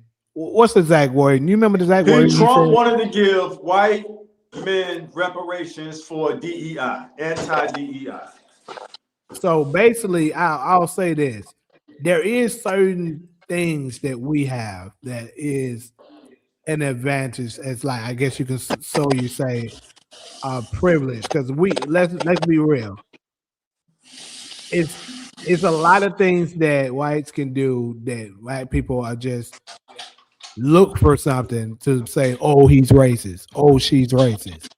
That is something that we do have. That is a thing. I'm just being honest. Not saying it's right, but hey, we do leverage that. That's an advantage. So, Jamie, are you saying that? Well, you saying that's not right. So, Trump is bold enough to say white men deserve reparations for anti-DEI. Will he say, and black men or black people deserve reparations for 400 years of slavery from? Huh? Does he? or he only want white men to get reparations for anti-DEI? I mean, he know we know he's full of shit for that. That's why I didn't even waste no energy with that. I'm just saying the fact that he said it. I just have a question for Face. You on Black Chat Chronicle? Why? Yeah. I don't get that. What's that? Okay, for example, right? Like us, how we expressing, our beliefs about this system that been set us up against us by the Europeans. And you Puma Face is on Black Cat Chronicles, right? Debating with us, giving us his opinions, just going back and forth. Now, black people, we wouldn't do this. We wouldn't go to a KKK rally. You know what I mean? And sit up there. She's right. She's right. We're That's not gonna do what that. I don't get. Like, what the fuck are you doing here? I don't understand. Go ahead. Now she getting her swag back. Go ahead.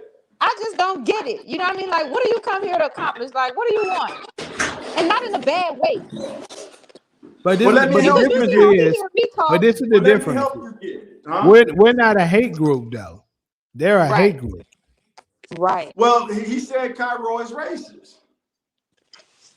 Wow. Exactly. And I'm about to look up on Grok, why did Trump want to give either white men or white people DEI? I'm about to ask Grok that right now. Why did Trump want to give should I put white men or white people? White people.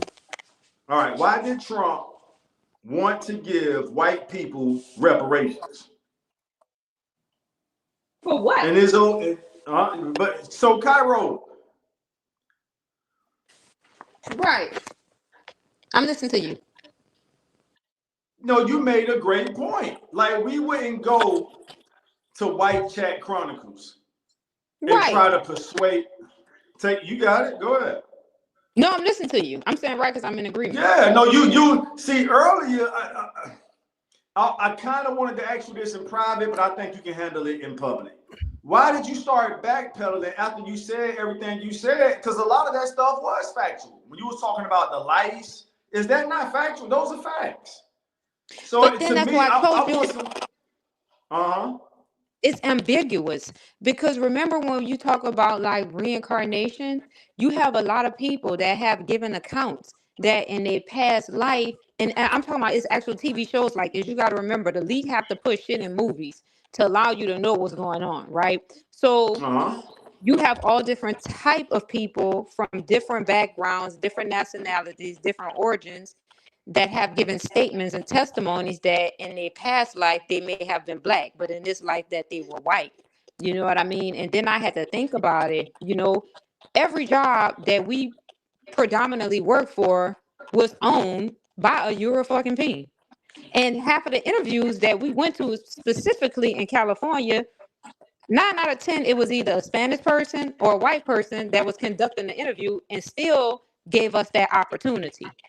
And from experience, each one of us up here on this platform could agree that we may have been in a situation that a Caucasian person didn't judge us based on the color of our skin, but have given us opportunity. So we know for sure that not all Caucasian people are racist. So is it fair to put them in that same category as the racist ones? Because we don't like when they do it to us. Because Jamie always said, you and Jamie, there's black folks and then there's niggas. Right. You know what I mean? Yeah. So the same would apply to them. So we have to be fair because even Malcolm X, he did the same thing too when he went to Mega. Remember? He was like, whoa, he had one of them experiences that I experienced.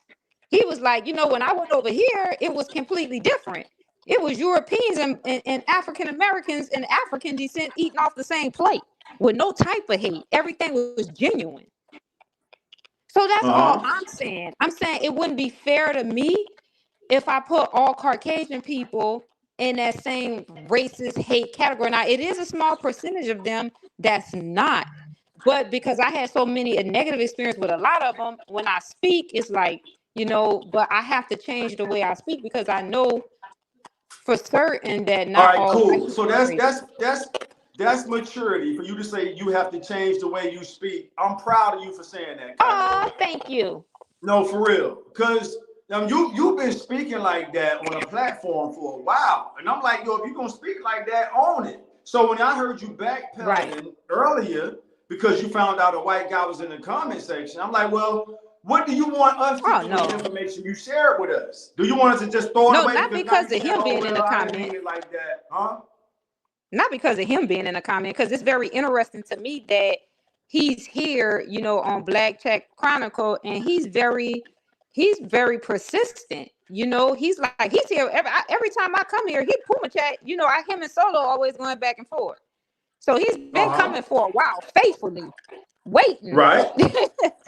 You know, so I'm just interested. Like, what are you trying to get? And not in a bad way. Like, I get that, Cairo. Right.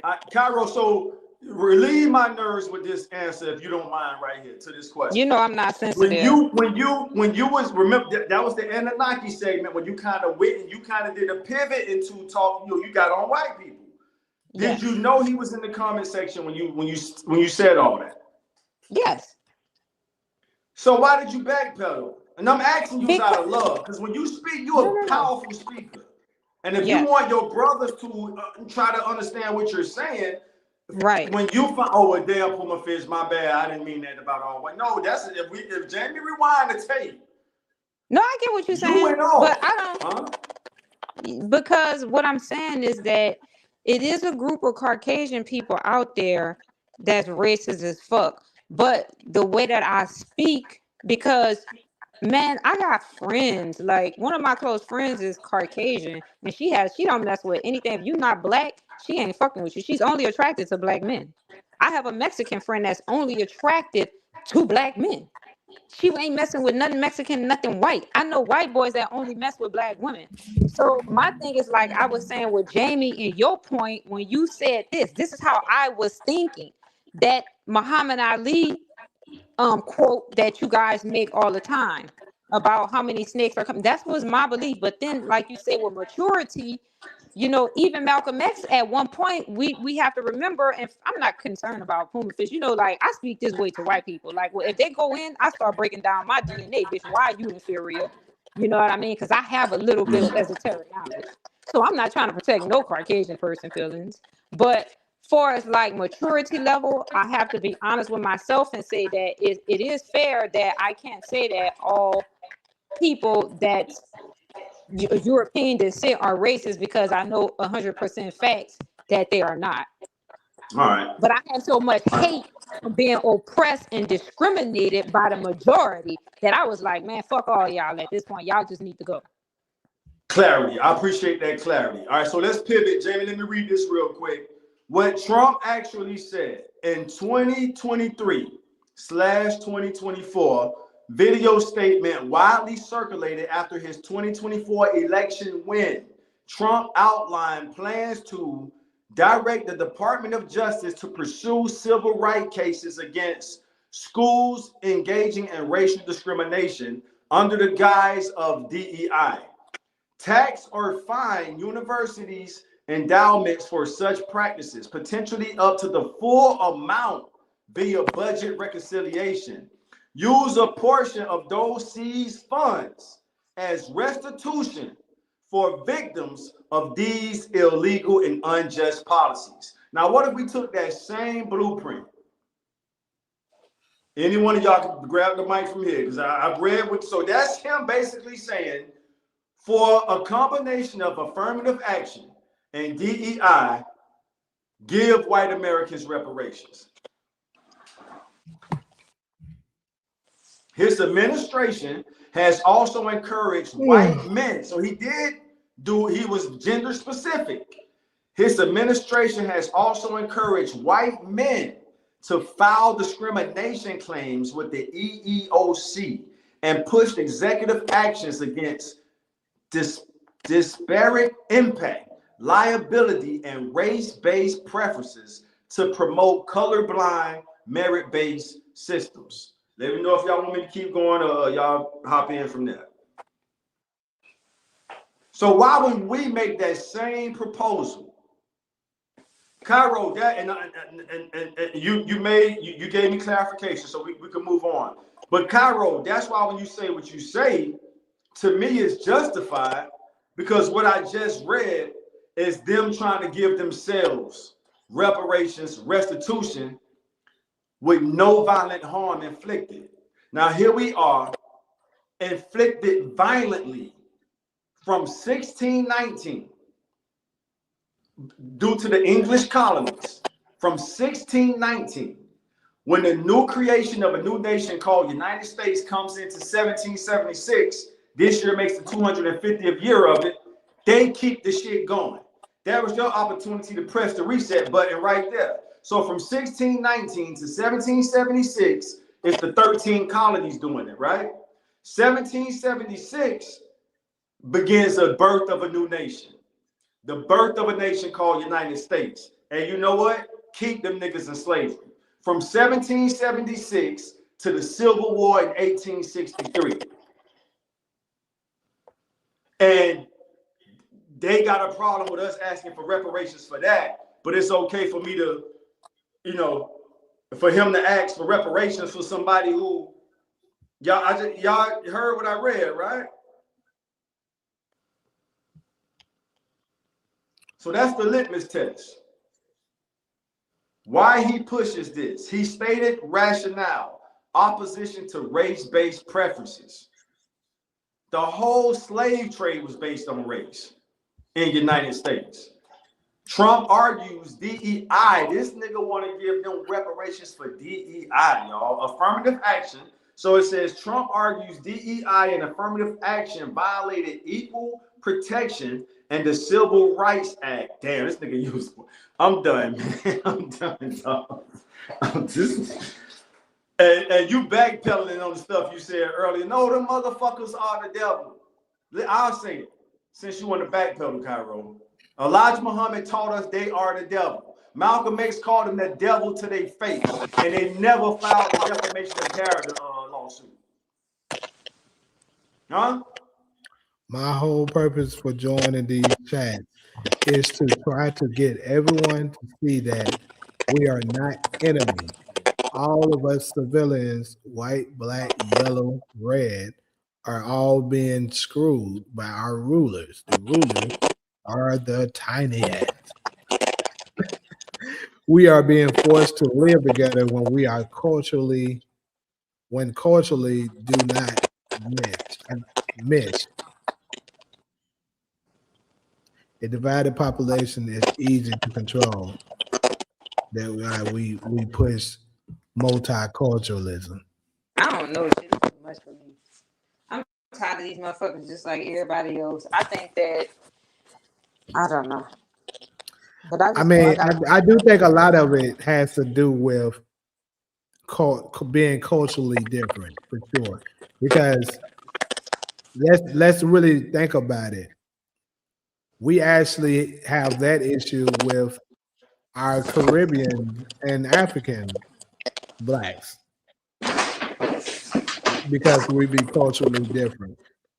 Like, it's a lot of things that they do differently from us that is frowned upon, that they might say something about, and it creates, it creates, I guess you can say, I don't know. I guess it's almost like I want to say it's more so a misunderstanding, because one thing I do know is that for a lot of like Caribbean, it's not even just with the blacks, but Caribbeans, Africans, even Asians. When they first come here to America, they're told certain stereotypes about us before even arriving here. So when they get here, they'll be like, "Yeah, I was told this, and that," and European whites as well, because I've ran into, damn, but static getting crazy. But I've ran into a few European, whites. Like, this is a girl I know that's from Poland. And now we chopped it up for a little while, was talking, and she just told me that, I ain't gonna lie, Like my mom was telling me to stay away from Black Americans and stuff like that because they, we were told y'all violent, y'all will get us pregnant and leave us and stuff like. She just said the shit. So they're told this stuff before they even arrive here. So that's another thing that we gotta face. Like I said, it's just a misunderstanding and confusion because propaganda is a motherfucker. Do y'all want to live around white people or you rather live around your people? I'd rather live around my people. All right. I rather live around mine. I'm glad we agree. I rather, because they always say that. They think that hurts our feelings when they say, "Oh, my parents." We are being forced to live together. Culturally, we do not mesh. We do not mesh culturally. Why? And so back to Cairo's point, why are you here? If we don't mesh culturally, and this is called Black Chat Chronicles, y'all don't see the contradiction in that? That's what I was trying to figure out earlier. That's why I was asking him. Let me read it again. Okay, no, I gotta see in English. Let me read it again. Maybe I misunderstood something. We are being forced to live together when culturally we do not mesh. We are not being forced to live together. You know what they do? They follow us. We can build and develop our own community. And then guess what they come do? Quote, gentrification. We not coming to y'all areas. Y'all coming to ours. We trying to run and get the fuck away from y'all. You notice that white people follow us, dude? If we such a threat, how you guys say we are a threat, why are you constantly following us? Stay So the fuck why away I from don't us. get it. Culturally, we do not mesh. Why are you here? Just to get information to go to tell his friends how we think. Cairo, please help me understand that, Cairo. I'm not trying to. That's why he's here. They're trying to understand the way we think, so he can go back and report it. I'm telling you, that's what they do. For the third, fourth time, culturally, we do not mesh. Forget that, like Cairo said, forget the forced to live together, because that's not true in 2026. Right. But I fully agree that culturally, we do not mesh. Why are you here? To get information, dude. They want to understand the way we think. This shit is a experiment for him. So he gonna go right back and recite it to his family and friends. What's up, Talisha? Welcome to the chat.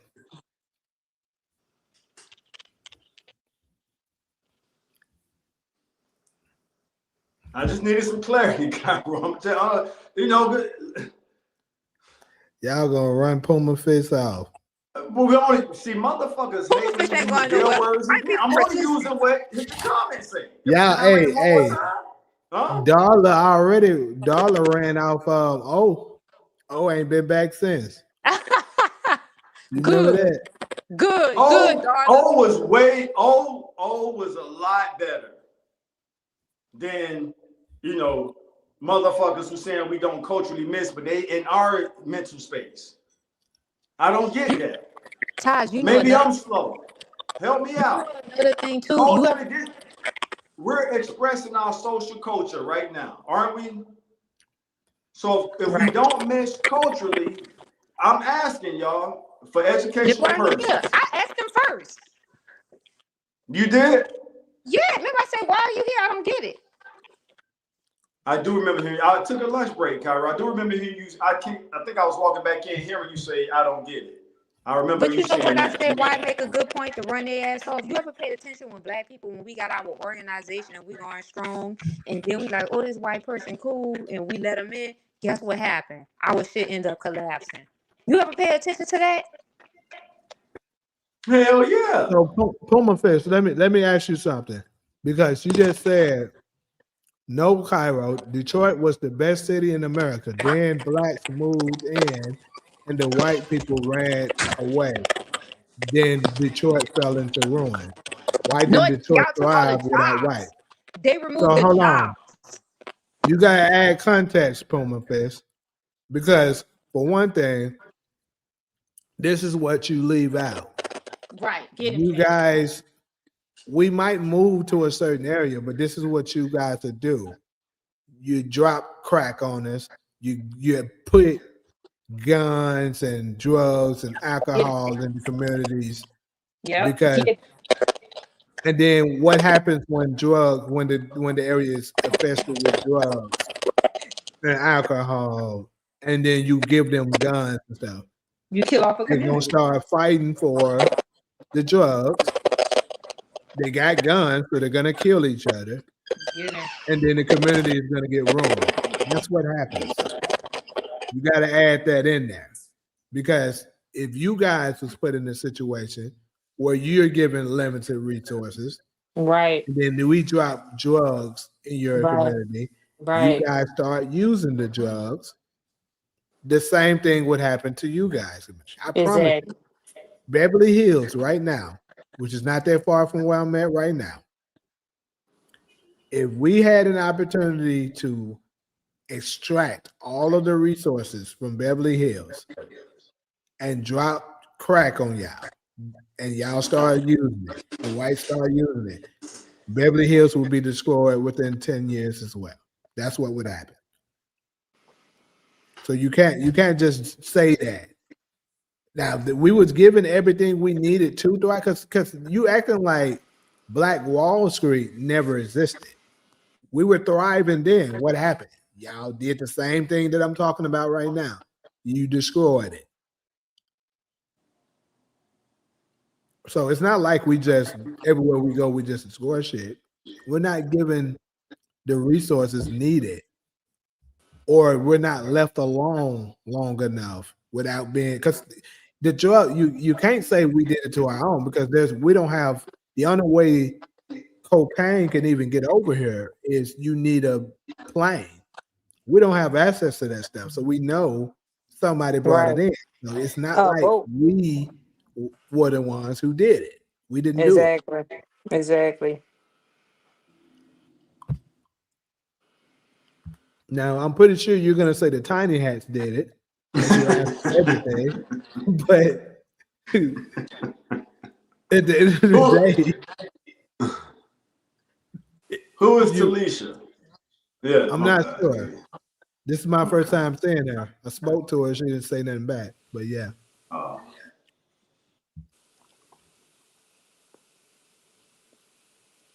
Reincarnation is bullshit. You got a response for that, Cairo?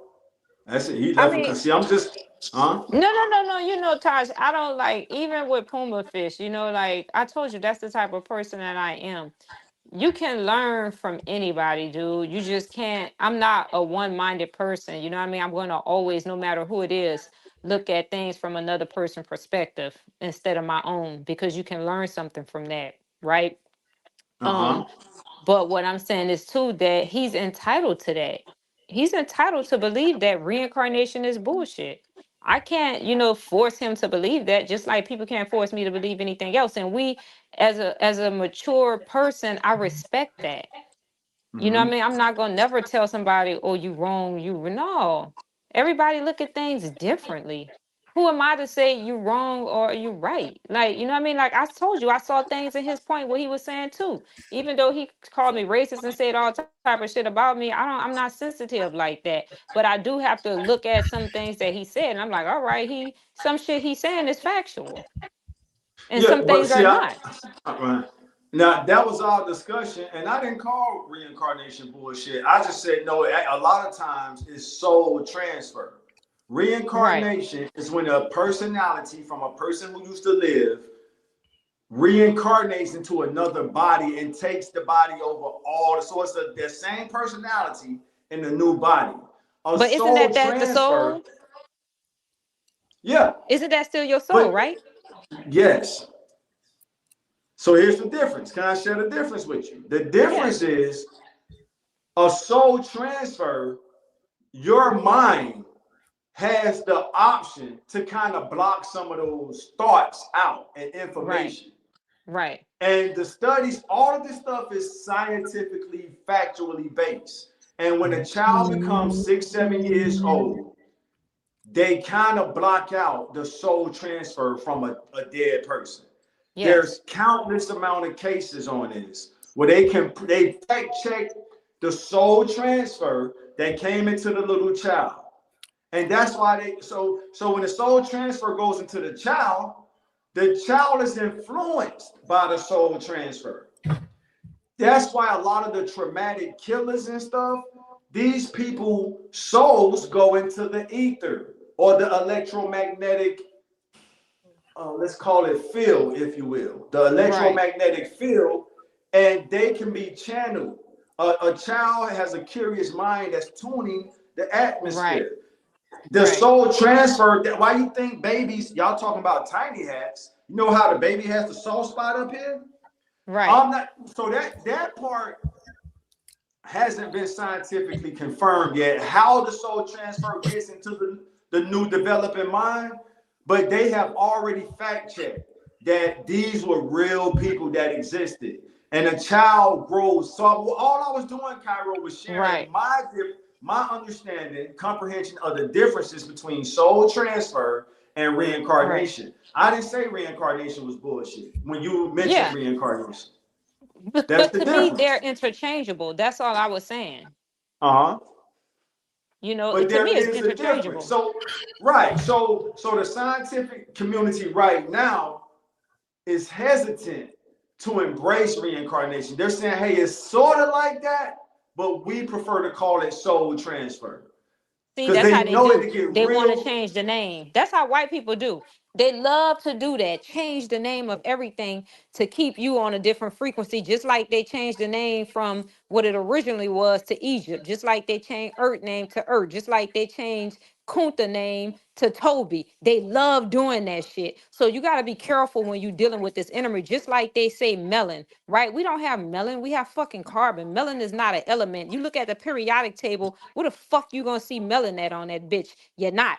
Then you got a bunch of blunt people running around talking about, oh, we melanated. I'm like, oh my God, what the fuck is that?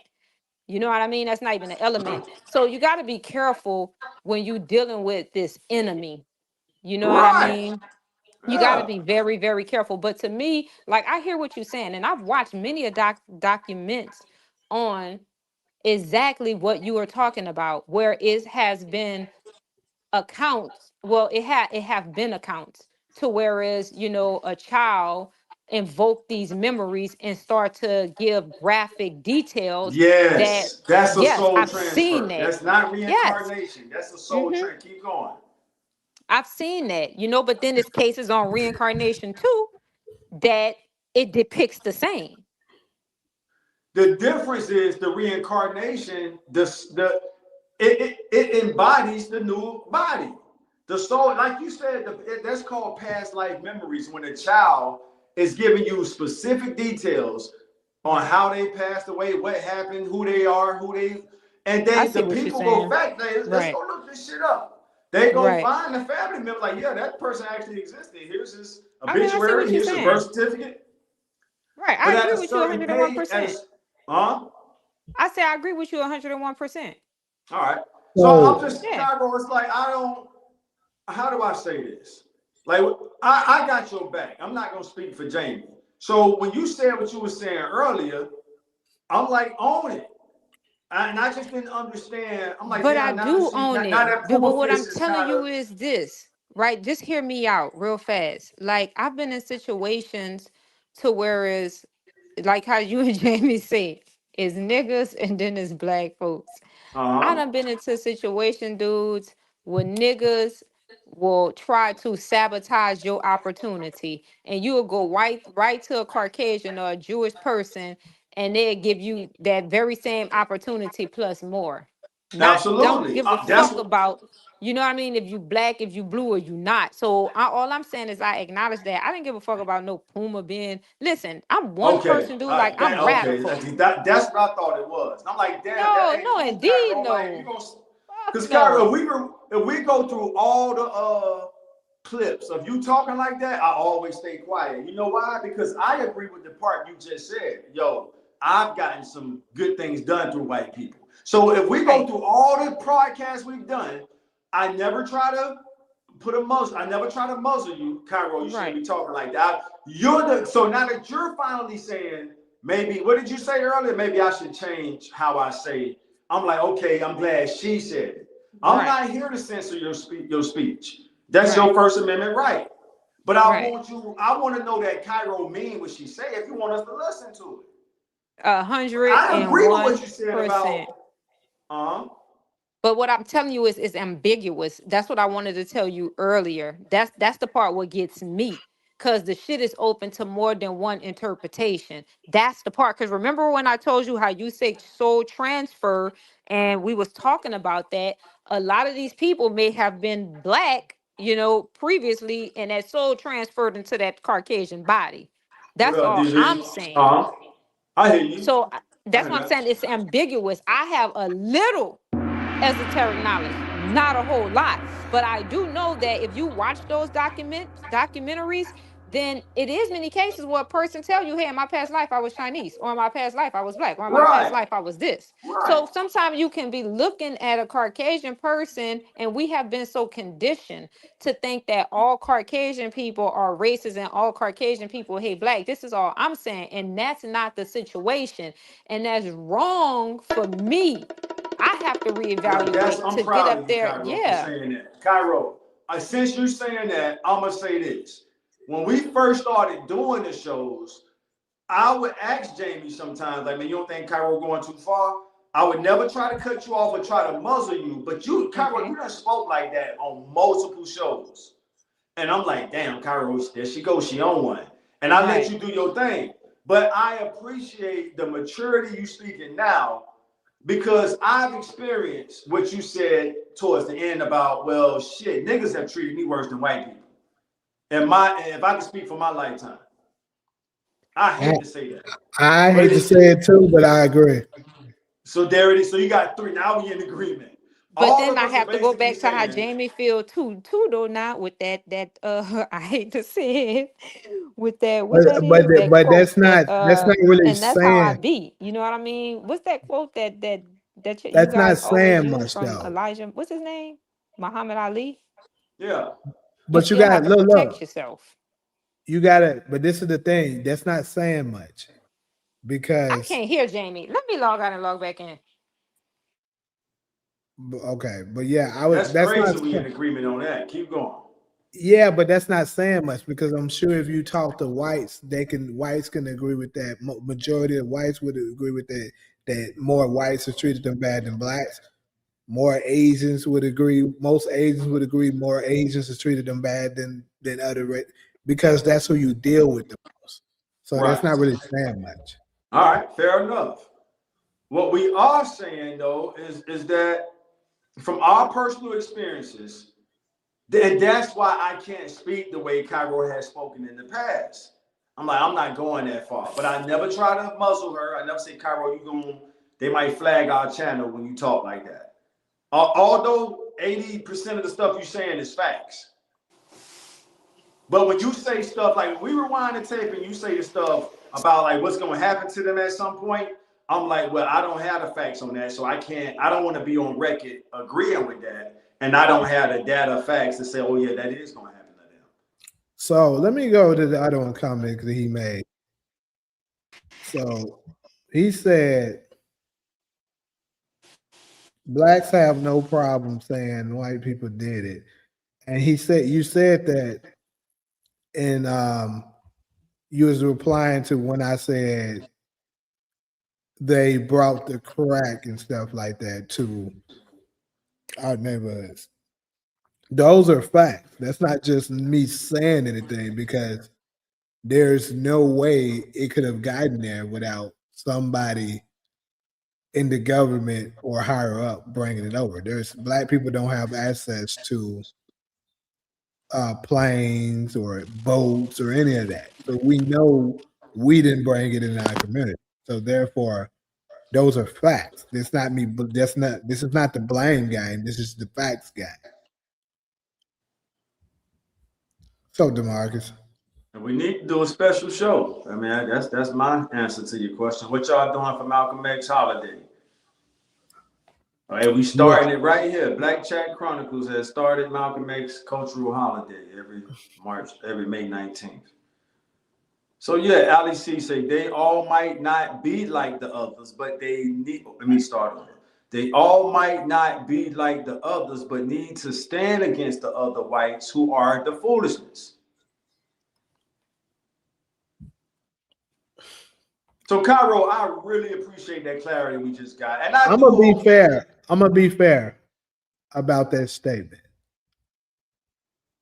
Saying them need to stand out more, because I think probably a lot of them, if they see it going on, they probably will say something, but they're not going to go all out looking for the ones that are the bad actors, right? Because that would be equivalent to them telling the black people, go and, find all the criminals that's trying to rob, that be robbing us and doing stuff to us. We're not going to do that. I mean, you check it if you see it, but if not, you're not going to go looking for it. I'm just being honest.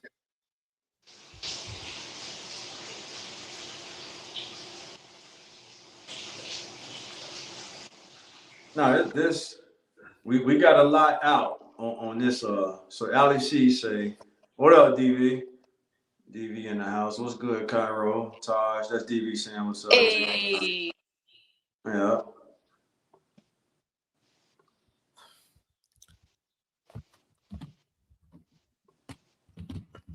Yeah, so there we go. Solo didn't say bye to us again today. I ain't get no text, no nothing, just dip. Yeah.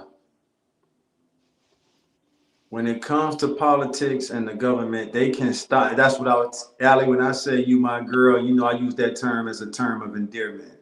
But I was actually thinking that, and you typed it. When it comes to politics and the government, they can stop it.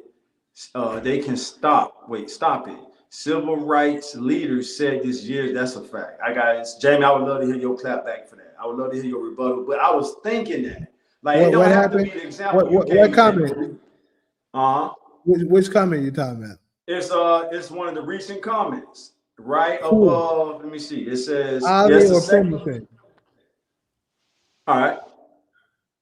Whose comment are you talking about? I kind of missed it. Ali C, right above Primitive says, when it comes to politics and the government, they can stop it. Civil rights leaders said this years ago. So she's not referring to what you said, how like go stop the criminals. We're not asking the white people to go fight the Klan. We're saying like Dr. King, now I will give Dr. King credit for this. Dr. King said we want an America that's as good as it is on paper. That's a powerful quote he left us with. We're fighting for an America that is as good as it was written on paper to be. And there's a group of people blocking that from happening. But those are the ones that we're speaking of. They're the ones that's causing the trouble. The ones that's causing the troubles aren't going to check the ones that's doing it. They're not going to check themselves. They're the ringleaders of the ones that's causing it. So I don't want to speak for Ali C, but if I can interpret what she's saying, to me, it says they're both out to get us. Let me use what you said earlier from Malcolm X. The wolf and the fox is out to get us. That's my interpretation of Ali C comment. If you don't mind, one more time. When it comes to politics, you got conservatives and liberals in politics. And the government, you got conservatives and liberals in government. They can stop it. They encompasses both of them. Civil rights leaders said this years ago. To me, that means they don't want, they're like, you know what, hey, conservatives, y'all do it. We're not going to do it now. We're not going to be the wolf like conservatives.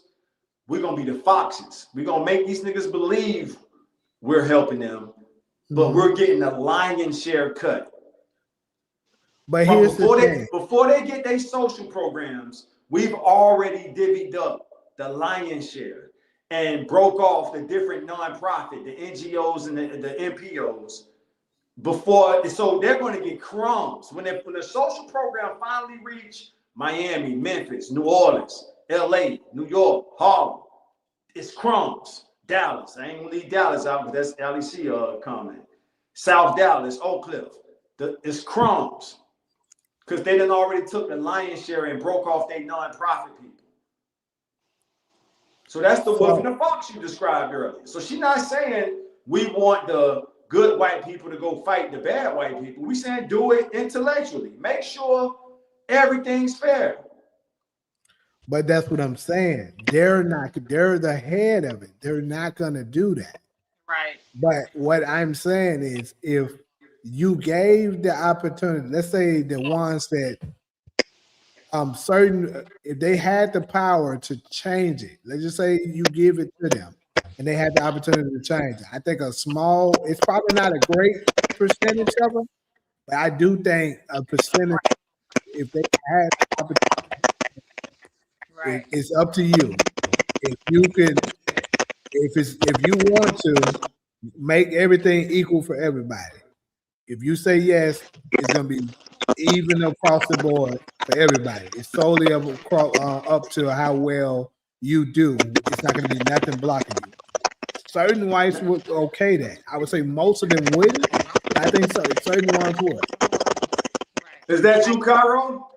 I agree with what Jamie said. That's how I feel. Exactly what he just conveyed. I feel like that. You know what I mean? Now, don't get me wrong. I'm still like, you know, my strong beliefs, but I do feel I agree with what he just said. It's just like Muhammad Ali with the snakes analogy. The 200 snakes and the 800 snakes. It's way more that's bad. And then, you know, you got to chance yourself on the ones that's good. But, you know, yeah. Now, I got to take advantage of this. Here we have Ali C and Puma Fish basically saying the same thing back to back in comments. Ali C say they don't stop it because they still benefit for whiteness and privilege. Now, of course, Puma Fish is white, so he's not going to word it that way. But he's basically saying the same thing. There is only a uni party, conservative and liberal, which are white. Is all the same. It's about controlling the population. Which y'all got for that? I agree. So I don't think we should ask them for anything. And you've always said I think that, that's Cairo, our mistake. I don't think we should. I think as a culture, as a nationality, I don't think we should ask them for anything. You said something earlier. I forget what that quote you said about something that's a demand. How did you phrase that? Yeah, power concedes nothing without a demand. Which means power, until power I want to try to make it plain before you respond. And you can, so power could be like right here in my hand. Remember I used the remote control example? So the power is in my hand to hit any button on that remote to demand the TV. So the statement is power concedes nothing without a demand. I'm gonna look it up to make sure I'm quoting it right.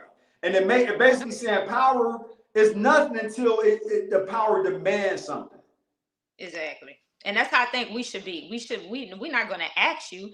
You're going to play fair, or these are demands. If you don't, then this is what's going to happen. But I think we're not unified. I think if we were more, that's why they fight to keep us divided, to keep drugs in our community, to keep us at a low level, because they know that if we unified, how powerful we would be. So that's why they create distractions, and we are, as a whole, we are constantly falling for these tricks, these deceitful tricks. We haven't even become aware that we are conscious of this type of behavior that they have been exhibiting for hundreds of years. They just using the same tricks, just in different ways. I think we need to break free of that. Once we break free of that, and we begin, not only, we have to love ourselves. This is the thing with most black people. And that's the curse, Cairo. So that's why we trying to reverse the curse. When you was talking about the universal curse earlier, which to me should be the focus. So I had the quote right. I pulled it up real quick. Power concedes nothing without a demand, emphasizing that those in authority will not voluntarily relinquish control or grant rights. Change requires active struggle and assertion of demands. So I had the quote right. But now I got to go back to what Jamie said long time ago, right? In a segment that was so long ago, but it was factual. How do you try to get through to these YNs and they out here in the street? They need money to be able to provide for their family. You know, they're not trying to hear shit you say, because they need, you know, money in order to survive. That's the challenge that that's keep preventing us from being able to get ahead. Because yeah, we trying to spit this knowledge to these YNs and to our people that, you know, we need to unify, we need to love each other. But they can't think like that because motherfuckers out here hungry. They need money, they need opportunity, they need to survive.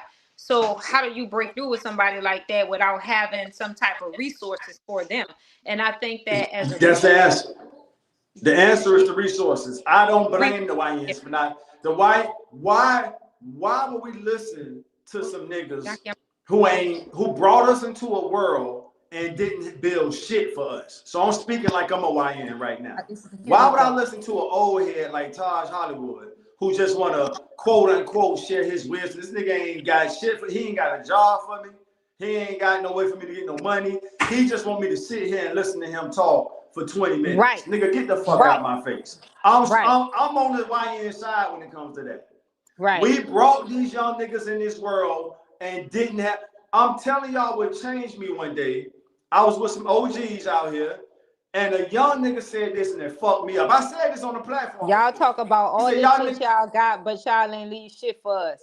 Thank you. So you be listening, Cairo. Thank you. Man, come on now. You niggas want us to sit here and hear about all these OG stories from the 90s. Show us all these pictures of your fancy cars and wasn't thinking about us. Them YNs are spot on.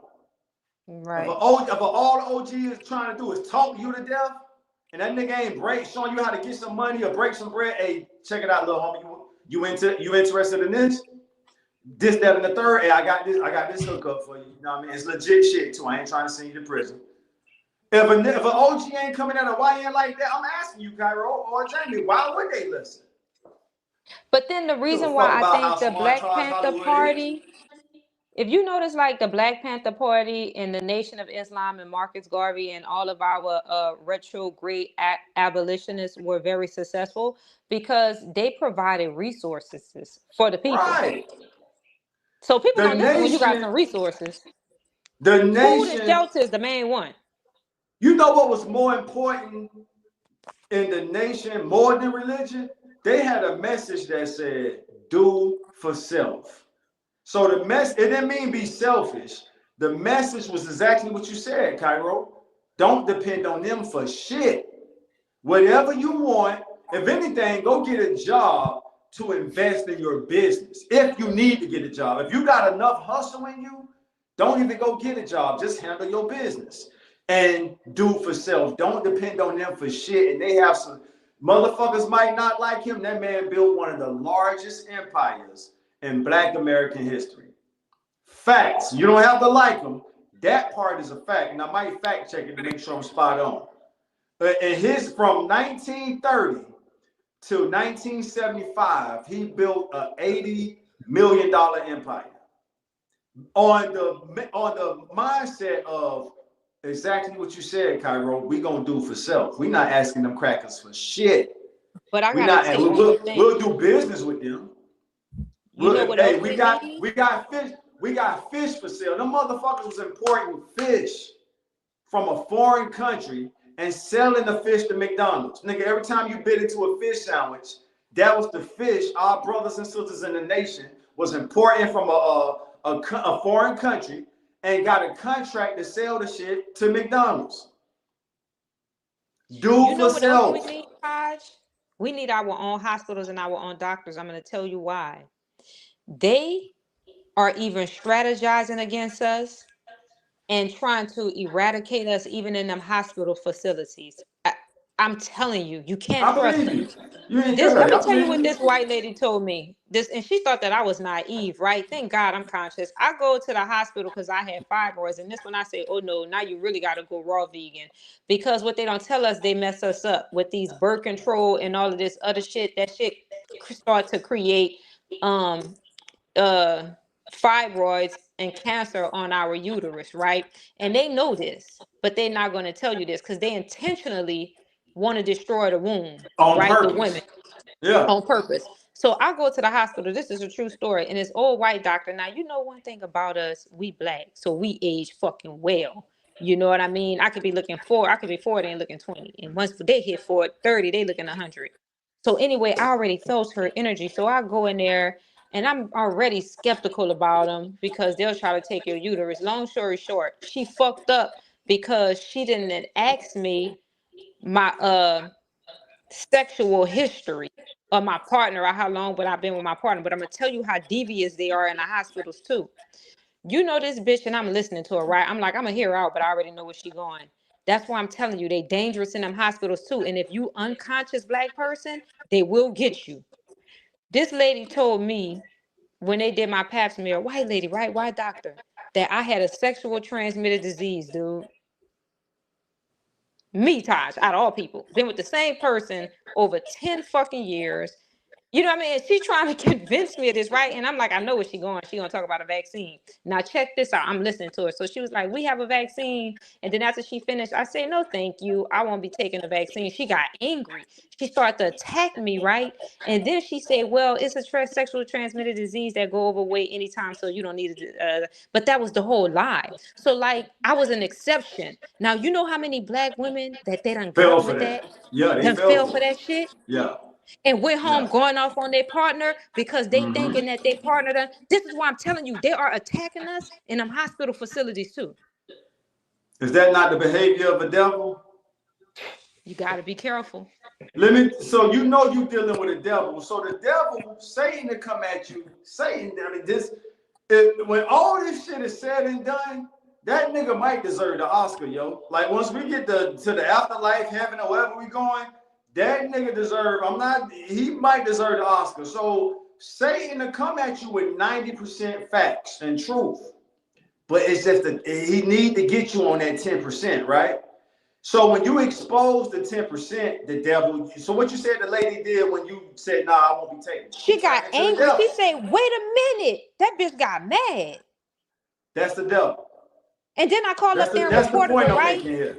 So she was like an angel all the way up until that point, right? Yeah. When And she then you knew that bitch, you exposed ain't the convinced devil, me. huh? Yeah, she got angry, but when I called up there to tell them, you know what they told me? And I know that a lot of these motherfuckers alumni, they fraternity brothers, these lawyers and these doctors, they really, it's hard to fight the government. So I called up there and I explained to them, I said, you know what, I feel uncomfortable, but I have to, talk to somebody about this. Your nurse just told me I've been with the same person over 10 years. Neither one of us, we're in a monogamous relationship. And she had the audacity to tell me that I had a sexual transmitted disease. And when I explained to her that I wouldn't take a vaccine, she became aggressive. Aggressive. That's the Very devil. aggressive. That part. Go And ahead. then they had the audacity to tell me, oh, she accidentally Yeah, ain't no read your motherfucking chart accident. wrong. Ain't no motherfucking accident. I hear you though. Yeah, that's the And that's devil, when I homie. said, That's oh all that yeah. was. I said, oh Bro, no. it's become one of my favorite things to do, and the devil appears in all kinds of people. So we're not gonna make that a white thing. This is crazy. Niggas do it bro. too, though. The cool thing about white people, you actually see them turn red. When they turn into the devil, you know you're looking at the devil because them motherfuckers turn red. Black people do the shit too. You just can't see us turn red. But you So I'm gotta be not gonna careful when you're going in them restrict that to hospitals, just Taj. white people. Huh? Be careful when you're going in them hospitals and them motherfuckers lying. I do my best. I only go to hospitals for emergencies. They lie, but you're right about what you said though about black devils. Keep going, because you're right. What? They got some black ones. No, the black devils are the ones that's closest to us. What do we all just agree? And we rarely agree. What do we all just agree on? That shit, niggas treat us worse. Our own people treat us worse than white people in our personal experiences.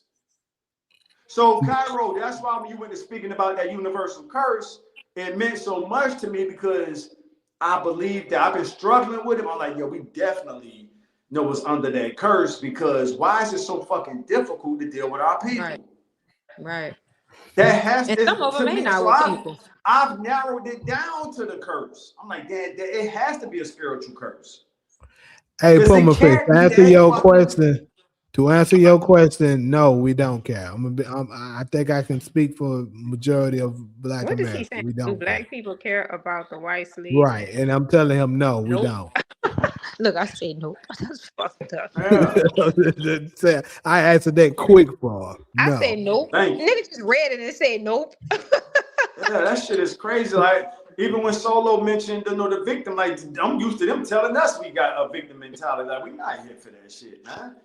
I mean, if you got an idea of how we could work together, I mean, I pretty much let y'all deal with him. You know what I'm saying? Until it's beneficial for me to, connect the dots. But I saw that shows ago. Like Cairo said, like we wouldn't go to a show called White Chat Chronicles, meddling in they like this I shit know is I wouldn't. it's named that for a reason. Jamie, Mhm. I've known Jamie 10 plus years. He's a real thoughtful person. He think things out very well. So it's intentional. Not saying you're not welcome here, but to be here with the mentality he's here, I pretty much, I let y'all deal with that. You were saying something earlier about black people. You right. You know what happened to me? We was renting from this lady in the Bronx, right? And black people are haters, dude. I'm telling you, like, I don't really work like that. I might work 2-3 days out of a week, right? And I order a lot of shit, you know what I mean? So I guess the bitch was like, oh, they got money, you know what I mean, watching everything we do on the camera. And she tried to go up on a rent, and we hadn't even been there a year. So I'm like, where the fuck you do that at? But we still agreed. But she was just so angry and hateful to see other black people doing good, and it's nothing that you can say about them. She ended up asking us to move. So I was like, it's good because, we can always find an apartment anywhere in Brooklyn. And we end up getting a better fucking apartment in a prominent area in Flatbush. You know what I mean? So, and that's when I tell y'all, like, some black motherfuckers are wicked too, dude. Like, they hate to see you do good. They want Yeah. something bad to Yeah. say. They want to see you struggling. Yeah. And when you're not that, like, jealousy is something, a person will literally kill you. They don't have to get money or nothing. They'll just kill you because they jealous. Yes. So you You got black speak. people Hey, like T.I. say, evil don't have it don't. a It race. don't. It don't. It don't. It don't. A race. And I Yeah. say, damn, this bitch mixing emotional feelings with business. Like, how you do that? Yeah. They can't contain it. So I was like, ooh, and we had, We've Brooklyn, been programmed and possessed. So you do have to. Yesterday. I went to a screening for The Reckoning, and you said something, Cairo, that pulled up this memory. I went to a screening in the Grove yesterday to watch The Reckoning, which is the 50 Cent produced project about Diddy. And to make a long story short, towards the end of part 1, the guy Kirk confirms the jealous envy Diddy had for Pac. We don't have to go into details of whether I he was. believe it. And what I didn't know, I knew maybe 70% of part 1. As a hip hop head, I was familiar with a lot of the stuff. But he was saying Pac and Big was getting close. Like, not getting close, they was cool, they was close, and Puff was jealous of that. I believe it. So when you said that part about a jealous motherfucker would make arrangements to get your What ass made him so jealous was that obviously Tupac seen the talent in Big, and he wanted to help him make it. And that was Puff's biggest artist and stuff like that. And another thing is Tupac was already a superstar. Yeah. So he was acknowledging Biggie, but didn't really fuck with him, and he was jealous. Right. Of that. Right. That's what it was. Right. And Jamie, did you see the whole series, Jamie? Part 1 through. Yeah, I seen the whole thing. All right, so this stood out. Everybody's different. All of our souls are different. So different statements resonate in our souls. Right. Different. This is the part that resonated in my soul the strongest. I just saw this yesterday. That dude Kirk said, Puff was great at marketing. I'm paraphrasing what he said. Mm-hmm. He said, but to be great at marketing requires a level of manipulation. Right. And he was jealous of Pac's natural. People were just naturally drawn to Pac. Pac didn't have to manipulate people to like him. Yeah. Right. You caught that part, Jamie? Yeah, I remember it. Yep. So it made me say, be careful of the people you're around. Yes. So, Carol, all this come back to what you said. You triggered the memory when you said that bitch asked us to move because she was jealous, dude. She couldn't handle it. Every time I get a package, she calling, oh, you got a package? And I'm like I know I have packages. You know what I mean? So she was just so angry. She raised the rent. We like, all right, fuck it, we'll pay the rent, even though we haven't been here for a year. Then she was just so jealous. She was like, fuck that, like, you gotta go. And I'm like, I ain't tripping, but what made me mad is because you know this New York, you gonna spend money. You know what I mean? I'm like, ooh, I know I'm about to have to spend over $10,000 to move, and that's why I was angry. But then I'm like, you know what? Fuck it, cause money, you can always make that shit back. And then I end up getting something. I'm in Flatbush, like, dude, like in a Flatbush is prevalent nice. area. Yeah, nice Flatbush as was fuck. nice before I left. I left New York in the early 2000s. So you know, Flatbush you was can nice imagine. then. It got So its nice. hood area. I used to date a girl. I like that girl. So you got me going down memory lane. Mm-hmm. But that's I didn't really. I would hear the Brooklyn reputation, so I didn't really care to go to Brooklyn. My comfort zone was Manhattan and Harlem, because Brooklyn had the robbery reputation. But when it's amazing what a chick can get you to do. But when I met this chick, I used to go to Hunter College in New York City, and she was one of my classmates. We started messing around, and I would go with her to Flatbush. That's how I know the 2 train goes to Flatbush. And Flatbush has some nice areas. Of course, they got their real nice sections. But the area where I am, the whole area is so. I'm over here. I don't know if you know about Brooklyn College. Yeah, I know. Yeah. Well, I'm right there, so you know what type of area I'm in. Like my building just was built in 2023. You know what I mean? I remember Brooklyn College. I think that's the CUNY system, City of New York College. It might be. I can't remember clearly. But yeah, I remember Brooklyn College. Yep. So it's so fucking nice. That's why I'm like, all right. See, when people hate on you, and you know you're a good person, they set you up to get in a better situation. That's right. But I'm just going to show you how evil don't have a color, bro. And like, you know what I mean? It be your own people, motherfucker, that looks just like you, that hate on you so hard. Stronger than for sure. So that's what's so important about when you can get a small crew or camp or clique like what we got. That's all we really need. If you get a few real ones, a few good ones, we good to go. We don't necessarily need everybody in the community getting along. But you're right, Cairo. I deal with it all the time, Cairo. That's why I be by myself a lot, so I could be myself. When you go around motherfuckers, you gotta dim your light. I was with a motherfucker last night I'm like, no, I'm good. I got my way of moving. No, you need to take your own advice. I didn't ask you for that advice, nigga. Like, I'm good. If I need your advice, I'll ask you for it. But motherfuckers get mad when you don't want to. Like, yo, I didn't even ask you for that advice. Right. You imposing that shit on me, and I'm not in agreement with that. Right. You know, so that comes from us. So I don't deal with too many of us either. Fuck that shit. You know, because we do have whatever you want to call it. It ain't a hot. Yeah, I get it. People are mad. It's people. That's why I told you. That's why I say, like, you know, it's ambiguous. White people, and I'm not making it a black and white thing. I'm just sharing my experience, which is going to turn out to be a black and white thing. The vibe I get from some white people, I'll say some, they have like a aura of like disgust for you to just be around them. Black people have like what you was describing, Cairo. Like, how can I stop this nigga? How can I block this nigga? How can I pull this nigga down? A white person ain't necessarily, they might try to block your progress to a degree, but they pretty much, out of all people to quote, Pumafish said it best earlier. We don't really mesh culturally like that. Right. So they just don't really want to be around you. He said that part perfect. Right. You know something I can say? And this might be kind of crazy, but I don't think I can remember, and this I'm sitting here trying to do some thinking. I don't think I know anyone that I ran into, like I physically knew them, like I see them quite often, and they just deliberately just came in trying to hate on me for no reason. And I think that's that protective mechanism that's built in for me. Like I'm naturally drawn in to people that are alike, just like me. Right. And if you're not like me, I probably won't even interact with you. Right. And it's just like naturally, it's just like I can go into a crowd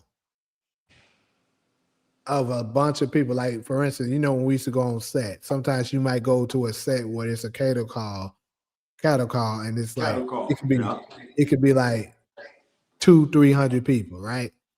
Uh-huh. I'll go and find my people among that 200-300 people, right? And have a conversation. And some of the conversations I might be having might be typically in our community a controversial conversation. But out of all them people, I'll find my person that or people that agrees with me and be like, Right. yeah, you know, yeah, I'm like that, and they always be like, yeah, I be thinking that too, but Right. I don't like to talk about this to Right. anybody. I always find those Right. people, Mm. and it's just like it's a natural gift. Right. Interesting. I don't have experiences where they be like, "Oh, you like that?" No, it's like the spirit protects me from them people. That's Nope, good. Good God. that's not your man. people. That's Yeah. not your people. You see that girl. And for me, when I'm on set, this is just me. I'm not looking to make friends with niggas. I'm just saying. Same here, right? It's the girls. So Right. it's like the spirit to tell me Right. that's your girl Yeah. right there. So Yeah. I go over there with her, and I'll wrap it up, and it'd be exactly what it's supposed to be. Yeah. Well, that's because you have that ability to be inconspicuous. You know what I mean? You can do that. Some people we can't do that. And that's a good thing you have. I'm so fucking happy you have that and you don't know, you never experienced that experience because Jamie is fucked up. It's the most fucked up feeling in the world, especially when you know you're not a hater and you never try to block anybody, but all your life motherfuckers keep trying to block you. It's not a good feeling, dude. It's crazy. I'm like online, yeah. Some ugly ass niggas are coming here and say some bullshit, but I can just simply ignore them like I do. Yeah. Right. But You like lucky. personally, no. You lucky. I had Yeah. motherfuckers hating. When I You lost are. my That's food fatal. truck, that money, even my sister was hating on my ass hard. You know My what I brothers, mean? and I love to say We this, spoke. bro. Hey, that was My bold for Cairo brothers to say love that. me, Go ahead. and I know it. You feel me? Yeah. Like my two siblings, they love the hell out of me. So That's a I don't blessing. experience that. Your That's a siblings blessing. could But that love you. was super real for Cairo to say with Jamie. We just had that conversation before the show. Family members, they not exempt, bro. The motherfuckers be hating too. Look And at Cain and Cairo was just, Abel. yeah. I was gonna mention that Isaac earlier. and Nigga, Esau. Cain.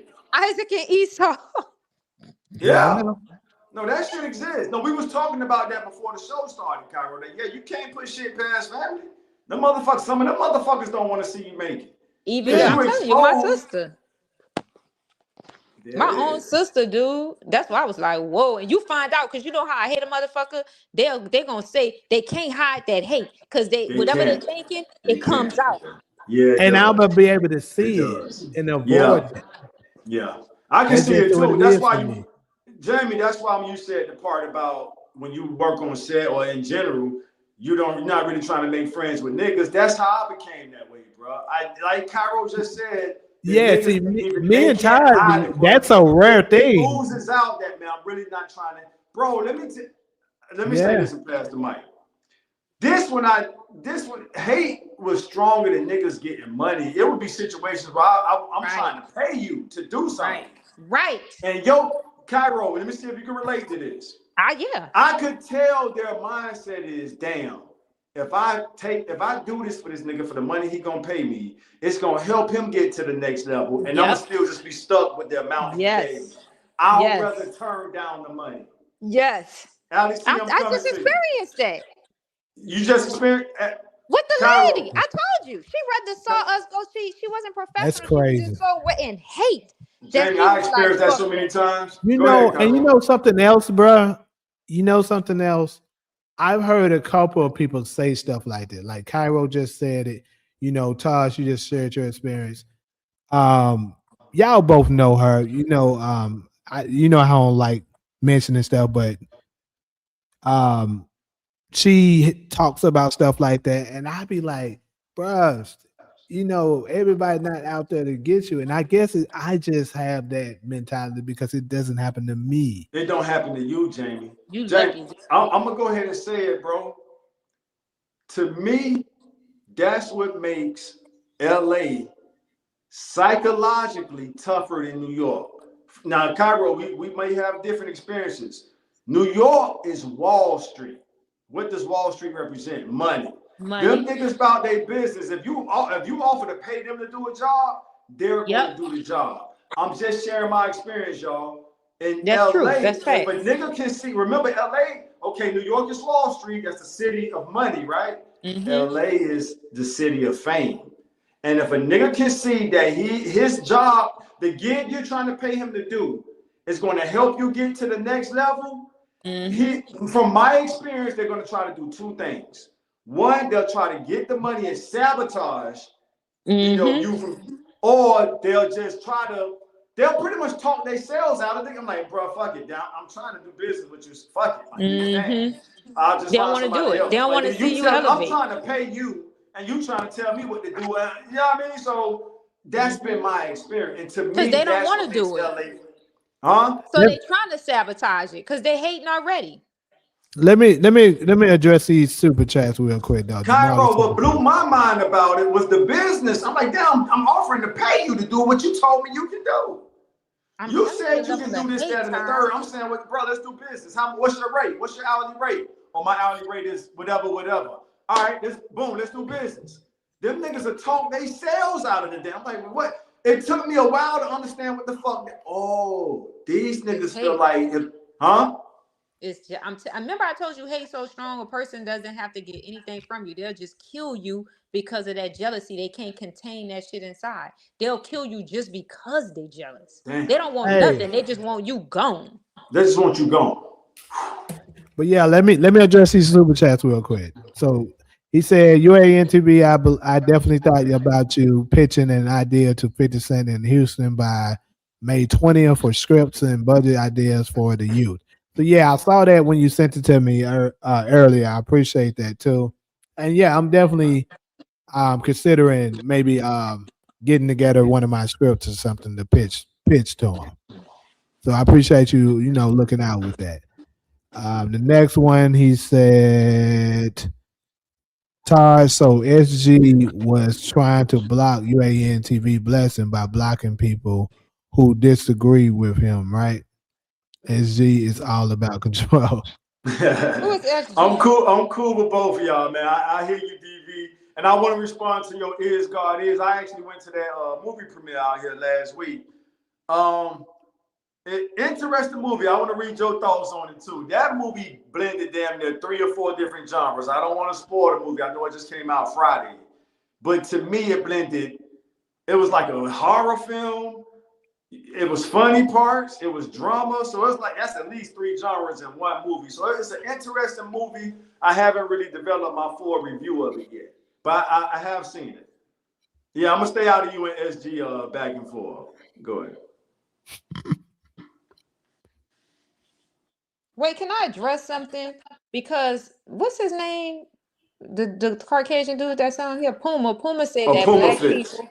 Yeah, he talking about black people are notorious for being lazy, right? I'm gonna tell you who the real lazy motherfuckers in the world. Caucasian people. Do you ever see them like out here in New York, right? They so lazy, dude. When it's snowing and they got to get out there and plow that snow, you see the anger in their face because they don't want to do it. You know, every time you get a job, they don't want to do any work. They always want to be the supervisors or the managers. I've said So who the that. real Yeah. lazy motherfuckers? Y'all And can't get out there in that sun and put in no work. Right. They're Y'all not can't do dropping it below the managerial level because unless they you lazy. pour white trash. Because they let even poor Just white look at the trash don't want to history do of the it. country. They didn't even want to, after they gave the what they call it, the smallpox blankets to the native tribe people, so they pretty much wiped them out. They didn't even want to build the country up themselves. It don't get more They're lazy lazy. than that. Go get They're some the real lazy niggas. people. Yeah, so we ain't going for that one, buddy. Nice try. They real lazy. I mean, I don't think we should give him that much attention, to be honest with you. But yeah, no, that's a good point, Cairo. But yeah, it don't get more lazy than that. We're gonna get somebody else to build the country we want. Like, come on, bro. They lazy. Only thing they want to do is wait on the motherfucker or boss Only you thing they around. want They to don't do wanna is, the work. like you said, Cairo, manage, supervise with. Yes. Yeah. Yeah, They no, don't we're do the work. super. That's the whole liberal thing again. That's what Malcolm was warning us about. The Fox shit. Malcolm said it. The white liberals only want to be involved if they can be in charge. If they can be at the head, they'll join. See, the white liberals can tolerate us long enough. The white conservatives can't. Remember I said earlier about they don't even want to be around you. They don't even want to be around white conservatives. So they don't have to be. White liberals, okay, niggas are kind of cool, so we can tolerate being around them, but we got to be in charge. We don't want no niggas telling us what to do. You know what I'm saying? That's why So it's dangerous to have them, to include them in certain stuff when it comes to black businesses. Right. Because if you allow them to be in, eventually they're going to try to come up with a scheme to be in charge. Right. Yeah, that never fails. I've never seen that. I've never seen one just go along with the program, say, hey, thanks for bringing me in, and I played my part. No, them motherfuckers are looking to be the ultimate influencer of whatever the operation is. Right. So y'all be careful with that motherfucker. I mean, you heard it first. Well, actually, I've said it before already. Remember that one show? Remember that show? He wanted to come up like, nigga, next week this shit gonna be called White Chat Crime. You was on that show, Cairo, when I said that? But we the one who said, you said it. He Yeah, said it's yeah, gonna be chill White there. Chat Chronicles. So you let that nigga, don't forget the movie Sanders, nigga. You let him in this motherfucker a month from now. This motherfucker That shit was White funny. Chat Chronicles. You just said that shit White Chat Chronicles. Yeah. Oh. No, but I've been picked up on that. That's why I don't reference my folks in the nation. I just appreciate what they taught me at a young age so much. And I live my whole life only dealing with them. When I say them, I'm talking about the white people when I have to. If it's business related, other than that, so I fully agree with what he said about we don't culturally mesh. I learned that at a very young age. And I just kept my distance. I got a few cool ones. I got a few cool white homies, but that's about it. Right. I'm not looking to be cool with them. And if they think I'm cool enough to come around, you're welcome to come around. Other than that, I really don't, and I'm not racist for saying this, I really don't care to be around them like that. Right. So he's fully right about that. We don't culturally mesh. Let's just socially segregate. It don't have to be federal law. Let's just stay away from. Now you got some niggas who love white people and vice versa. Let them enjoy each other. I'm not, you know what I'm saying? Hey, do your thing. I don't have no regrets for going through my life and just pretty much, like we all just agree, our people can be held. Right. We can be. Yeah, but I'd rather suffer with that hell than have to go over there and deal with that shit. I don't know about that one, buddy, because some of these black motherfuckers are venomous. I'm telling you. Some of these niggas are venomous. Dude. Yeah, no, Cairo, you said it the best. So when you said that part, I've never been around a white person that had that type of jealousy that you described. So I've never been around none of them either. So Cairo, I'm about to give you some credit now. I've never been around a white person that gave me that vibe, like, nigga, if I can get rid of you, I will. I've been around black people that you can just tell, like, nigga, you would be just fine if a motherfucker made me disappear. So when you said that part, that resonated. That's why I move by myself a lot. And I want to be understood. So when I be saying I don't fuck with niggas too tough, it's a reason for that. It's a build-up. I've seen so much betrayal. I've seen niggas go behind their homeboys' back and go at their girls. I'm like, nah, man, if I have any influence on how I go out, I don't want it to be at the hands of some shit like that. You know what I'm saying? So I keep my distance. That don't make it foolproof. But I just seen some everywhere.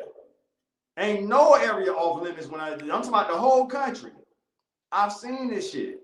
So I'm very picky with who I allow myself to be around. You said you couldn't have said a motherfucker that's jealous of you, want you gone. They don't even want nothing from you. Wait, I hate the reference to this, but this shit is real. Scar and Mufasa.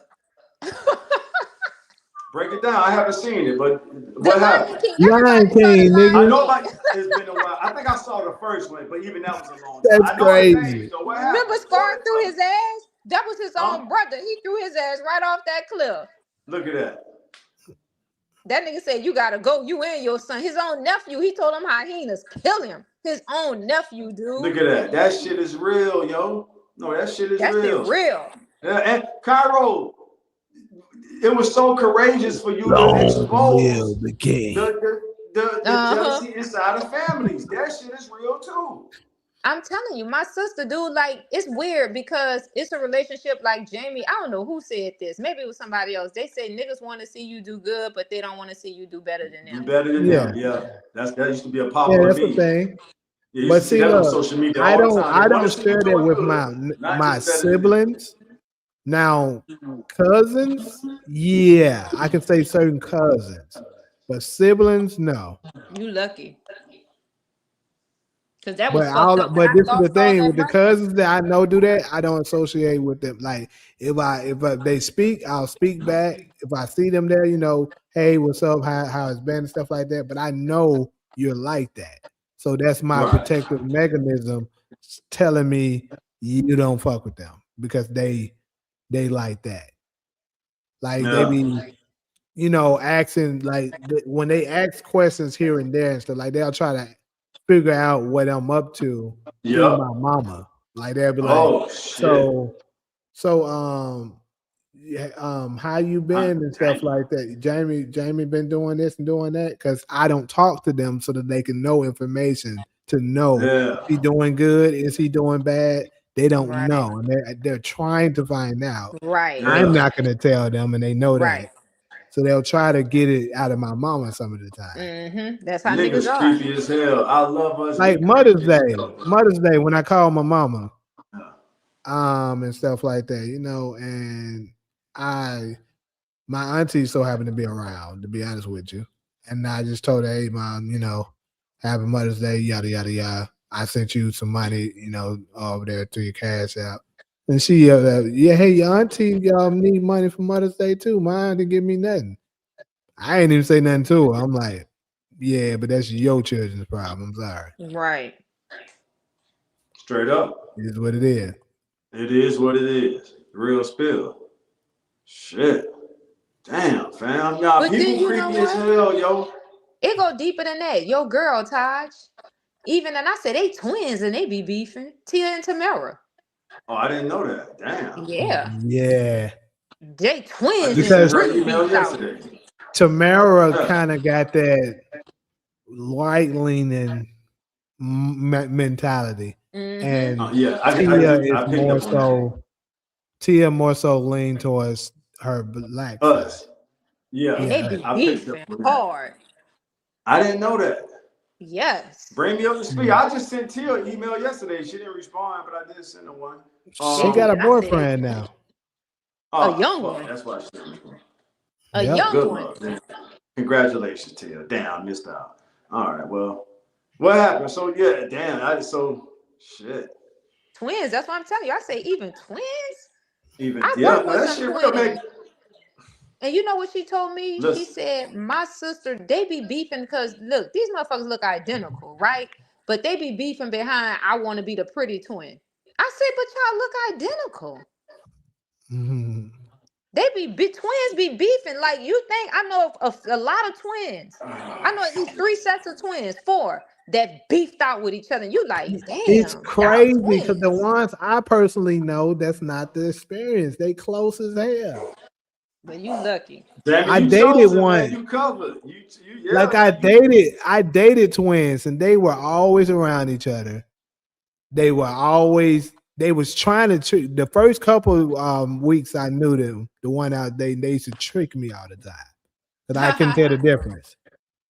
And they'll stay saying hi to me, and they so in sync. They say the same things at once. Oh wow. That's how they were. They were like, I'll be like, what's up? They were like, hey, how you doing? On cue. Mm-hmm. On cue. Both of them saying the same thing. And I'm like, bro, y'all got to stop this shit. Which one is y'all's which? And they were like, because the one I was dating name was Kristen. And she'll be like, they'll both be like, I'm Kristen. On cue. I'm like, bro, you mother. So they used to run track. This is in college. And I used to have I put sticky notes on a backpack one time, but the motherfuckers just, switched the damn sticky note on me. So that didn't do nothing. But eventually I figured out that one of them was a little thicker than the other. That's how I was able, and then her face is a tad bit wider. Then but the point is they were super close to each other. It was the same with the twins I knew in elementary. And I don't know. I just never say them not like each other. But siblings be beefing. I know a few siblings that's on, kind of like have a little exposure. I don't want to use them because it's negative content that comes along with them. But I'm telling you, even my sister, dude, when I lost all that money, it's like people pray. You don't know it. People be behind you praying on your downfall, hoping that you don't do something. Yeah. No, that's real spill.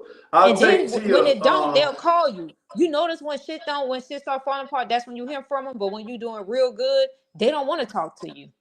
They want to stay away from you. But if they feel like you're doing bad, they always trying to call you. They always trying to ask, well, what happened with your restaurant? What happened with this? But then as soon as you get the restaurant, they don't call no more. They don't show up. Don't buy nothing. Yeah. I'm telling you, I've experienced it. No, same here. No, yeah, shit. Let me respond. I'll go with Tia. Motherfuckers be hating. I know if you gave me the choice, my answer would be Tia. Yeah, Tia. Yeah. DB, what you thought about Is God Is movie? I don't want to spoil it, but it was an interesting movie to watch. Wait, what movie was it? Is God Is, starring Erica Alexander, Vivica Fox, Janelle Monáe, what's the brother name from This Is Us, Sterling K. Brown, and this is my first time seeing it. Is God Is. Is God? Yeah, I never heard of it. Yeah. It looked like a good movie. Probably is. You talking about these two black girls? They look like twins. Yeah, they are twins in the movie, and but that was my introduction to them, so I don't know their names. What is it about? Because Vivica Fox looking like she was burnt. She is burnt. Since you said it already, I confirm it. She is burnt in the movie. I mean, I'll spoil some of it if y'all want me to. Just give us a summary. Don't spoil it, but give us like a summary. All right, so you already said the twins. You got the twins. They're on a mission to get something done. You already said Vivica Fox is burnt. So I'll say Vivica Fox is their mother. That ain't too much spoiling, right? So she was clearly she's burnt. So I'll give y'all a little bit of that. She was put on fire. That's as far as I go. And she's the mother of those twins, and she puts them on a mission. Is that too much? One of the twins burnt too. Yeah. I'm going to be honest with y'all. That was interesting how they produced that movie. The husband lit him on fire. Damn, so you must have read the synopsis already. No, I'm watching it. Oh, you watching it? Damn. Yeah, that's what happened. It looks like a good movie. I'm going to watch it. Jamie, it's good. You got to see it. The husband lit him on fire. It was this shit was kind of tough to watch because, like you said, the one twin that's burnt, it's hard to look at her, to be honest with you. DV, what you thought? Did you see it? Huh? They look scary. Vivica Fox looks scary. It looked like one of them demonic type movies. This shit looks scary. It is. I'm glad you said it. Cairo. This shit looks scary. What is that? Demons in the church? There's definitely demons in the church. So you spoiling it. Oh, Lord. So Erica Alexander plays like what they call it, a prophetess or something like that, a lady preacher. So it's a wild movie. Jamie, you gotta watch it. This shit deep. So you watching the trailer or you watching the actual movie? I'm watching a trailer. I can tell from the energy. Huh? When did it come out? It came out Friday. We saw it, I think Monday. I saw it last Monday at the Grove. So they did the screening at the Grove. And they were supposed to do the Q&A, but they didn't show up for the Q&A. All of them were supposed to be there for the Q&A. Maybe it was another theater. But we saw the screening Monday. It came out Friday. So yeah, the church scene is wild. And y'all didn't see the allegorical message in this bitch when they put it up. It looked like it said ISIS. Oh, I didn't catch that. I didn't catch that. They put the is all around God, and that shit say ISIS. It's allegorical. I caught it. Yeah, so Yep. DV say Is God Is was a decent movie about very intriguing. All right, that's fair enough. Yeah, I still don't know what to make of it, to be honest with you. If I had to give a review of it, is kind of tough to even give it a review. But it got its parts though. It's some moments are funny. Of course, you got the drama, and then you got the horror. It's almost like a That shit look horror movie. to me. It feels horror. So there you go. So that's not a reach It's for real me to feel. say. When I saw Vivica laying in that bed, it looked like it was straight horror. That's the first thing I picked up on. All the horror. All right, You can cool. feel the horror So there it in that is. movie. It is. So that all right. So yeah, I'm spot on with that. It is horror. Yeah, it felt that way too. That shit was like a scary movie. Yeah, it's kind of crazy. That's why I'm scared. That shit got me in here. It feels like something, an entity is in that motherfucker. Divine Healer. So DV called Maxine from Living Single the Divine Healer. So she runs the church. That scene was kind of funny too, though. It was all in one. It was drama, it was horror, and it was a funny part. And I ain't gonna spoil that, but yeah, it was all right. But yeah, y'all. Yep, Janelle. Yep. Was it? So you saw it, DV? Yeah, we both saw it. Yep, Janelle Monáe was the wife. I'm gonna watch it. I don't know if I'm gonna watch it here by myself. That shit looks scary. Yeah, it's almost. I can't even find the words, but yeah, that shit scary. I don't think I'm gonna watch it. That shit real scary. You know what, Cairo? Throughout the whole movie, this thought kept coming back to me. Like, who the hell produced this shit? I kept asking myself that because it's almost that seems scary. You don't expect it to come out of a black mind. And I know we're not monolithic. We say that all the time. But I'm like, damn, I wonder if somebody outside of our culture came up with the movie and then just got us to act it out. But I kept asking myself that. I don't like it. When I saw it, it felt like a demon in that motherfucker. Yeah, it got that vibe too. It definitely got. I mean, look at the title. That's why I was like, Yeah. Because she looked like a demon laying in that bed, dude. Yeah. Then that church scene, you saw that church scene? Yeah, I saw the whole movie. That shit was scary. That shit, and I'm not usually like that with movies, but something, I'm like, I don't think I'm gonna watch it. I want to watch it because I'm, but yeah, I didn't expect you to. I was like, but so for you to react to it like that let me know I wasn't too far off. Yeah, it gave me an eerie vibe, and I don't want to give it a bad review, so I'm being careful with my words. But I'll say this: I don't know if I can go see it again. I ain't saying that. That when I saw it, yes, I'm telling me leave that alone. That shit seemed, I ain't gonna lie, that church scene, that shit seemed demonic. It seemed like some type of demon was in that bitch. Right now. See, so DB done spoiled it already. So Vivica Fox was Ruby the God. So he done spoiled it. So yeah, she's pretty much the God of the movie. Damn. I wasn't gonna spoil it, but he did. Who is Ruby? So what that mean? Ruby the God. I didn't even know that was her name. You just seen a crazy report proving what I be saying to be right now. Once again. What's that? What you got? I don't know. The lady I seen, she looked familiar, but basically she was just talking about some insane statistics. Recently, 6 men, it was one group, 6 men impregnated 50 different women and created 87 kids. 6 men did that. Yep, you've always said that. Yeah, it is. Instead of 5 men created like another 82 or something. And basically what she was, the host of it, she was implying is that the problem in our community is what I've been saying. The women are still laying down with the same type of dudes that's having all the kids. You've been saying it. The whole group, and I keep telling you, like Solo should be up here for this one. But I keep telling you what it is. It's them. It's y'all being attracted to that small group. and lay it down with these niggas. That's crazy. It's crazy. As a matter of fact, I think I downloaded it. Bro, you said 6 men. Yes, bro. Got how many women pregnant? Like, I know you said 80. I know 80 was one of the numbers. I think that's the children though.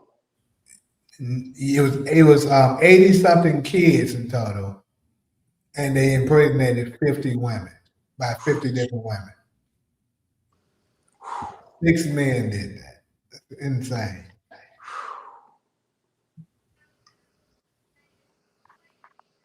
And that's in our community. Our community, yes. Cairo. Hmm? I'm losing hope, Cairo. I'm losing hope, Shit. Cairo.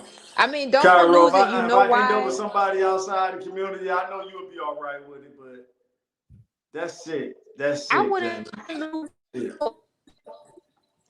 That's sick. Damn, man. That's sad. That's sick and sad. And you've been saying it, Jamie. To give you your credit, bro. You've been. I got it right here. Before I'm we down. started, Huh? I got it right here. I'm gonna play it. Got to wait till it download real quick. Yeah, I wouldn't lose hope, but what's meant to be gonna be. You know, whatever the universe already have chose for you, that's what it's gonna give to you. This is insane. Jamie been saying that shit damn near before the podcast started. Wait a Been minute. saying that.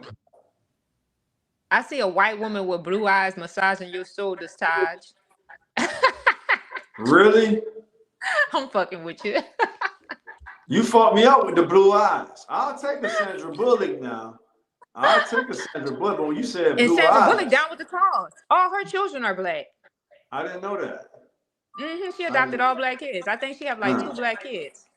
You fucked me up with the blue eyes. I mean, I thought about doing a movie one time, and it was gonna be it was gonna be an interracial couple. Let me know when you're ready to play, Jamie. I'll shut up.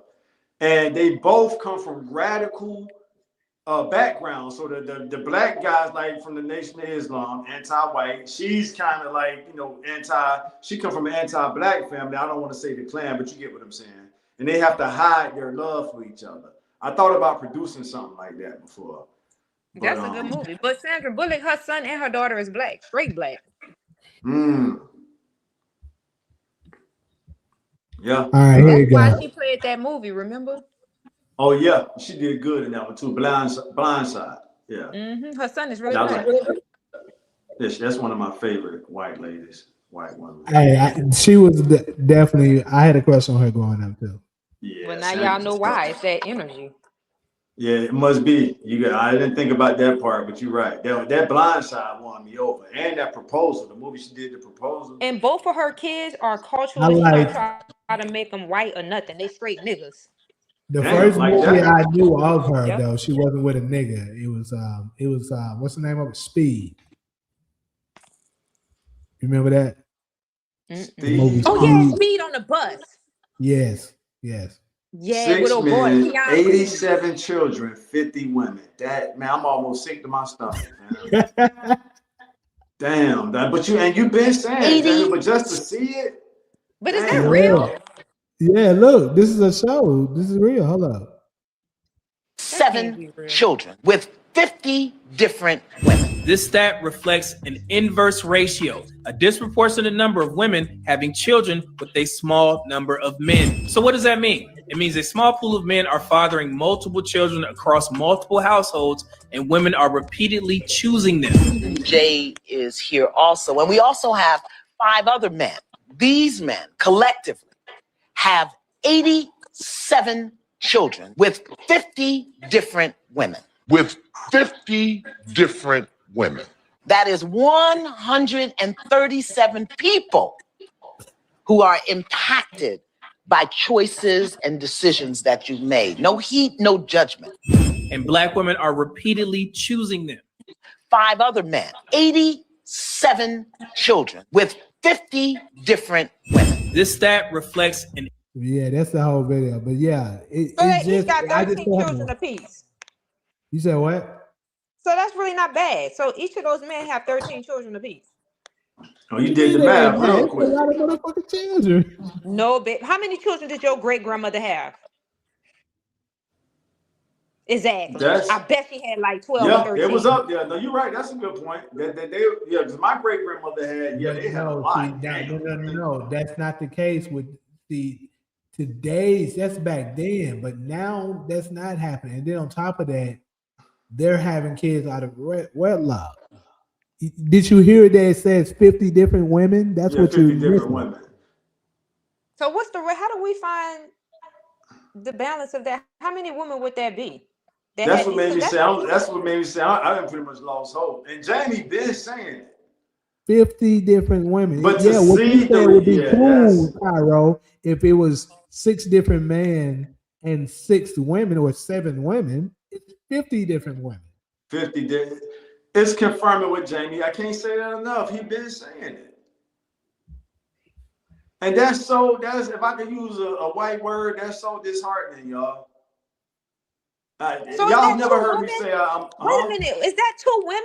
Because so that's 2 women, right? So each one of them had 2 women, and each one of those women had 6 children apiece.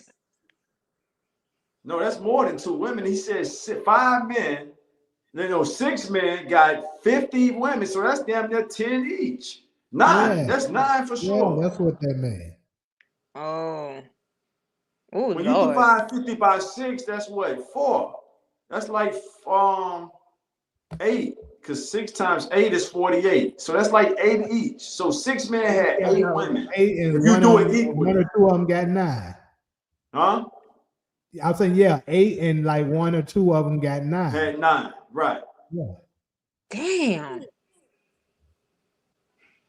Oh, I don't know Lord. why This is happening all now, throughout Jamie our been community. saying it, but to see It's them happening numbers, all throughout our community.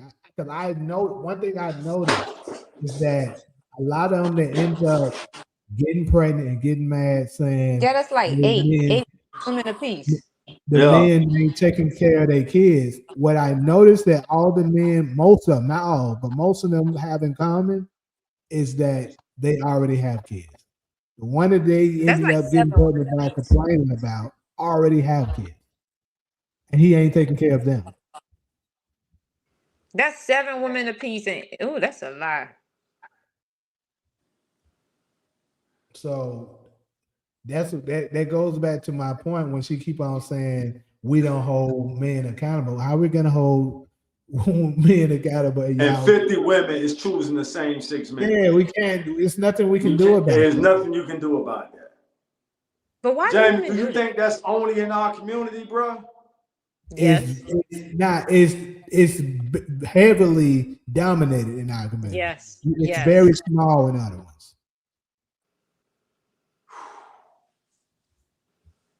Yes. I gotta go find me a this is the Cairo, reason. y'all.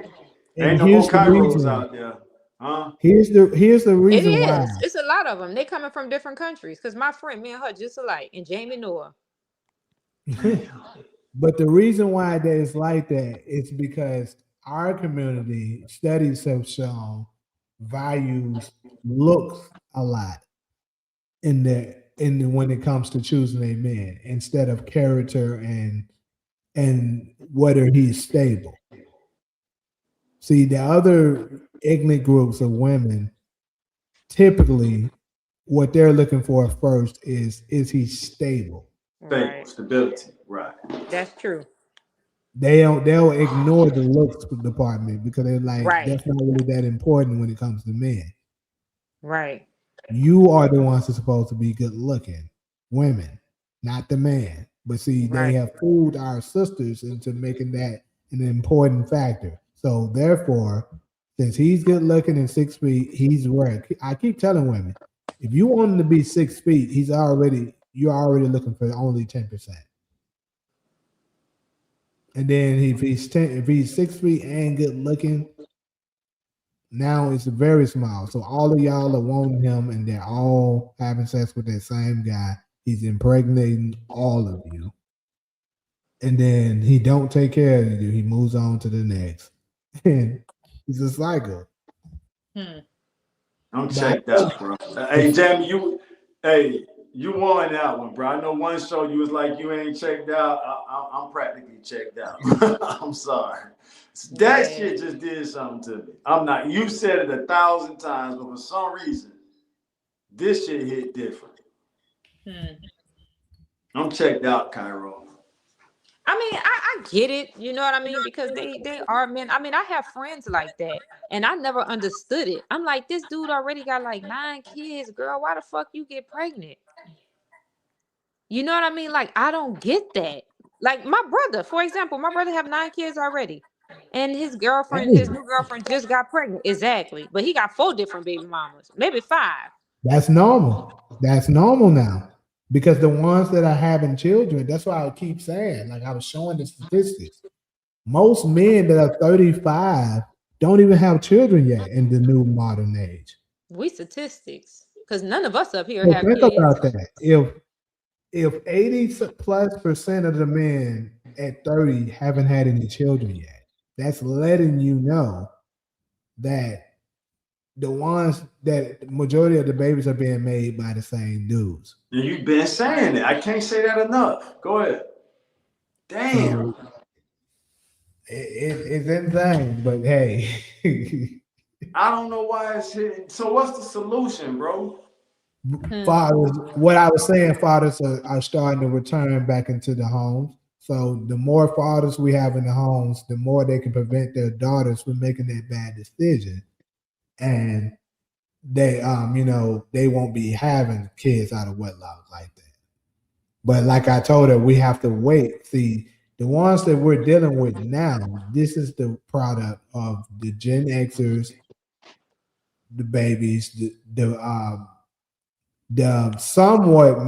millennials who had babies at a very young age, them somewhat, but mostly the Gen X generation. That's true. I can't even defend that. You spot, yeah, I think it is the Gen X. Because the one thing about us, we got a bad rap, and I'm saying this as someone who's not even a parent, of wanting to be friends with our kids. I don't know if that plays into the point you're making, but the Gen X didn't really have the parenting like the baby boomers did for us. So we the children of the baby boomers and Gen X. So I can see what you're saying with that. So you're basically saying the Gen X kids is what? The children of the Gen Xers. Well, those are the ones that, so I'm saying like, those kids are out there, and then so y'all created the late millennials. So basically the late mid 90s. That sounds right. Yeah. So mid to late 90s, right? Yeah, and those are the ones that, unfortunately, it seems like a lot because y'all were the crack baby era, right? I knew I was. Well, Cairo was the crack baby. I'm late 70s, so Cairo I was a year got from hit being hard. a crack baby. I told y'all. My cousin So so that's the ones I'm talking about, the 80s babies. So those are the ones that the babies that were being the same 5 dudes. Well, I would say it's some of it started there, but see, they grew up without fathers. Some of They did. That's where it started. Decade probably did. Yeah. Not all of them. Yeah, they got hit hard. Wait, hold on. So once that child grew up, no Taj era too, Jamie. Huh? My brother said he had 8 kids with like 5. I say no because most men that I know that's like in their 50s, my brother 54, and he has 9 kids now and 6 different baby mamas.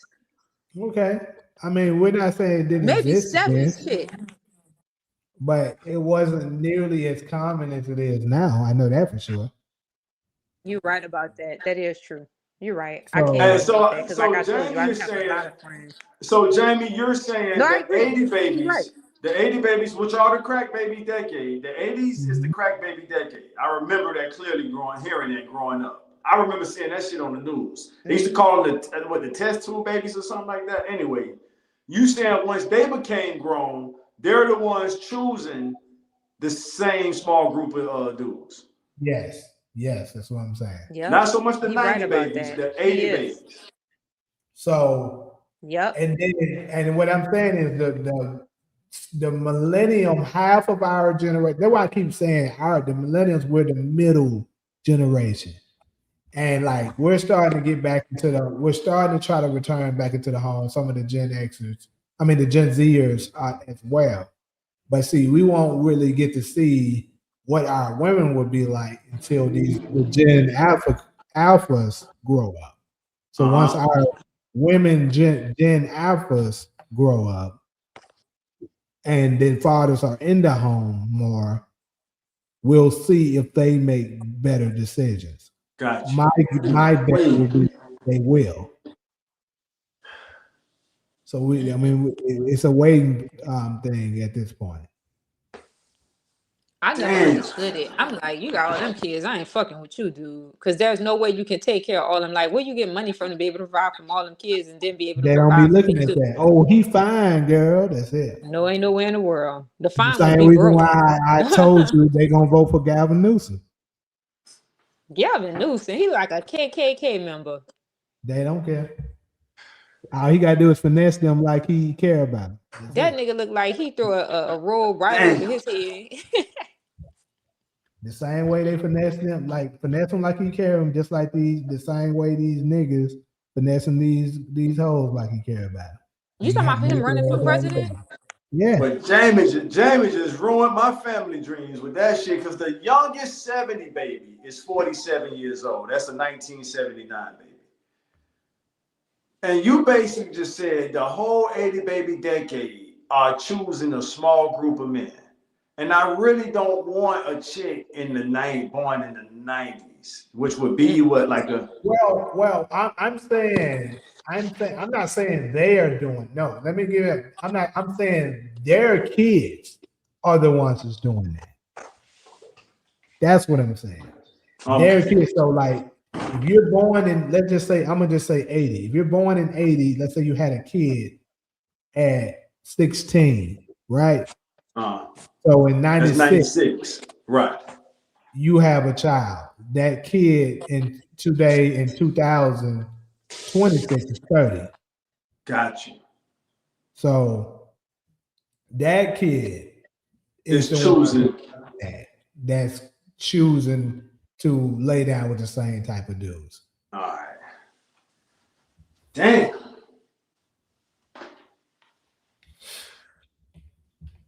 So I have a question for you guys, because you're talking about the women that's choosing to go lay down with these men that have all these kids. What about the men that come after this lady already have 4 or 5 kids and impregnate her and give her another one? What generation is that? Because that's common too. That's the same. Yeah, I think I don't know if that's specific to one generation. I'm kind of familiar with that psychology. Though psychology is down. You done popped out all these babies for these other niggas, whether it's 2 or 3. Here, hold this one. Carry this one for me. Because that's common. That's common. It is. Yeah, you look at her as she's fertile. Like, damn, girl, you done had 4 or 5 babies already. How old are you? Late mid-30s? Okay, you can carry another one. Hold this for me.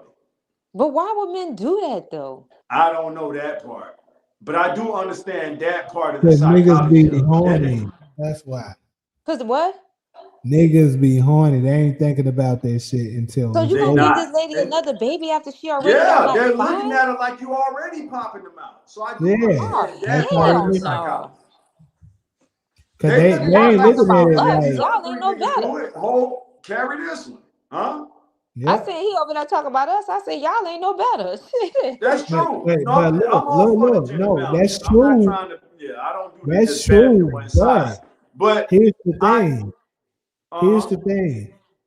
That same dude that you're talking about, Cairo, is the same dudes that's have the 5, 6 baby mama. They damn near wrote. I bet you some of them overlap. Exactly. Probably got some of the same 50. That's what it is. Because keep in mind, remember, I told you, more than 50% of all men don't have children. And then 80% of them, once they hit 30, haven't had a kid yet. So that means majority of us aren't doing that. So that's that small percentage of dudes is doing what you're talking about. What was that show we was talking about when y'all was talking about the semen? Remember that one segment that we had, and we was talking. It was about something about sex, and when you let off semen into a woman or something. Yeah. What are What we was talking that? about? You, When I they can't. when they Go ahead. trying to make their way to the eggs or something? No, it was something else much more profound. It was a segment that we had Yaki, you I'm gonna guys. go ahead. So when Yaki was on the 85 South show, who was what's the dude name? DC Young Fly and all them. He spoke about how when a guy ejaculates into a woman through raw sex, the sperm can reach all the way to her brain. That's what I'm talking about. That's that it. segment. Yeah. That's on the that nigga DC Young Fly. He flipped out when he heard that. He was like, "What?" He was like, "Yeah, the sperm can get all the way to her brain." And he went as far as saying that the women, that's why the women start behaving like they men. So one of the other dudes, who I don't know his name, so he was like, "Damn." So when we start dealing with a new chick, I'm really dealing with the mentality of another nigga in this chick's mind, because he done That's nutted what in I'm her talking so. about. That's it. I figured that's what Which you was was talking the about. That's reason it why right there. their body count, they be trying to say they can be men, so we can do the same thing. No, that's why your body count matters, because once you allow them dudes to do that, you take on the part of that dude permanently. That's what he said, Jamie. We I'm don't gonna take look that one up on real what quick. a woman does to us permanently. Yeah. That nigga, the part I remember, DC was like, "What? Nut on her brain?" He was like, "Hey." The other dude, he was like, "Bitch, who told you? He basically was saying his chick was almost talking to him like another nigga, which meant she must have been fucking another nigga. Because where you get that from? Like, I don't talk like that. So why is you using certain slang words? You fucking another nigga, you let this nigga nut in you, and now his sperm reaching your brain, and his demeanor is rubbing off on her, and now she talking to her man. Let me find this shit, bro. The shit is a long interview. I wish I knew how to narrow it down to that one part. Yeah, Cairo. And Yaki is pretty known for breaking shit down scientifically. So I'm not saying you could take it to the bank, but he got a big reputation to say something like that, and it's not fact checked out. No, but that's true. You become one. Because I've been in a relationship for a long time, and you even start thinking alike in some ways. That's what he's saying. That's the point he was making. Here it is right here. I just typed in his name in the 85 South. So here, bro. So I'm about to send it to you, Jamie. Of course, we ain't got time to watch it right now, but it's an hour and 8 minutes long. At least we'll have it. Hopefully in the future we can find that part and clip it and then address it on the show. I'm gonna put it in our group chat. So Cairo, if you want to watch it. No, I'm most definitely gonna watch it. So you know how some of the YouTubes will break down the segments. This one didn't do it. I can believe that it do, but sometimes, them niggas was tripping out when he said that shit. It was like, yeah, man, the sperm reaches her brain. So and he said the same shit you said, Jamie. So when she's having all these multiple partners, that's what some of the bipolar shit probably coming from. Among other things. Let's see what the comment section talking about. They might know something. Should studs be celebrated on Father's Day? No. I'm just gonna say it. No. I don't give a fuck. That's just the same, just like that nigga said nut in her brain. I have a question to ask y'all because somebody mentioned Father's Day. Why are the fathers upset at the mothers? Because they get so much honor on Mother's Day and nobody, because the fathers be men be upset about that shit. They be like, these women, they always give them shit and honor them on Mother's Day, but when it come to us, they don't do shit. I mean, it is the truth. I think at this point, men don't really care because we like it is what it is. But at the same time, I do think fathers deserve more respect. than what they give us, because that's part of this thing. They don't want fathers to be looked upon as, you know, to highlight the importance of them, because that would break the will of the people that controlling shit, because that would Right. create a stronger family, and a stronger family means they can control it. And this is what the Bible insinuates. If you, I don't want to say if you sick. I just want to say if you need healing. And you know, because I want to find this. I can't even wait, bro. I'm trying to find this shit while you and Kyra were talking. I'm a biochemist. Man, I'm a Reiki help. We ain't faking. We ain't lying. What I do is we try to go to the people. I don't like those people because if you, well, I don't like taking that. That's what I'm saying. You do got naturopathies too. Take a naturopath, give you herbs, fella, And then once I find it, I can pretty much just play it through the speaker instead of. I've already sent it. But because you know, healing somebody is a very sense, and based off of so-called heal, is the body trying to heal itself, didn't give you a form of get your body or these from the environment. Things hurt you. True way of my body is asking food from people who are controlling. What y'all talking about? That's true, Palmer. That's true. Our sovereignty. So we start with health. Health is what's going to. But like I said, they want to cut that part of it. Puma Fist don't believe it. Puma Fist, we gonna get to the facts of it. Taj, do you remember the horny goat weed pills back in the day? I remember hearing about them. I never experienced them. Puma Fist space sperm does not go to the brain. Taj, you are talking. Hey, I didn't say I just repeated what somebody else said. It's up to us to fact check this shit. No, I don't watch old people grant from us a month. And I'm about to find this shit since y'all challenged it. And this guy has a huge following. Wait, but does So the thing sperm about- get into the blood cells? Is it able to get into the blood? Because if it get into your blood, then most definitely it's going to your brain. Because the fucking your respiratory system, I mean, regulates your whole body. That's what it does. So does sperm enter the bloodstream or no? I don't know. I don't remember him saying that part. I'm trying to find it right now. Because if it enter your bloodstream, most definitely it's going to your brain. I mean, you gotta think about it. If you up in a, I think this might be it. It's so hard for you to think that that's impossible. Because this is my thing. I'm just saying, if you up in there, you already halfway up her stomach already, right? Where maybe some of y'all y'all be kind of small. But baby, y'all don't. He gonna say, "Cause wait, baby, some he had to go back." You already They ain't in halfway up. nobody's stomach and You them upper things stomach small. already, and then you shoot it. I know when I shoot, I be shooting a lot, so I can definitely see how it can make the brain. That nigga say he sweet a lot. Y'all cutting up tonight. Y'all cutting up.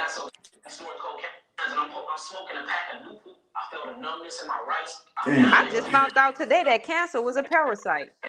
It is. He teach that. This dude Yaki teach that. Yep, he does. I didn't know cancer was parasites. You know, he did. I listened to him on the science of that, right? So if you pay attention to the zodiac signs, right? The zodiac sign, what is the cancer? What is the sign for? A crab. And the crabs are known to have multiple parasites. See, I didn't know that. That's where it comes from. I did not know that. This white man popped up. They're talking about I have sickle cell anemia. Yeah, so I learned that from him that cancer is a parasite, Cairo. I didn't know that. I saw it today. I was like, whoa, that makes sense. It does. I was so skinny, my mama all about changing my diet. So look, I'm going on because everybody think that you have your own clinics and you have your But you know what though? Everybody talking about changing their diet. You know what's fucking us up too? Because majority of the food that they're selling in these grocery stores are grown in a warehouse under synthetic light. No photosynthesis or nothing is reaching those fucking plants or those vegetables or even that laboratory meat. So you still not receiving the energy from those vegetables or those fruits that you consuming.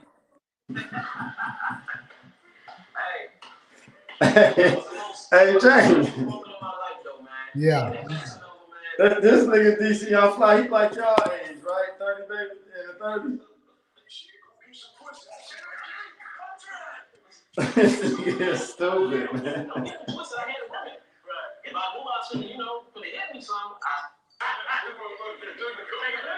I'm determined to find this shit, Joe. Yeah, a lot of people don't think, you know, you can take these other pills for the rest of your. Then you gotta rush it. All things same time. That's why a lot of us not healing like we supposed to be healing because of that shit is grown in a fucking warehouse under fucking synthetic light. It's like, damn, you can't win. Breaking your fast, you know what I'm saying? It's in our food. Niggas say the mouth size, but y'all looking up, wake up in somebody. But you still in your body waking up in somebody else's body. I think this is it. We in our bodies all about. Yeah, I got the results like this. No, that's your whip. That's your whip, man. You got about 3 of them. You gonna hand his name right on over. That's on the first place. Can you name 3 bones in your body?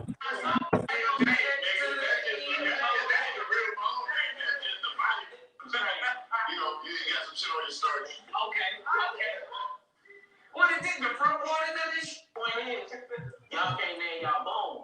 Our vehicles that we call out. On your car, we put your car in front and these things off. Come out. Some shit left in.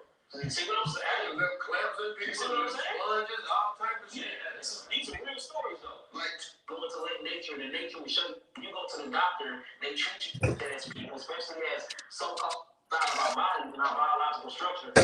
Right. We have different people, man. We really heal cells, Henrietta lack cells from them cells, bro. Taking the cells out on them, kept living, they still alive. damn 40 minutes through this shit. Converts due to biosynthesis. So plants go through something called photosynthesis. See, I just was talking about that. That's what I'm talking about. It's basically a nuclear reactor. What you said, Carol? I said I just was talking about that, how we not receiving the energy because of photosynthesis. Half of the fruits and the vegetables that they're selling in the meat, even the meat that they're selling in the grocery stores, is all grown in a laboratory under synthetic light. That's why we're not healing the way we're supposed to be healing, because the food is not going through the process of photosynthesis. It's grown under a synthetic light, which is poison. So you tell them, I got a question. So you really your food, even though you ain't never grilled no shit. I know I ain't eating 15 years. I don't eat no more. If you give me vegan for a week, because we know, even if it's foreign raised, you know, people like this. Damn. When you eat something, they're first being made to eat on the go. Nah, I hope I didn't skip it. Your esophagus and then it hits your percentage. This is actually what breaks down your food. Black person is constipated anyway. You be wondering where it's coming from. Most of it worms, vascular booski worms. See, he talking about it now. I'll play this part. You might like this, Cairo. He talking about the parasites now. Where it's coming from. Most of that stuff Can you hear it? What's inside of the meat? It's called pleomorphic bacteria. Same thing happened when you start eating all that meat and stuff in your human body. That's why a lot of us got tapeworms, hookworms, vascular booski worms. Half of us got parasites because all this dead flesh and these carcasses that we putting in our body, man. We was not made to eat meat. We was made to eat fruits and vegetables, bro. And I know that sound boring to a lot of people, but it ain't boring. That shit's unreal. Cause I ate some shit the other day that had me, boy, I had gas. Look at him. What the hell, like bad gas? Sandwich, it didn't want me to have that. All right, so Cairo. So Puma Fish say sperm enters your fallopian tubes and fertilizes your egg. It does not enter your bloodstream. Okay, well, that's there you Puma go. Fish. It's a tailpipe, man. Like I come from your intestines every. Well, you did that. So we just need to make sure we put in our body every day. Right. Man, this shit so goddamn small. That motherfucker say eat rich cornmeal. All right, I Palmer. want to He find that said say. CI too. Puma fish still here. That go to show you. He just said he out That now. nigga the CIA. He said they got CI. I'm telling you. Hey, I actually agree with you. That's what I was That nigga thinking. I was CIA. saying. He talks about the tiny hats way too much. I'll be thinking in my head, you probably are a tiny hat. Yeah, he's trying to implement that shit in our subconscious. Get your ass on. So we can go out and talk about the tiny hats. Now everybody talking about the tiny hats. Everybody know this. How you feel this? So it's not supposed to have more than 2 ingredients. No, we try to push from soil to table. I mean, saying you all over my fucking timeline. I mean, saying that though? Yeah. I'm just saying you eat more than one. No. What has she been eating? Hey, hold on. Be honest with me. Yeah, she got to be eating right. She got to be eating right. Correct. That's a good observation. That's it. Yeah, I only got that out. I'm 6, but I've never put my dick in your mouth. The same mouth you make. I know when y'all have sex, though. You're literally swapping off sex. Here it is. I think this is it, Cairo. You ready? Y'all literally becoming one. Yep. That's good. Listen, Cairo. If you ejaculate in a woman, bro, your sperm go to her brain and stay there for the rest of her life. Did you hear that? Mm-hmm. Cairo. He said stay there for the rest of her life. So you did hear that. Let me back it up and play it again. Seminal fluid, coupling fluid, y'all literally becoming one. That's good. And that's why, like, if you ejaculate in a woman, bro, your sperm go to her brain and stay there for the rest of her life. I'm gonna pause it again. Any thoughts? Jamie, you there? Yeah, I heard it. What y'all think? Now here's my thing. When certain people say this, and I'm back quiet. When a person has a huge following, bro, they have a lot to lose to put out some wrong information out there. So I'm not saying you can just take what he said to the bank, but I hope people will be thoughtful enough to say, yeah, I'm just not going to put out any kind of information because I can lose the people who count on me for this knowledge. So with that being said, I'm going to play the rest, but what y'all think about what y'all just heard? I forgot about the rest of your life part. I don't believe it because your body, what your body does, your body is a filter. It's like an energy. And nothing is going to stay in your body for forever your life. Your body filters itself out. So for him to make such a bold statement like that, you really have to go do your research. Me personally, I don't believe it because, you know, I know human anatomy. Like, I'm a fucking vegan. Like, I have to constantly read up on these things. And I can tell because your body, I mean, you and your body are one. Your body is gonna communicate with you. But if you're not in tune, then you're not gonna know the signs. I told you I can tell when I'm ovulating. Like I can smell the iron in my fucking blood when my cycle is about to start just by using the bathroom. I'm like, damn, my period about to come. The next day, that bitch be here. So that's like if you drinking bad water, you know how you can tell when you drinking water that doesn't have any minerals because you're gonna constantly have to use the bathroom because there's nothing that your kidneys could hold. It filters all that shit out because it's bad. So that's what your body does. It's like a filter. You know, when people go to dialysis, they're filtering out their blood. So nothing is going to stay in your body forever. Nothing is going to stay in your blood, especially when you cleansing yourself. That's why you eat to cleanse yourself or you go to the sauna to sweat out those toxins. I was just telling somebody last night the difference. I want your opinion on, not your opinion, but what the knowledge you have on spring water versus like purified water or the other water besides spring water. So they lies. The best water you can have, one of the ones that I drink is Fiji. This I'm telling you to know when you drinking trash. You know when you drink beer, you know why you have to keep going to the restroom and using the bathroom? Because there's no minerals in there that your kidneys are absorbing. It's getting filtering all of that bad shit out. So when you think you're drinking some good water and you got to keep going to the bathroom, that water is trash. That's what your kidneys does. It keeps the good stuff and let that bad shit go. Yeah, so that's like when people drink beer, you notice they got to keep using the bathroom because that shit is poison. It's no good for you. Your kidneys like, I That want makes this sense, shit. Cairo, because when I drink liquor, it's rare that I do. But whenever I do, I definitely be pissing like fuck. Yeah, because your kidneys can't keep nothing. That's what your body does. It keeps the good stuff and filter out the bad stuff. That's why when you're on a plant-based diet, you using a bathroom 4 or 5 times a day. Every time you eat something, your body you're gonna like, oh damn, I gotta go use the bathroom. But when you eat that meat, your DNA don't recognize that shit, and your digestive system cannot break that down. So that shit gets stuck in there. You clogged up in the bathroom, squeezing, pushing, damn near about to pop an artery, and that shit don't want to come out. Yep. Damn, Cairo, we love you, Cairo. Okay, let's get back to this.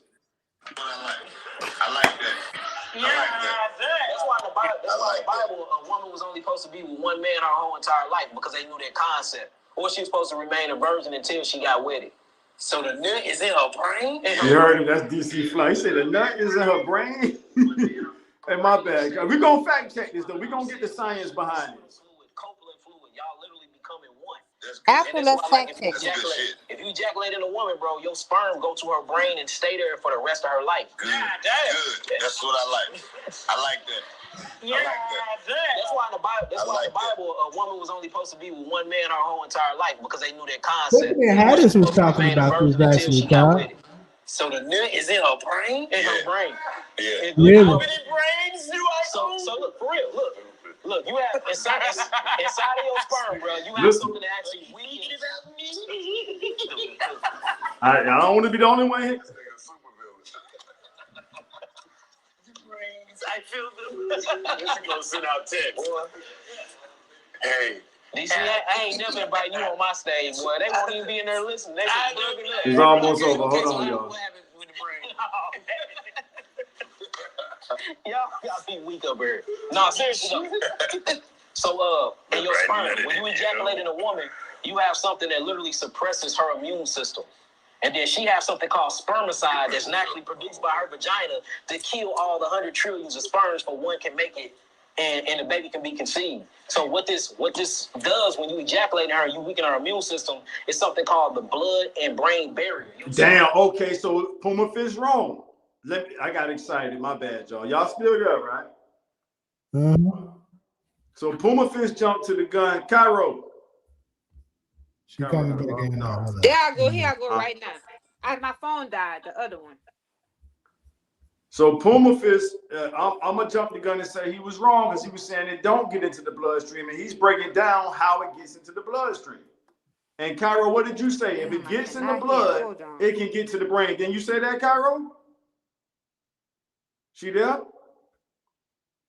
Yeah. But anyways, Tiffany Haddish was talking about something like this too. What she said? AI. She basically was saying the same thing, like when you have multiple sexual partners, that's why it's not good, because when they ejaculate in you, they stay in you forever. So that's why you be developing all the behavior. Look at that. And stuff inside. Look at that. Let's get to the bottom of this shit, y'all. Come on, Jamie, bring it on. You heard that, Cairo? I heard it, but is he researching that on AI, or is that somebody? One thing I would give Tiff, and she just like you, Cairo, and let's when she. They keep cutting me off. I can't hear shit. I've heard Tiff say a lot of things, and a lot of that shit, it checks out. So I know people kind of, when they hear a certain name, they'll already make judgment. And she, of course, she got her crazy moments, but I've heard her say a lot of shit that makes sense. Let me say it like that. And I don't think Jamie would be repeating it if he thought it was nonsense. So she's basically saying what he just said. Yeah, but can somebody? Yeah, that's why I brought it up. Huh? I was saying, yeah, that's why I brought it up.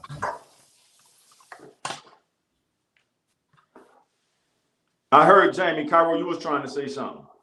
Oh, I was saying, can somebody look it up on AI and see if it stayed in your bloodstream forever? That's the part I want to know, because I don't know. All right.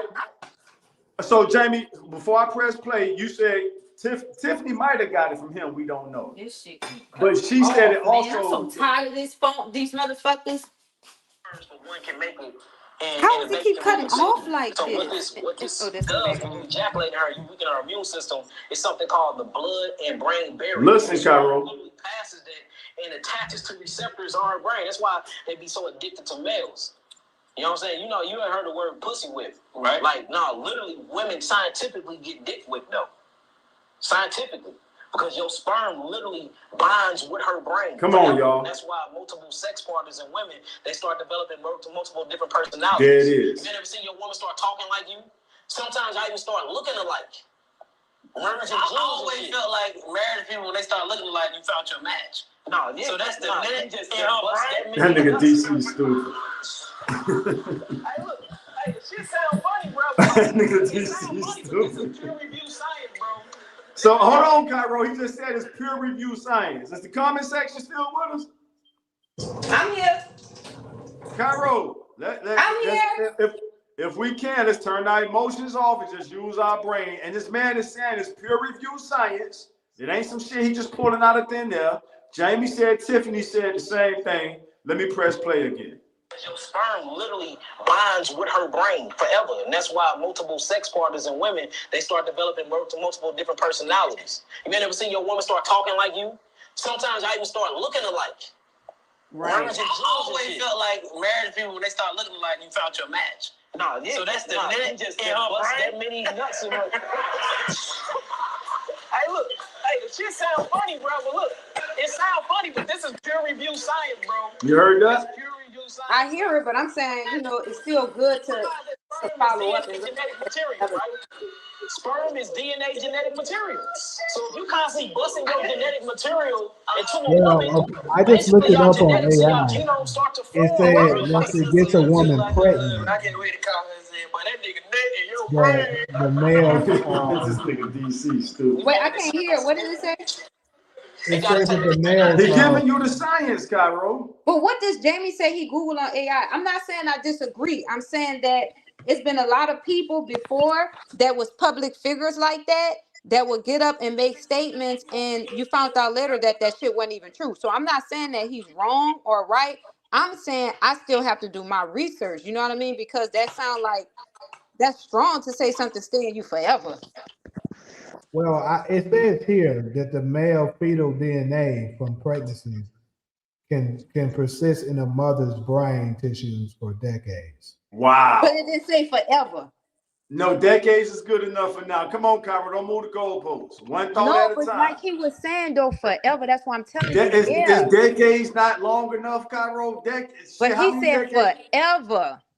He didn't say decades. That's why I'm like, I not know forever. That don't sound right. Decades mean at least 20 years. One decade. A decade is 10 years. All right. So if Jamie said decade with the S, so that means at least 20. Come on now. Yeah, but he said forever. Read it again, Jamie.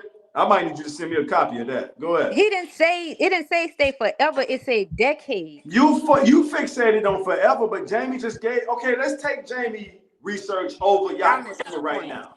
Because you want to stay stuck on forever, but Jamie still 20 years is a long time for nothing to be on the chick brain. Come on now.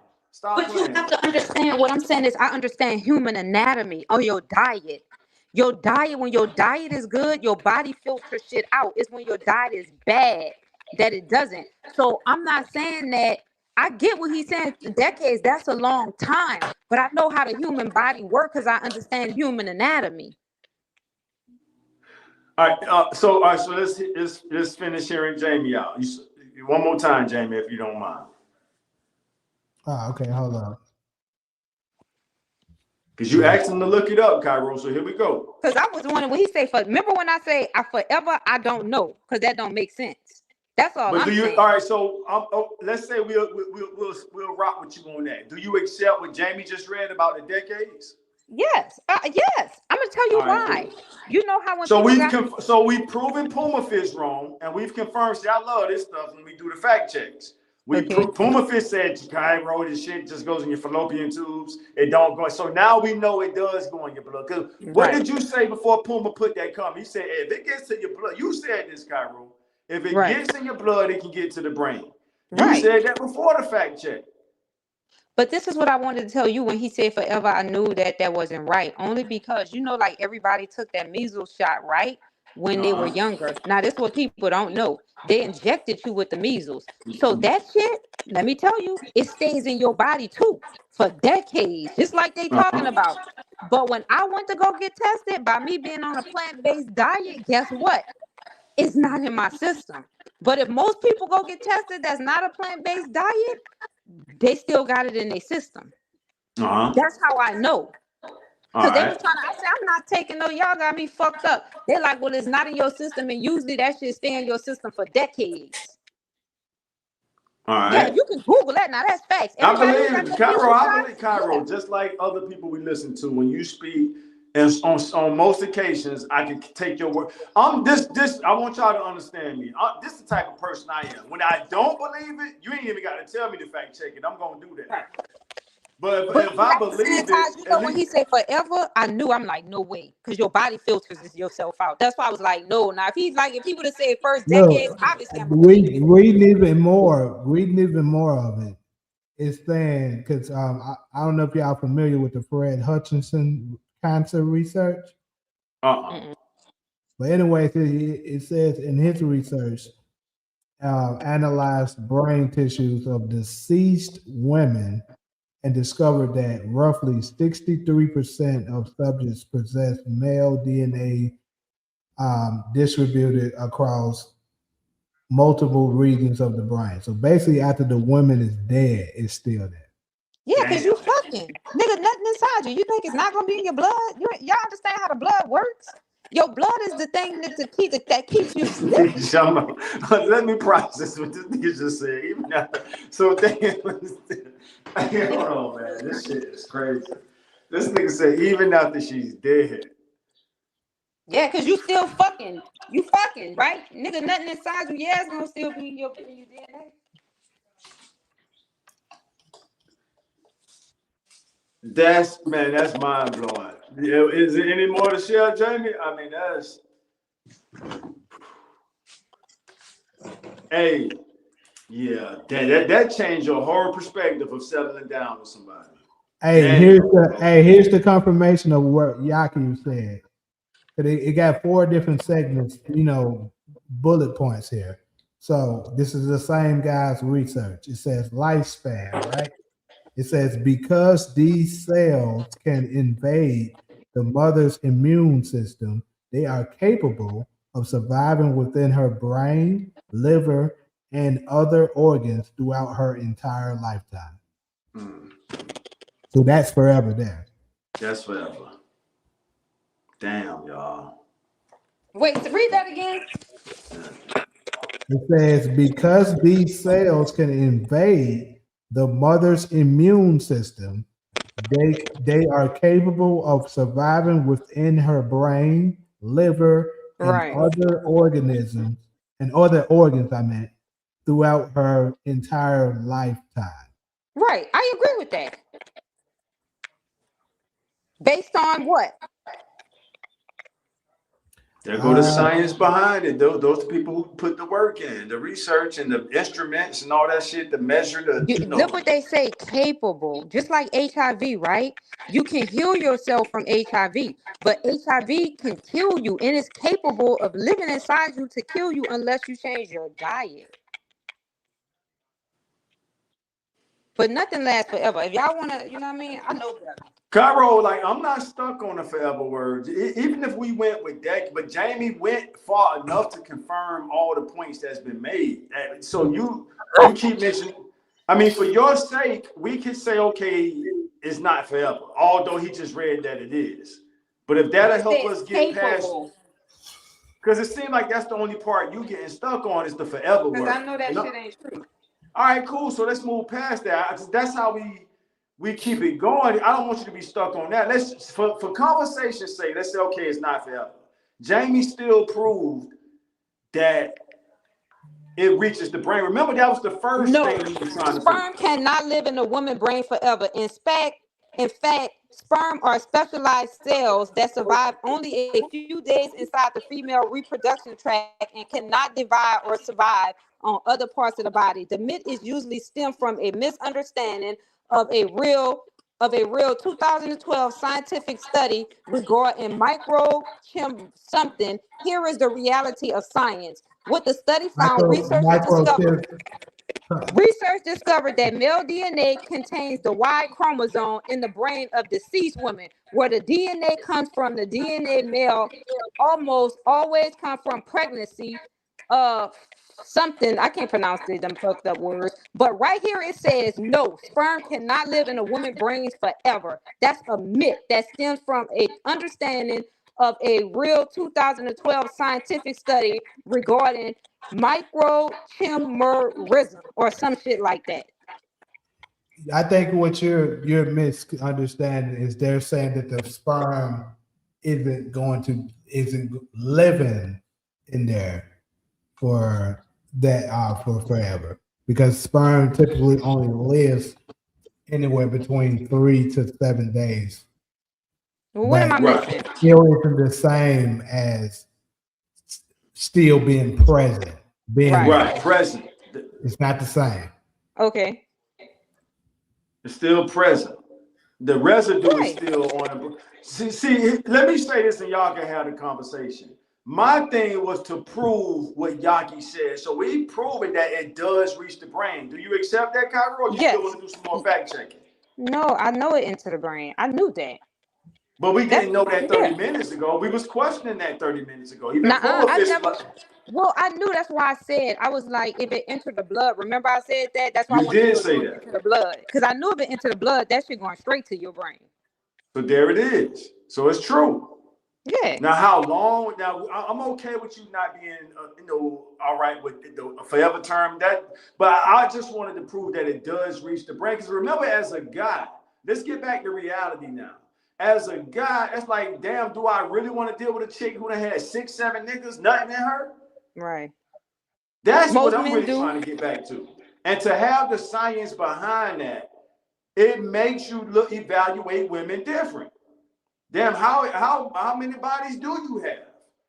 Right. You know what I'm saying? Let's see what the comment section though. I just saw a comment. Yeah, X the comment section.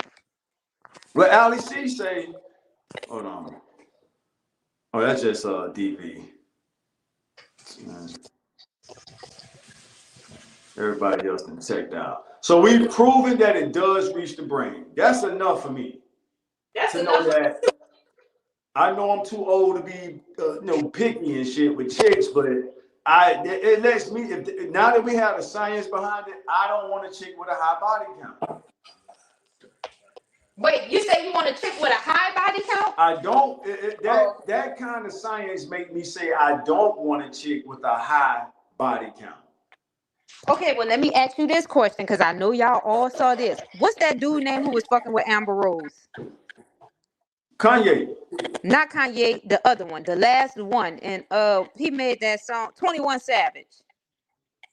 Oh, I didn't know they was fucking around. All right. Remember 21 Savage did an interview and they was asking him the same thing. He was like, no man don't want to fuck with no woman that have no whole body count. Different niggas done winning the fucking and busting in and then a few months later they showed him with Amber Rose. Oh, that's funny. That is funny. Damn. So you see, because I know a lot of men like that. Look at Kim Kardashian. Yeah. No, niggas, hey, when I say niggas, I'm speaking for myself, but in general at the same time. Niggas love some easy pussy now. So again, I'm speaking for me. It ain't like I'm speaking for all, but I've said this on the show before that I remember growing up, the girls would try to shame the promiscuous chicks, but the niggas was like, shit, I'm like Jamie would say, shit, it's my turn. I'm next. Oh, she fucking like that? Well, I'm next. So, but the girls didn't understand that. That by them trying to put her out there as a hoe, it made niggas gravitate to her more. Oh, she's giving it up. Let me get in line. Nigga, now she a target. There you go. Now she a target. But the women trying to embarrass her would think that the men wouldn't want her. Oh, she fucking everybody. You don't want that bitch. She a hoe. Well, I do want some pussy. So if you telling me she fucking everybody, I'm about to get in line. You know what I'm saying? Who told me that? My brother. My brother told me that a long time ago. He said his daughter was trying to shame this girl, talking about she a hoe, she fucked everybody. And he said she didn't know that was making him want her a whole lot more. So even your brother said it. Look at that. He said he was just listening, saying, "Yeah, you think you trying to destroy her character, assassinate her character, but that make me want her even more." Look at that. There it is. It don't get more real than that. From experience, a lived experience. Like and that's how we are. So your brother confirmed. Because remember, I was kind of hesitant for speaking for all niggas, but you just proved that that's how we are. Yep. But like when y'all say that, we're like, oh yeah, she popping it like that. All right. Right. So and most women don't get that. So y'all using that information to try to push us away from her. But we like, no, and we not gonna tell you that that's our plan. Oh, for real, she fucking everybody. Oh, damn. All right, well, forget. Hey, next week, next day, shit. Next time you see her, hey, girl. Shit. But yeah, so that's where we at with it, y'all. No, I agree. The body count don't matter. So DB saying the body. Well, if you trying to start a family with a chick, I would say it do matter. Would you rather bust in the mouth, on the breast, or in the vagina, or on the booty? I would rather bust in the vagina. Yeah. You know, and everything else is freaked out, and that's cool if you're just freaking off. But if I'm actually trying to, if this is more than just, a fuck thing, then I would rather bust. That to me, that's the best feeling.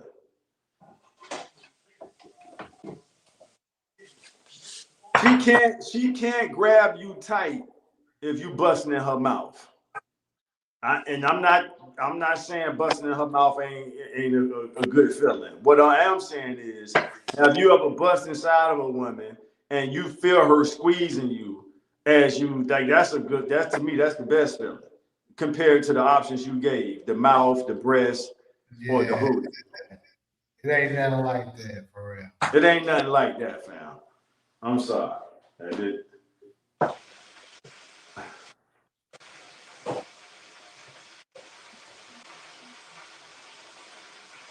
Like you don't get the body squeeze when you're in her mouth. She's not even in the position to wrap her arms around you.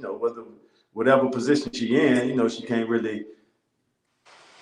But yeah, that's it, y'all. I like this conversation.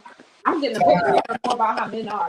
Most women believe that they are equal to men when it comes to having sex, and the best part of a woman is saving her womb, but one day in life they will get it. That's why they choose money. Good point, Time. And I remember Time too. I don't think this is his first time coming in. But that's why we trying to get this information out there, man, so we can kind of, hopefully, get society back on the right track. Like, I'm not trying to be Captain Save-A-Hole, but at the same time, if that's what the science is, man, just put this shit out there and make motherfuckers reconsider how they living. It changed my approach. Y'all just heard us say we didn't care about the body count. Of course, you don't want no STDs or diseases and shit like that. But he's like, hey, if she giving up the pussy, then it's my turn. But if you're trying to go beyond just smashing something, and you're trying to start something with a chick, procreate a family, that's what let me finish. If y'all don't mind, let me finish playing the Yaki clip with the nigga go to clown and tell my damn bitch, I don't talk like that. I want y'all to hear that part. You found your match. No, yeah, so that's the net just bust that many nuts in her. Hey, look. Hey, the shit sound funny, bro, but look. It sound funny, but this is pure review science, bro. This pure review science, bro. Imagine it. You realize that sperm is DNA genetic material, right? Sperm is DNA genetic material. So if you constantly busting your genetic material into a woman, basically y'all genetics and y'all genome start to form, bro. My sister looks just like her husband. I can't wait to call her and say, but that nigga nut in your brain. You making it sound different. It gotta take a long route to get there. So here we go. But that's why you see multiple women that have multiple sex partners. They take on multiple personalities from their partner. You know what I'm saying? That's how you know she been fucking. Mm-hmm. Yeah. Bitch, I don't say that. You heard the thing. Fuck, you hear this song here. No, bitch, I don't say that. Where the fuck you get that from? What the fuck you calling, bro? You get this shit, bro. That's hilarious. You a crap. Where this come from? And they say, bitch, I don't say that. Like, where you get that shit from? All right, that's it, though. Fuck, you hear this song here. It gotta take a long route to get there, but yeah. So you heard that, Cairo? Yep, I agree. He said he That's all got to take facts. a long route to get there. He says a long route to get there, but to your point, you the one who said if it reaches the blood, it can get to the brain. Right. You said that. Right. All right, so hold on. This is my last play, and then we done with it. Multiple women that have multiple sex partners, they take on multiple personalities from their partner. You know what I'm saying? That's how you know she been fucking. Yeah. Bitch, y'all don't say that. The fuck you hear this song? All right, that's it, Sean.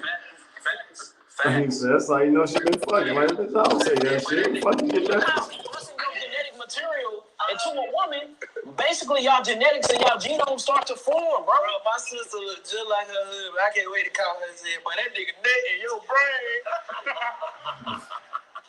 We making it sound different. It gotta take a long route to get there, but yeah.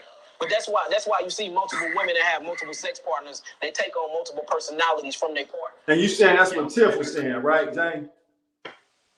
Yeah, she said something similar to that. All right. So there we go. Well, There we have it, y'all. and you heard it. There you heard it. They've reached the verdict. We done been right, right. So that's the fact check for Puma Fist. Let me read Puma Fist's comment again. Somebody, that's not true, Cairo. It goes in your fallopian toes. Like, man, have you done the fact check yet? Have you? Like, we did the work. Jamie did his. Even Cairo pulled up her research, and we connected the dots. We shared our notes. That's why we Boom. listen to his ass. Get him up out of here. Yeah. Do anybody know when a woman actually matures? No, not off top. What you got for us, Tom? You said when. You want to answer that, Cairo? Somebody asked, do anybody know when a woman actually matures? I know we mature faster than men. Yeah, I can agree with that. I've seen that. I got a homeboy who got a son and a daughter, and he said that as a parent, just watching them grow up, like his daughter was light years ahead of his son. Yeah, they mature faster. It's just, but they just have a stoppage. And I've heard you say. I think I've heard you say that before, Jamie. Y'all pass our ass all the way up. It's like once y'all reach that maturity level, it's over. Like 16, like I said, pretty much a woman at 16, everything, she almost pretty much done reached. Like, of course, experience, she can still learn. But like as far as everything that she's transitioning to, for the most part, when she hits 16, that's the reason why they be saying women are like children, because they don't change too much different from 16. It's just a joke. All right, so Time say this might be interesting. I'm kind of curious to hear what Jamie gonna say to this comment. Society always started with our women, especially Black women. I saw that. I'm not exactly sure what he meant with that. It's not true. A woman doesn't mature until she stops losing her beauty. Then she has to really mature. Say that part. So that's what I was getting ready to get to. So from if we're talking about from the physical body and stuff like that, then yeah, they mature much faster because, like I said, at 16, women stop growing. Men be still growing at 25. And I mean, that's when they're capable of, having children and stuff like that. Their prime starts way before ours do. Reason being is because their value is the strongest when they're younger. Despite what the bullshit they try to convince themselves to believe that we don't have no prime and stuff, you do. Stop it. But what he mean by the maturity thing, I definitely agree with that. When they start hitting those, remember I told you that magical number is 45. That's when they realize, damn, men ain't checking for me the way they used to. I actually have to go out and work for this stuff now, opposed to men just paying for stuff for me giving me stuff. That's when they gotta wake up. So from that and I'm sure that's what he means. Yeah. From that standpoint, he's right. It's funny. I saw this hilarious video. Man, I swear it's like I be downloading stuff and it don't be going to my damn phone like it's supposed to. Right. Oh, hold on. I do have it. I'm gonna share it for you. It's right here. Let me play it. This video was hilarious. It was a woman who did it, but it's true. This is legit the modern day women of how they be saying stuff. And then it's fun. Once they hit them 40s, that's when they truly realize stuff that they didn't realize when they were younger. But anyway, let's go ahead and play this shit. This is funny. It's crazy he brought this up.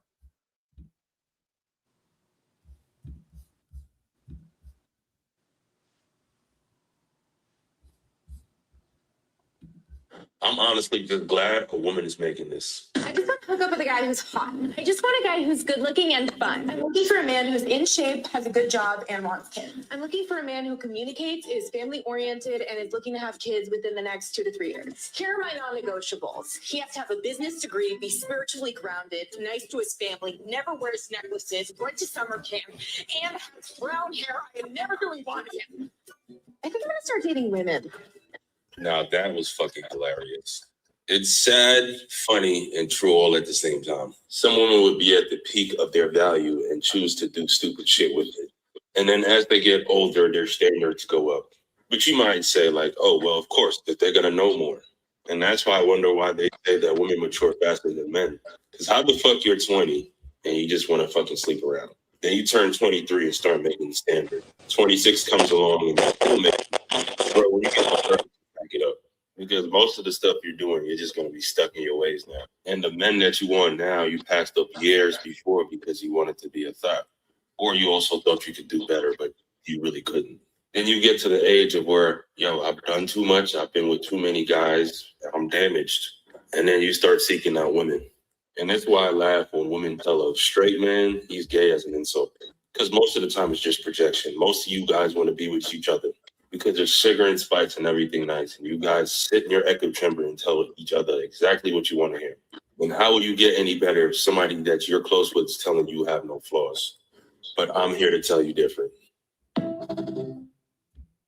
So the really part that stood out was the woman part, where the woman was showing the different ages of the thought process of the women as they get older. Like they're thinking, oh, you know, I still got time. I can do this. This is what, and then as they gradually get older, they decide they want to settle down. But the problem is you are starting to lose some of your value as you get older, unfortunately. And they don't want to accept that. And then once they get too old, they have to accept it. And it's down to the motivator. It's very unfortunate but society has created this situation for them, making you believe to not focus on trying to get with somebody. Because I keep telling them, if you attach yourself to the right dude, you can get what you want out of them. You can virtually get a man to pretty much fulfill the life that you really want. But you got to be taught to use your feminine powers opposed to trying to overpower the dude to do what you want to do. Because you're never going to win at that situation.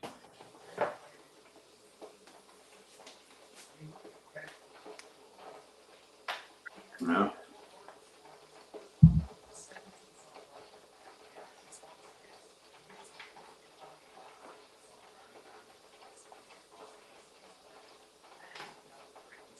I'm not gonna lie, I don't know who is Tammy Faye? I don't either. Yeah, I was like, I don't know who Tammy Faye is.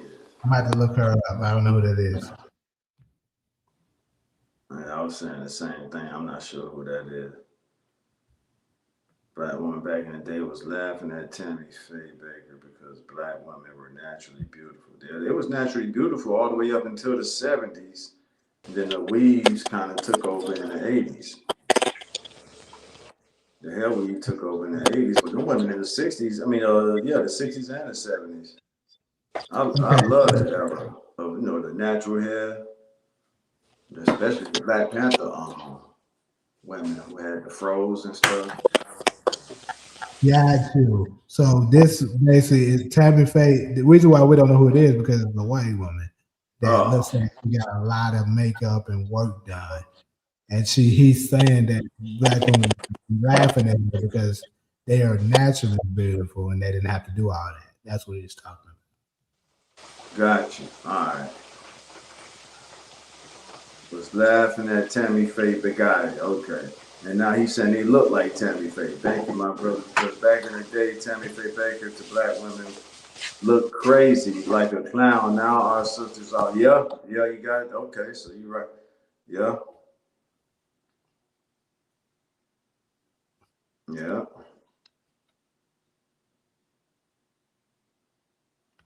Jeez. Well.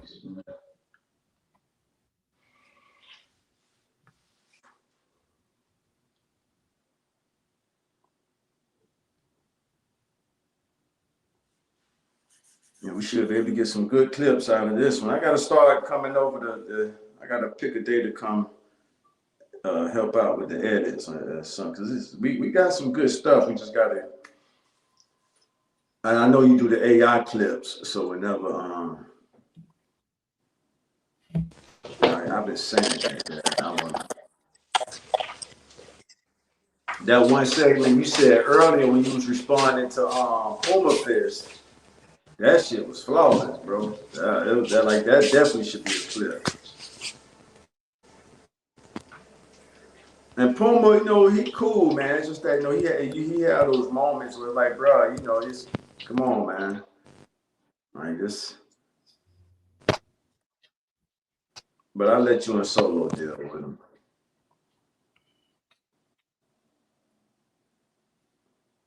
And that Anita Baker hairdo was in 1986. Regina Bell and Angela Winbush, Stephanie Mills, these women did their own hair, yeah. Hey, I'm open for a fact check this, but based off my research, it was we were just talking about her, Jamie. What's the girl name? Ike and Tina. Tina is pretty much the pioneer for the hair weaves. And the lady who started making them in the 50s, but Tina Turner didn't put them on the map until the 70s.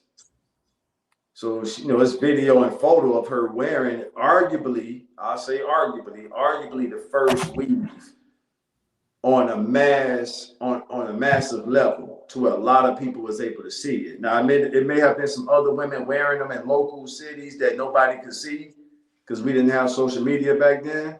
But Tina Turner had access to national television when she would do her performances and stuff. So she's like one of the first ones who was seen on a national level wearing a weave, and then it just took off from there. And I think that took place in the 70s.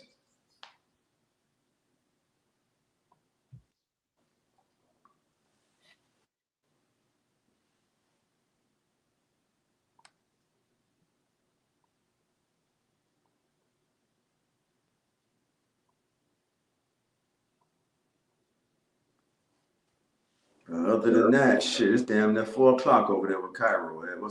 She just said good night, and she said tell you good night. All right, cool.